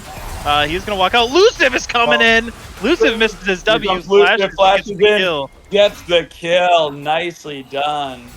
Oh man, but we are not done. It was actually chasing Bully. Bully is super duper low. Maybe he would use his ulti to try to bait things out, but no, nobody's there. It's a shame. He actually did have the nice line with the Echo ult, but it wasn't going to be enough. So yeah, PTSD. Oh, just kidding. We're not done. IREP rolling in, does not have flash though, so he's still going to go for it actually. No, he's just going to back off. IREP's got to be a little tilted. He might be a little tilted. He's just trying to make something happen. But yeah, in this game 5, 4,000 gold in, 12 minutes in, PTSD dominating. Yeah, and the thing is too is, you know, you have a ton of gold on Sandy. You have the ability to take whatever ult you want for whatever objective you're trying to do or whatever you're trying to do. And, right now we do see about a 3.5k gold lead over to PTSD. So definitely where they want to be. They are down a dragon. They do have Rift coming up, or no, Rift is down. Yeah, because Lucid to... Oh, no. Rift is not... What? Rift is not up yet. It hasn't spawned yet. Got it. Not Spawns up in yet. 2 minutes. Yep, not up Got yet. it. Yep. Yeah, I saw the Baron timer up top, and I'm like, where's Rift? No, 15. It's 15 minutes, right? Yeah. Yep. Yeah. And then air drag Okay. up in 1:30. So Yeah. some big things coming up here. And it looks like Oh, Sandy yeah. is going And to be fighting that. I was gonna say, Echo. speaking of big things, Sandy is coming up to say hello to Bully. It is not a greeting that Bully wants right now. Yeah, and Sandy is able to freeze the wave if he wanted to. We do see Rudy ganking bot. Oh, Nice. and Rudy does Gets get the kill on Gasquion. And yeah, he's gonna be able to get out of there. So, IP hanging on, finding the kills, but if they do not do something about this Silas, they are not gonna win this game. Ooh, and IREP definitely trying to fight Hippo here. Hippo getting some good damage before backing away, but yeah, I don't know. This lane swap, it looks like they might be swapping back. No, Sandy's just walking around. Yeah, I think I mean, Sandy it makes beats both of sense. them. IREP is getting completely dominated by Sandy, and Bully just have a little bit of a, they're both melee. He's able to do things like that. So, but yeah, it's not, I mean, he's 5-0. It's not going to get much better. Flash out from IREP, elusive coming in, getting the execute, being a Kha'Zix, being a sneaky bug. Dragon is up, and they're going to be able to set up nicely for that Rift Herald to spawn as well. I'm sure Elusive is having an immediate existential crisis and asking himself, why do I have to take a bottom side objective when Rift Herald is up? Why? Don't make me do it. I don't want to do it. Rest of the team is there. 3-on-3. Hippo's really low, so he's going to have to try to sustain through. Does get the ping, but the teleport comes down. Looks like this is going to be, Sandy's coming in, going to try to get cleanup crew. Jumps in onto Rudy, does not get the grapple, doesn't matter. Gets him down, feeds his carry. They misses the hit onto Bully, but that is going to be smite down, and that should be a free dragon for PTSD as they are just doing the slow death march to the semifinals. Yeah, PTSD is doing a really good job controlling this game. Sandy and Elusive really showing up. IREP does ult in. It looks like they're trying to turn a little bit here, and Sandy is able to jump away. I do need to step away, though. I have to use the bathroom quick. I will be right. Cool. 16 minutes in, 5,000 gold lead, a little less than that. IREP able to get a kill onto Jazz, so doing his best to stay alive, but 5,000 gold this early in is a pretty substantial lead. And if I could just get a quick look at the gold check, I want to see how much of that is on Sandy. Yeah, 6,000. Yeah, about a 2,000 gold advantage over IREP. Yep, a lot of that's, about half of that's on Sandy, and that's where you want it to be. So we see a bit of an IP push down onto this bottom outer turret. We do have some bounties, so there are ways for IP to get back into this game, but it's it's I'd say a little more than 4,000, hovering around 5,000. They're going to be able to get this bounty, assuming that they don't get engaged on. There it goes. All right, so they get an objective bounty. They get a little something. Hippo's going to return the favor in the top side. Doesn't look like there's anybody that's going to stop him. Hippo doing a great job on this Vladimir game 5. I was expecting the Echo to put a little bit more pressure on him, but he was played very safe, farmed away, and did his thing. And there's Elusive in his natural habitat, killing the top side global objective. What did I miss? Elusive did the Rift? Elusive killed a Rift Herald. Wow, what a shocking revelation. I know. As I was saying, he felt really weird about killing a dragon, so he had to immediately run to Rift Herald to right himself. So they're gonna have Shelly immediately pop this outer turret. So they lost bot outer. PTSD lost bot outer, took top outer, took mid outer, and so they're just slowly taking objectives. Next Dragon's not for 3 minutes. Next Baron's not for 7 minutes. So we're probably going to see a lot of tower sieging and maybe a little bit of split pushing going on. Sandy, once teleport is back up, is going to be an absolute menace in the side lane. He did actually take Roa, which you had called before. So looks like he just grabbed the double health crystal. I don't know what that turned into, but he had it. We see, actually, Lucid getting pretty low. Coach opens up and then cancels. Okay. Jazz going low as well, going to tank himself out as much as he can. Oh, nice long range hit. And so this could be the opening that IP is looking for. Just a couple of loose positioning mistakes from the side of PTSD, and objective bounties are up, so they could close the gold gap. The question is, where is Sandy, and how do you prevent him from doing what he wants? Well, if you're Sandy right now, you take Pantheon's ult, and then you potentially kill him too. I think you can just run him down. If you're Pantheon here, you ult to survive. Try to ult away. Nope. He's just gonna be able to walk out maybe. I don't know. Oh yeah, he might just be able to walk out, and that's exactly what he does. So Sandy does not, I believe, no, he does not have it right now. He's got nothing right now. Okay. Yeah, he's gonna try to hunt him down, try to get that ulti. But yeah, the rest of IP, it looks like they're just trying to slow things down a little bit. And yeah, Sandy's just farming away. He's got Proto Belt too. 2 items Sandy's in. gonna be careful though. He does have a substantial shutdown. He's worth 900 gold. So while he can draw a lot of attention top, you want to make sure that it's done appropriately, right? Like if you are at risk in giving up a shutdown, you want to make sure it's for something specific. Yeah, we see Rudy actually hovering in that top side, so they might be thinking the same thing. IREP is really low though, so he's gonna have to be super careful. Okay, we see Sun going down. Rudy is there, gonna go for it. He does have the. No, he's not gonna go for it. Man, the rest of the team was there. That's a shame. And that's what you were talking about, where he's gonna have to be careful. But Otacon is just gonna go down pretty much for free. Bully can't really do much about it. And yeah, with this level of deficit, with this kind of gold deficit, they can't do anything. And yeah, it's got to be a little frustrating. Going to try to go for the pull, not going to get it. Elusive secures. So that's Otacon now for PTSD, 5,000 gold ahead, almost 6,000 as we're approaching 21 minutes. Yep, for Silas Flash, that's what that costs right there. For Silas Flash. Yep, really good trade. Unfortunate they weren't able to get Sandy top. Because if they were, I mean, 900 gold on one of your carries for Otacon is a lot easier to stomach than 900 gold for our Sandy Splash. Oh yeah, definitely. And Dragon to be grabbed for PTSD. So PTSD starting kind of that slow, seemingly inevitable march into the semifinals. On the back of their, oh boy, oh man, oh geez. Elusive's still going for it too. He's That's still a big bug. That's a very big bug. Wow. That's a much bigger bug now. Too. Wow. Yeah. Yikes. There's not much. IP's getting into that territory where this is yeah, where your big scary bug can start just killing people with one rotation. Yep. Yeah. Yeah, you're at the point where you really can't walk alone through your jungle. You're at a point where, you know, Varel can't step up and get wards.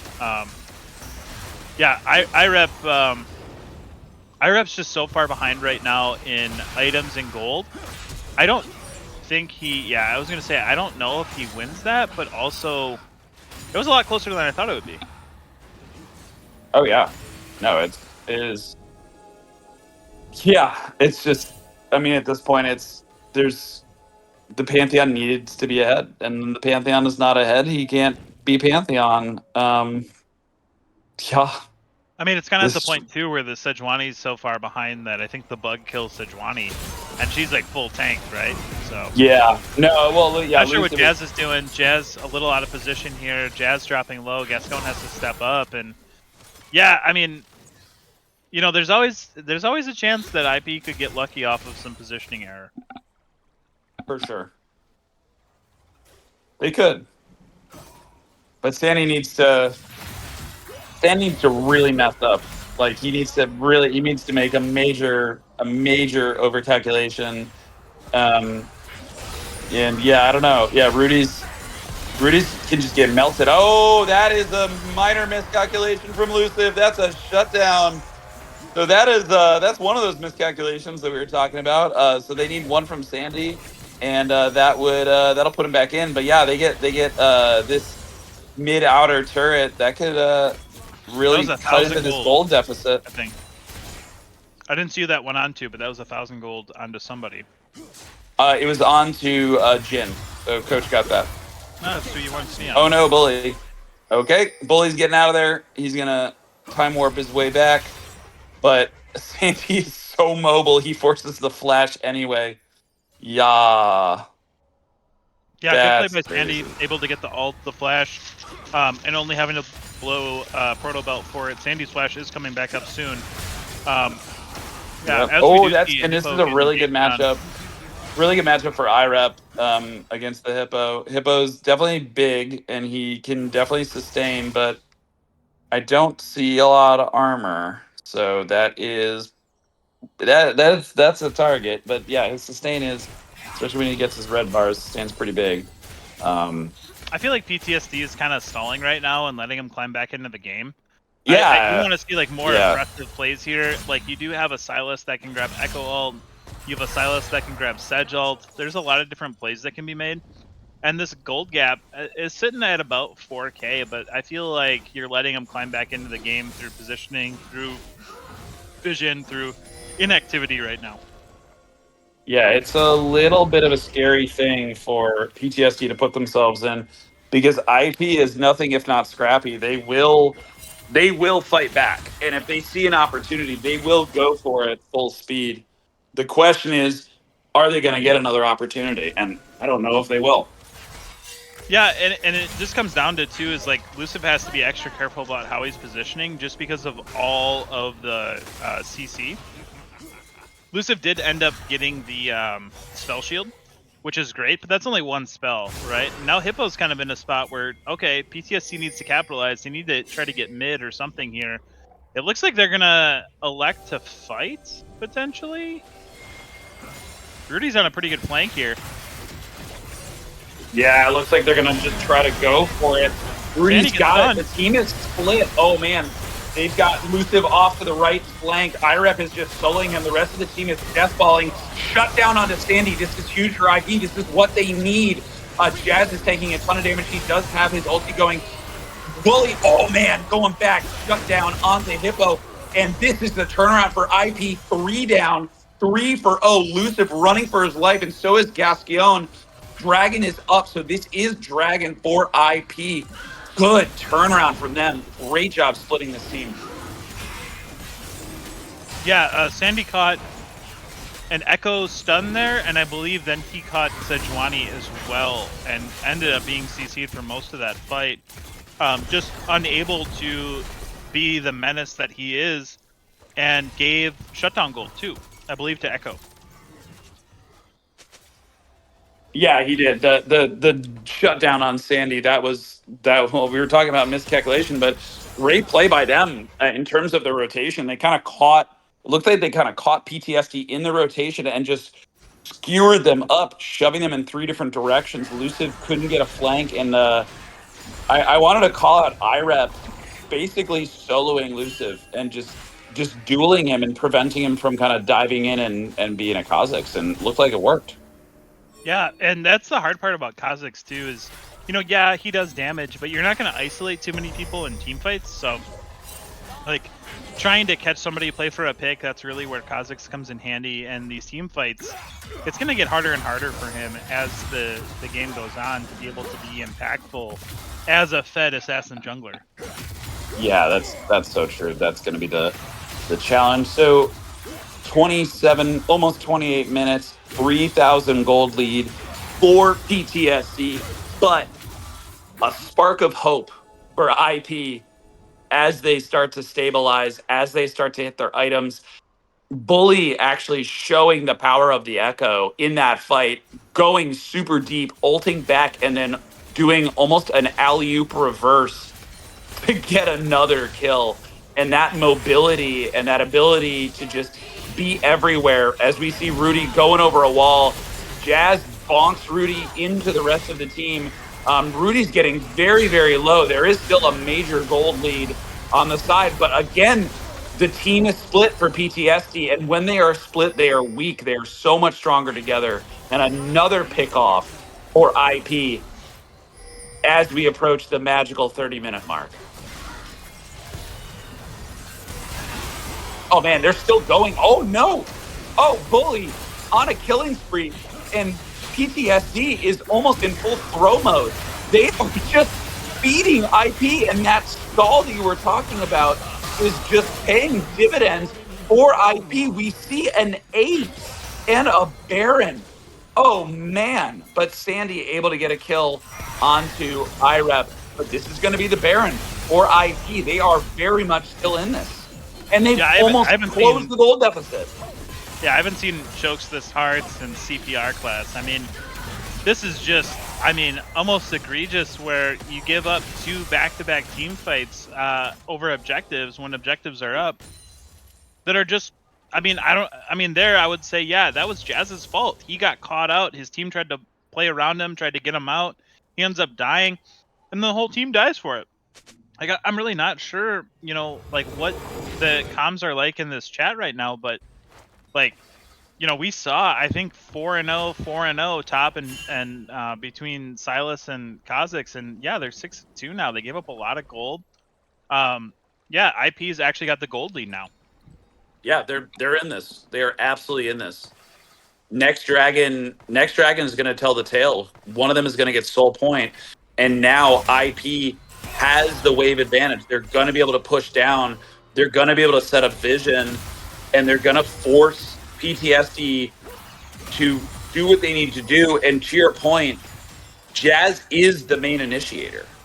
So Jazz they have to play off of Jazz, and if he makes any kind of strategic error on when to go in, that is going to put PTSD on the back foot. Sandy won't be able to do what he needs to do, and I'm not really seeing the ability to make a play. As we see Hippo going really, really low against IREP. IREP is really starting to turn on, especially against Hippo, who still, I don't really see any armor. So I don't know. We're gonna, all right. So that's a dead one. It's gonna be 1-for-1, but Luciv, Luciv be able to slay IREP, but IREP getting the kill onto Hippo, and the rest, and looks like Bully is rolling up there, and he does have the Baron buff, so he should be able to hold this turret. I can't see that. I didn't see the turret health. Oh no, never mind. He's not gonna be able to hold this turret. He will lose this turret, but with the Baron buff, he's going to be able to kind of get things moving, and the rest of the team is really pressuring down that mid side, getting as much vision as they possibly can to set up for this dragon. Dragon spawning in 10 minutes. Team is there. Three folks, but they're giving up priority because Bully is not there, and IREP is dead. See if they go for the pick off.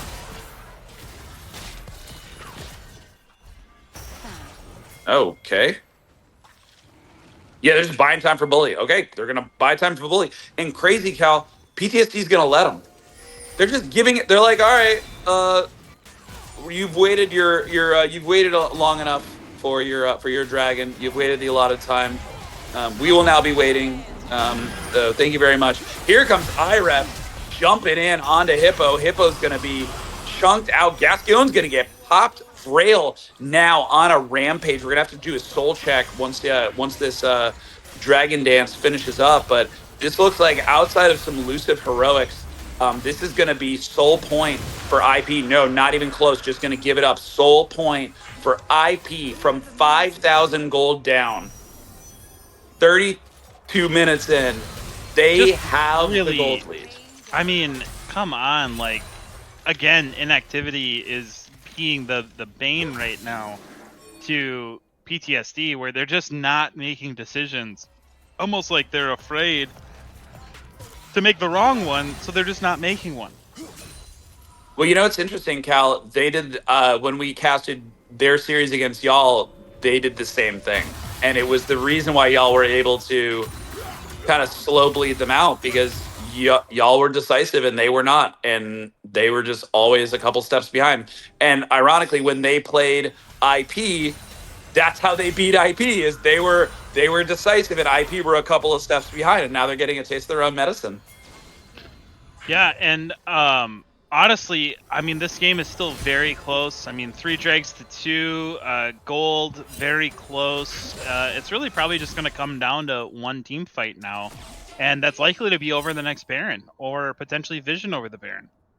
Yeah, 2 minutes to go. Baron is definitely on the table. The open inhibitor mid side is something to watch for, especially with the Silas, who has teleport, so he could, potentially go for a backdoor and then come in for the fight. But yeah, right now, just wave control, trying to set up vision. We see, everybody's just trying to push out and get that small bit of positioning. And yeah, everybody's steering clear of that Silas. They do not want to deal with any of that. One of the things too that's that should be noted is that Gascon keeps getting picked off by himself. He should never be alone when you have an Alistar. You should never be by yourself if there is an Alistar on your team this late in the Rudy! game. Yep.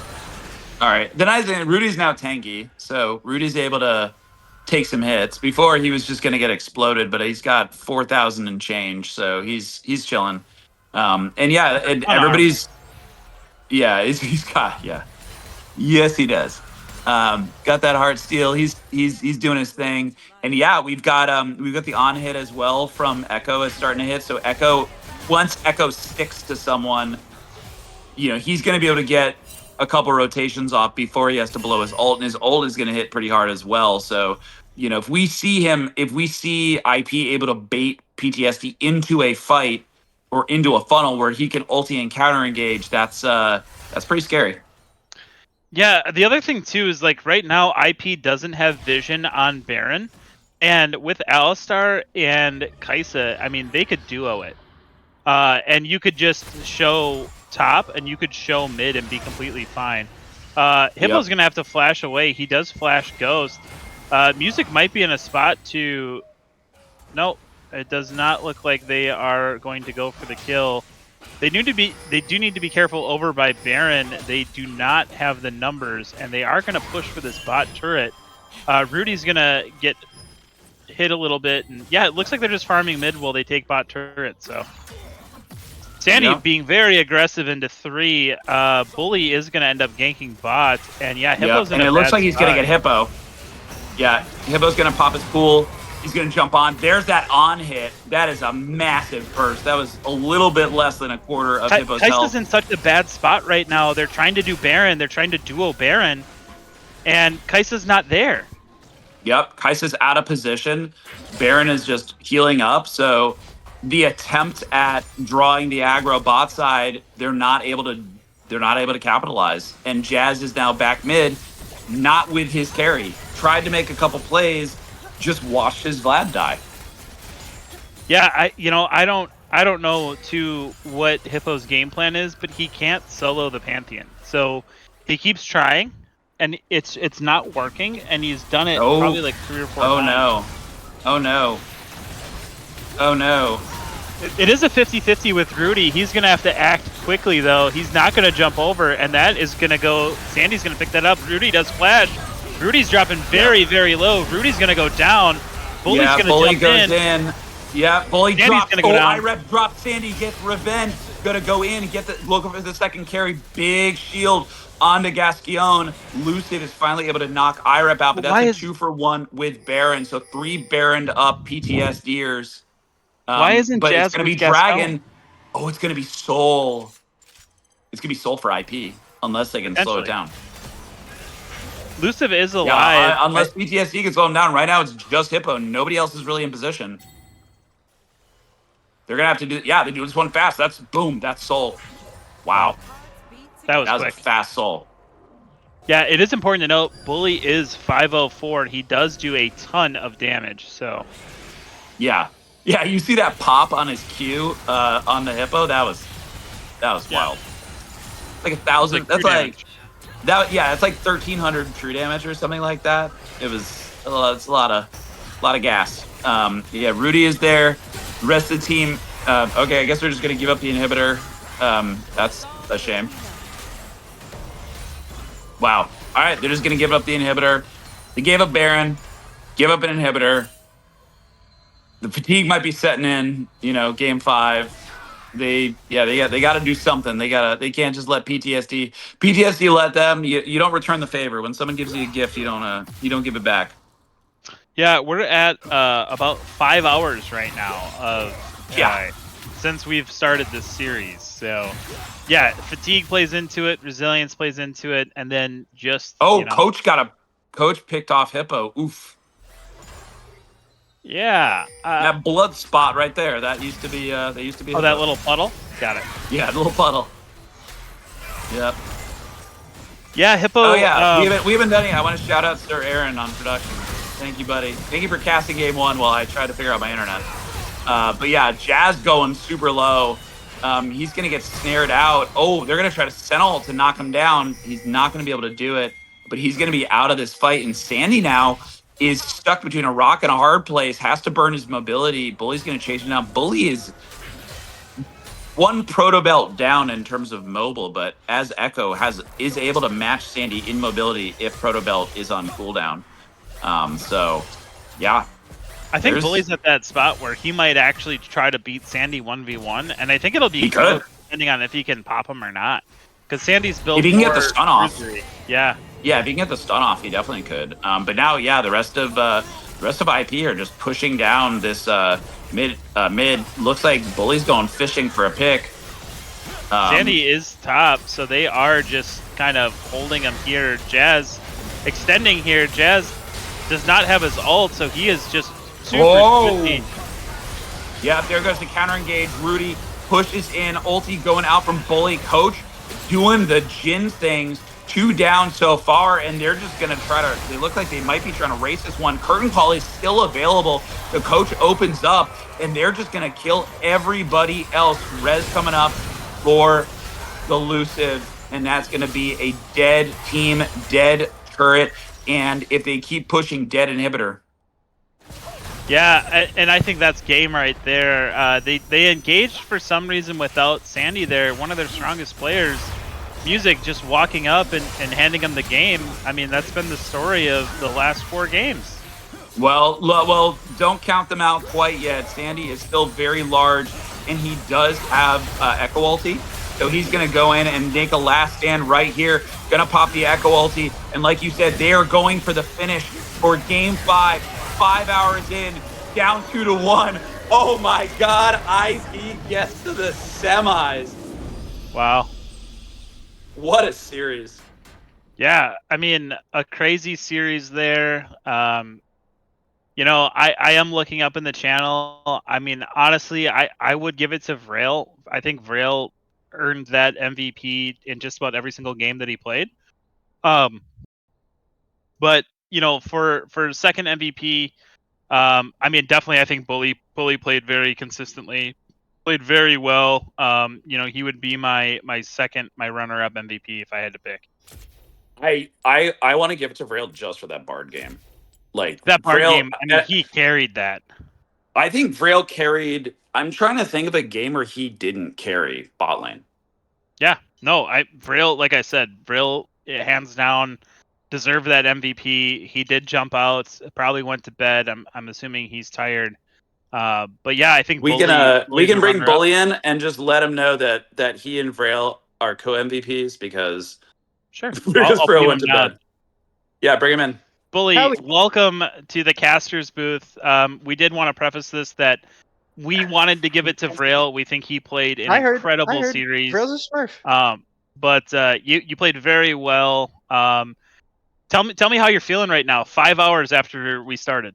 Well, I almost passed out after I yelled when we won that game. I had to sit back down, get some water. But no, crazy rally. Down 2-1. We were super tilted because, you know, game 2 was a bit of a soft, you know, I don't want to say anymore. It was not, I would say, very sportsmanlike, but that's fine. Yeah. Let's talk about game 4 then, because Hell yeah. backs against the wall. Because that was the game, right? Let's talk. So first off, Vrail's not here. Let's talk about his bard, because that barded. It We've barded. had, It barded so harded. let me Tell me tell you, about it. we've had so many fights about Bard on this team. Like, I've always been in favor of it. Vrail loves a champ. No one else does, it feels like. IREP's indifferent. IREP is good with whatever all the time, but we've had a lot of Bard fights, and we were down 2-1. It's like, screw it. Let's just pick whatever we think works. So we picked Bard, and he just went out of his mind. Like, I mean, he ran the map. There's not much Yeah, to say. Like, I ended up doing a bunch of damage, getting some KPs and stuff like that. But like, it's just set up by this Bard that's just stomping everyone.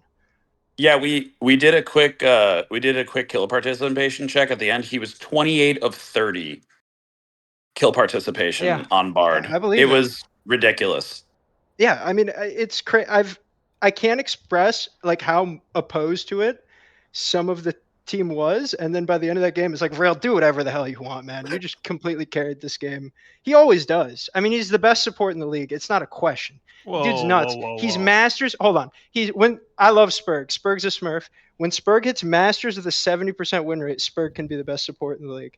Vrail's a god. Like, just completely stomping games. Yeah. Okay. Yeah, I mean, I think there were some controversial things said there. But once again, you guys got the win today. You do have the voice to say that. Yeah, what was it like after that remake in game 2 where you guys lost the bans? Like, how did you guys recover from that? Because that seemed like it Not was pretty well. tilting. Not well. We were pretty tilted. I think you see game 2 and 3. Like, we're clearly tilted. I mean, the background of what happened was, I guess Rudy has like one of those programs on his game that like gives you optimal runes and that. And when he picked Jax, because Jax is by default the top laner, it switched his sum to TP. So then, in every other situation in history, pro play and TCL, we've always, handshake remade. Like, obviously not going to make you play a game without smite, right? But a particular mid and jungle got a little salty. I don't know if all chat was on in the stream. We were going back and forth for a bit. Finally, I got convinced by Vrail in game 4 to turn it off, which is what I did, which I think is noticeable. And yeah, I don't know. It was tilting. We rallied. I think game 5, I'm like super proud of the lads because like everything was going wrong, and we just kind of locked in. I mean, we had a bunch of like we picked Darius mid in the first game. Darius mid was never supposed to be played. Certainly not blind into Vigar. Like that was Yeah. I don't know what happened. Like the plan for Darius, I'll say it because it's not coming back. The plan for Darius was let's bait the Yasuo, which is why I leave it up, and pick Darius. And I've been pretty successful with that pick in solo queue into melees, and it just like didn't happen. And I don't know what happened in comms exactly because it was 5 hours ago, but whatever we said somehow it ended up being locked. But yeah, so point is we had a lot of snafus tonight and we rallied. Very tilt proof mental. Honestly, team was great. Feels good to get a win. Yeah, that game 5 was a wild comeback. It looked like we were watching. It looked like PTSD kind of let off the gas a little bit. And did y'all adjust your approaches to team fights? Because it looked like in the early fights there were some skirmishes that just weren't going your way. A lot of kind of 1v1s and stuff. But in the kind of post 20 minutes, the fights just seemed like they split them. Like every single time y'all were setting up your positioning, you were splitting them into 2 to 3 groups, and that seemed to work. Did y'all make any adjustments there, or what did I y'all don't know if do? it, I don't know if it was one adjustment in particular. I think Vrail ended up being like particularly more vocal. Like I was pretty quiet games 4 and 5 to be honest. I made a couple calls here and there, but Vrail was helping a ton with like shot calling, and I think you can just see it. Like not to this might be like breaking news for some people, but I'm a bit of an like loud person, and I think my comms can sometimes get a little hectic. Um, and Vrail is like the opposite of that, super calm guy, just very chill. So like his comms, I think, are clearer, and everyone honestly just we all respect the hell out of everyone, but like Vrail is a god at this game. There's no way around it. So when he says something, super calm voice, like no emotion in it, you just follow it, and it makes it easy. Sounds like the vibe. Nice. Well, as we wrap up here, yeah, how do you feel about your path to the TCL Championship? I mean, I don't know. I feel like it's the same as it always was, right? Like I wouldn't have it any other way. We get to walk through the highest rated team. You can feel pretty good that you won the regular season. That's pretty neat. But I think me and the boys got something to prove. We're gonna do a good job with it. Yeah, and it really is going to come down to when the schedules align. I know that, we've been trying to be We gotta aggressive talk about after this. scheduling, Yeah, but we could yeah, talk we're after really going to this. have to sit down and hit the books and figure out when we can get our game in. That way, TSS isn't waiting 2 weeks to play the final game. If it's only 2 weeks, it'll be a spectacular accomplishment. Yeah, we'll make it work. All Yeah. right. Well, congratulations, Bully. Any final words before we close this out and go to bed? No, nothing to say. Everyone appreciates you doing this cast and committing to this. I know it's late, so yeah, GG's everybody. Yeah, congrats, man. Go celebrate with your team and get some sleep. Yeah, I'm out of here. Deuces. And then, one last thing is thank you, Sirerin, for doing production. We appreciate it. I know it's not easy or fun to do for 5 hours, but Jaws and I surely appreciate it. And I think this will be my last time casting a game for TCL, as I'm retiring after this season, and I'm likely playing in the next 2 series. So thank you, Oh, everyone. yeah. It has certainly been a journey and a fun experience. But yeah, Steve, you want Yeah. to close us out? I was gonna say, yeah. Well, first off, I just want to thank you for being my co-caster for a lot of this season, and it's been a lot of fun. We've been boomering it up, and I appreciate someone that gets my early season references. So I just want to say how much I appreciate you, and yeah, we'll miss you on the desk. Yeah.